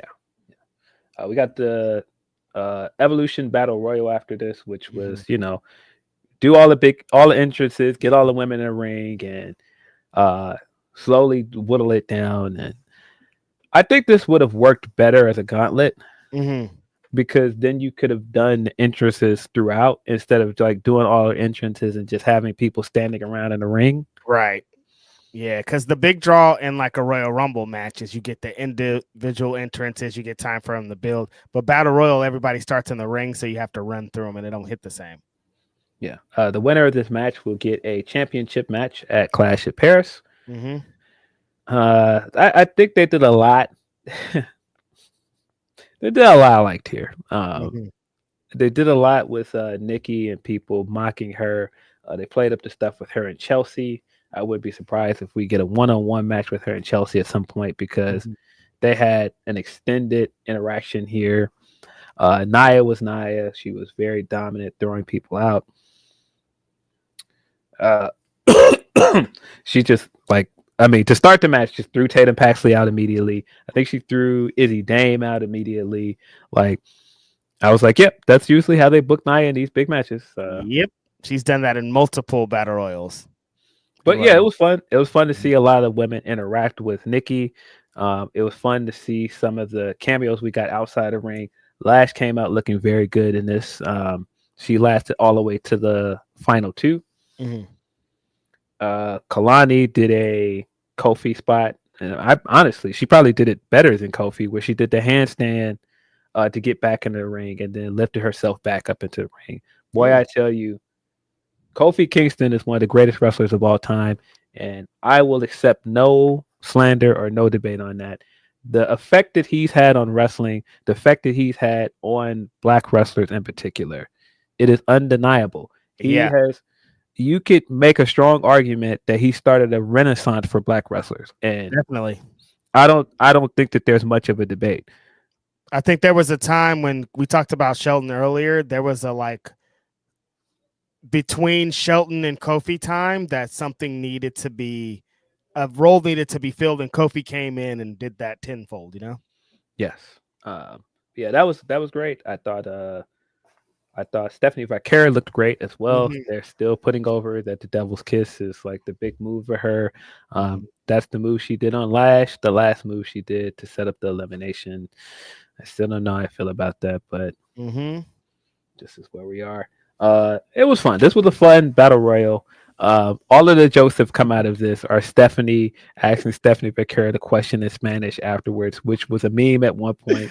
I love it. Stephanie's Place has got some new content, baby. I love it. Yeah.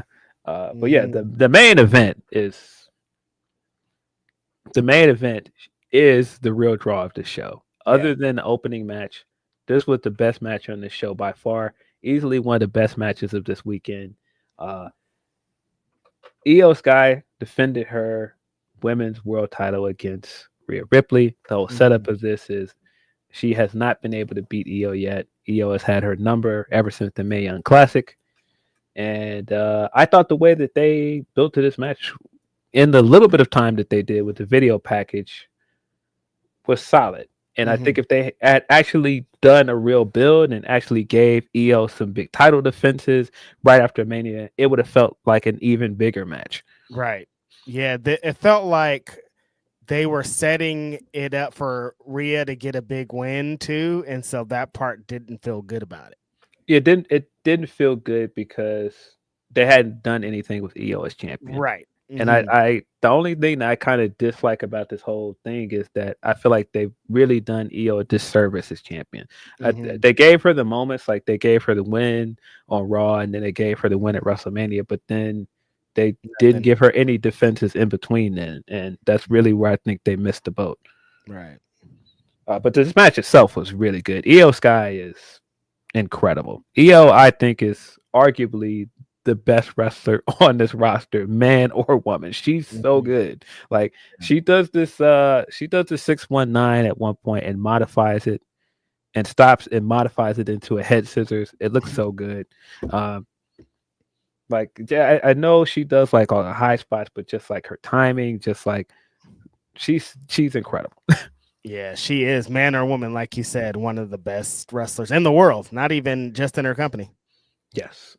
Rhea kicked out of the over the moonsault at 2. That set us up to believe that Rhea was close enough to winning this match. They had a lot of back and forth, a lot of near falls, fought outside the ring. And when it looked like Rhea was going to get the upper hand, win this match, that's when Naomi's music hit. She ran in and cashed in. She pushed Rhea out, got the big pin. I see a lot of people say that ruined this match. I firmly disagree. This match was excellent. Like I said, go out of your way to watch this match. This was really, really good. They're saying the cash in ruined the match? I've seen people online saying that. Of course they would. I think this is everything you want to cash in to be. Yeah. It was abrupt. It was a big surprise. It made the briefcase feel like it mattered because we all thought that she was going to cash in on Jade all this time. And for her to never even interact with EO, never even interact with Rhea, not in nowhere cash in on her, I thought that was great because I mean she's been saying all this time, proceed with caution. Like everybody, I'm a threat to everybody, and that's what this briefcase should represent. Right, there are 2 championships. Like there should always be fear in both the champions, and EO should have always been watching her back because that enhances what the briefcase represents. Yeah, I thought the cash in was a great ending for this night. For what this represents for women's wrestling, what Naomi represents to women's wrestling, and the way you could talk about how women's wrestling has endured through its like worst creative period during the Divas era, and some of the stuff people said about the Divas era, nobody represents that more than Naomi. Naomi had lived through that entire era when the matches were getting cut short and they were sticking them with terrible. I was at that WrestleMania where her match got cut. Yeah, and she lasted through all of that, and it's still working, still looks great. Is on the best run of her career. Yeah. And so to end the second Evolution with her getting the win in Atlanta, that was the right call. I like I said, I thought she was going to cash in on Tiffany or Jade, but I really like this. I think it was a great moment for her because we weren't expecting it. It was a legitimate surprise. And like I said, it's a great way to celebrate women's wrestling. And man, you got to give Naomi and Mercedes their applause because standing up for themselves and walking out, it worked out for them.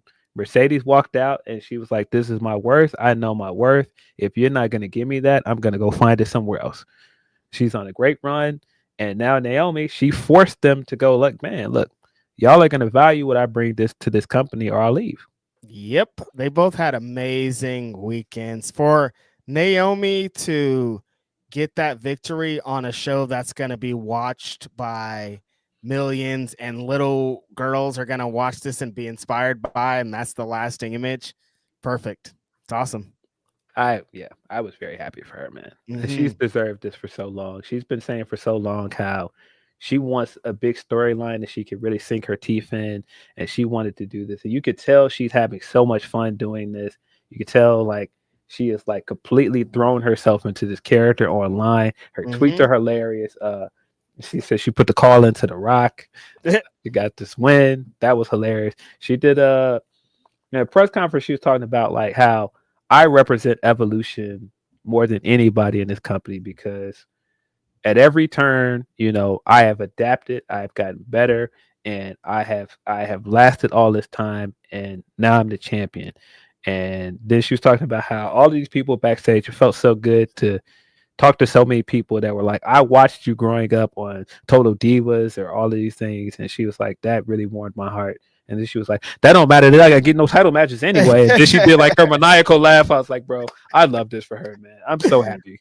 She is great. Well deserved. Thinking about, she was released, you guys. She went to TNA, carved her own fucking lane, cooked over there, and came back and went on a legendary run. And it's been capped off by this. Like, talk about somebody that's really worked hard, trained, and earned her position. Like Naomi, well deserved. Yeah, and I think it sets up some great dynamics for Raw moving forward. It feels like Raw kind of needed something. It did. Stephanie won the Battle Royal, so Stephanie will be the challenger at Clash at Paris. And you really needed a heel for her to go up against. Right. It wouldn't have worked if Io or Rhea won because you're going to split your crowd. People would have wanted either Rhea to retain or Io to retain. For Stephanie's first big title defense like this on the main roster, you need a heel for her to work. Right. And a good heel too, in and out of the ring. Yeah, so if that works. When I saw that graphic that's going to be a match, I was like, wow, Naomi versus Stephanie back here in Paris. Wow. That sounds crazy. That sounds like some WWE universe mode. Straight up. Shit, like, this isn't real. This is video games. Yeah, but man, what a cool moment. What a great way to end the night. Very happy for the women because they smoked it. They really killed this. And we got that quote from Triple H at the end of the night, which, yeah. That wasn't good. Because, with the build to this, I was like, I hope that they get another one because this should be an annual show at this point. And so I thought, all right, well, if the matches are good, if the show is good, maybe that will force their hand because there's clearly a demand. And he references it in the press conference. He knows there's demand, but he's still saying, I don't know about a yearly thing. We'll see. And I'm just like, bro, they gave you the best WWE pay-per-view of the year. What do you mean we'll see? He's still on the everybody should be treated equal. They don't need their own show shit. And it's like, all right, bro, I hear you. Yeah. I didn't care for that, but that wasn't a downer enough. Like I said, I think the women really did that. The women showed them. It don't matter. They showed up and they showed out, man. Everybody I know that went to the show, they had a great time. It sounds like that crowd was like fantastic to be around. But women wrestling fans are the most passionate fans out there, man. Yeah. They will travel for the women. They will show up and support no matter what. This bill wasn't great, but they didn't care. They were pulling up no matter what. And everybody talking all that shit about ticket sales and numbers, they still ended up getting like 8,500 people or something. It was a rocking ass crowd. So yeah, that crowd was great throughout the show for the most part. They stayed loud, but women's wrestling fans, man, can't count them out. They always do. Shout out to all the women getting that opportunity. It should become a yearly thing. Hopefully people will keep hassling him and force his hand. Even though you shouldn't have to. No, it should be an annual thing, man. The homie Elvis Haslam says Mercedes has left Sasha Banks in the dust. Agreed. Yeah. I do think she'll be Sasha again one day, though. I wouldn't doubt it. 1 second. Appreciate that, Elvis. And then Tedruza says, can't wait to be at Forbidden Door, also Glasgow. Sounds dope. AEW got some international flavor definitely happening for the end of the year, so it should be fun. That's it for Super Chats.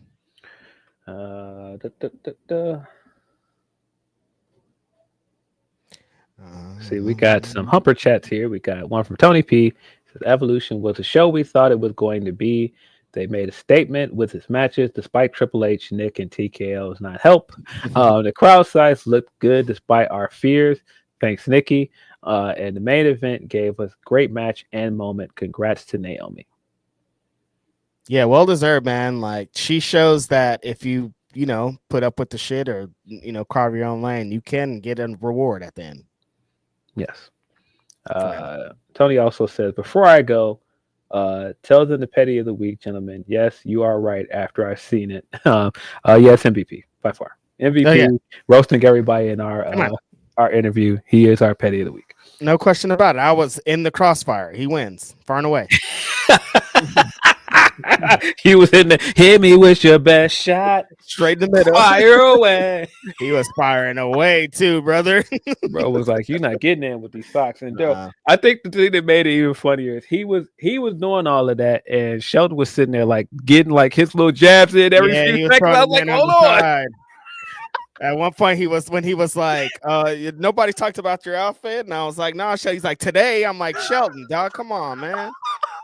Damn, Sheldon. Sheldon was hilarious, bro. When I was telling that story and he looked like he was like actually into the story, and I was like, yeah, this is a full circle moment. And MVP cuts me off, and you can see him trying very hard not to laugh. He was trying to be cool, trying to get through, but MVP, son of a gun. Let's see, from Daryl Fenderson, he says, near 52-year-old white guy here, cut my teeth on the Mid-Atlantic Jim Crockett wrestling and listened to early hip-hop on 103 Jams in Norfolk, Virginia in the 80s. I was a teenage Robert Smith type into everything. Love y'all. Everything y'all talk about. Keep it up, man. Appreciate you. Thank you so much. That's amazing to hear. I love hearing stories like that. Those are my favorites. From Jacob Wells, I think this is our last Humper Chat. He says, we'll be front row Wednesday night, and we'll have the kid with me whose parent. Oh, sorry. We'll have a kid with me whose parents only got nosebleed seats. Is super excited. That Test with Death match has me hoping my guy Mox will be back to the guy we all loved. My match of the year. Yeah, Mox is still Mox, man. I'm a big Mox fan. Dude, beyond like some of it was not the best, and some of it I didn't like, but Mox was incredible through a lot of it, and he was amazing in the main event and the finish. Like he was an important fixture in all this. Jon Moxley is arguably the greatest AEW wrestler of all time. Yeah. Yep. People can say what they want about the storyline, but like when you consider the amount of times he's held the world title, what he's done for this company, arguably the greatest AEW wrestler of all time. So such an important signing to what the history of this company is going to be. Without Mox, things could have been very different. I don't even like when people are like ex-WW guys over here that came over here that were a success. Nobody has had a better post-WWE career in the past decade than Jon Moxley. Nope. It's Mox. And what he represents, you can't put a price on that. Yeah. I hate when people do something that certain people don't like, that it turns into, I didn't like any of that. Nah, Jon Moxley's still that guy. I ain't trying that. I'm not about to put that on Mox's hat. Yeah. I believe that is all of our Humper Chats. I just want to refresh and make sure. Appreciate you guys that have sent us in your Humper Chats and your Super Chats. Yes, sir. Again, appreciate everybody that stopped and said hello over the weekend. Appreciate everybody that's bought merch. You can still buy our new shirt on grapsody.bigcartel.com. You can still check out all of our interviews from the weekend on our YouTube channel, youtube.com/Grapsody. This is where we bid you adieu. I am very tired. I'm exhausted. It's been a long 4 days. But I know sometimes we complain about certain things that come with this job, but we are very fortunate, man. Being able to cover AEW with my friend and have so many great moments, and to see what we do represents to people. It's very humbling. Appreciate you guys' support. This has been Grapsody. I'm Phil Lindsey, Righteous Reg. We are out of here. Peace. See you on Saturday or Friday or Thursday. I don't know what week it is. I don't know anything. It's gonna be Saturday. Yeah. See y'all later, brother. Jesus Christ.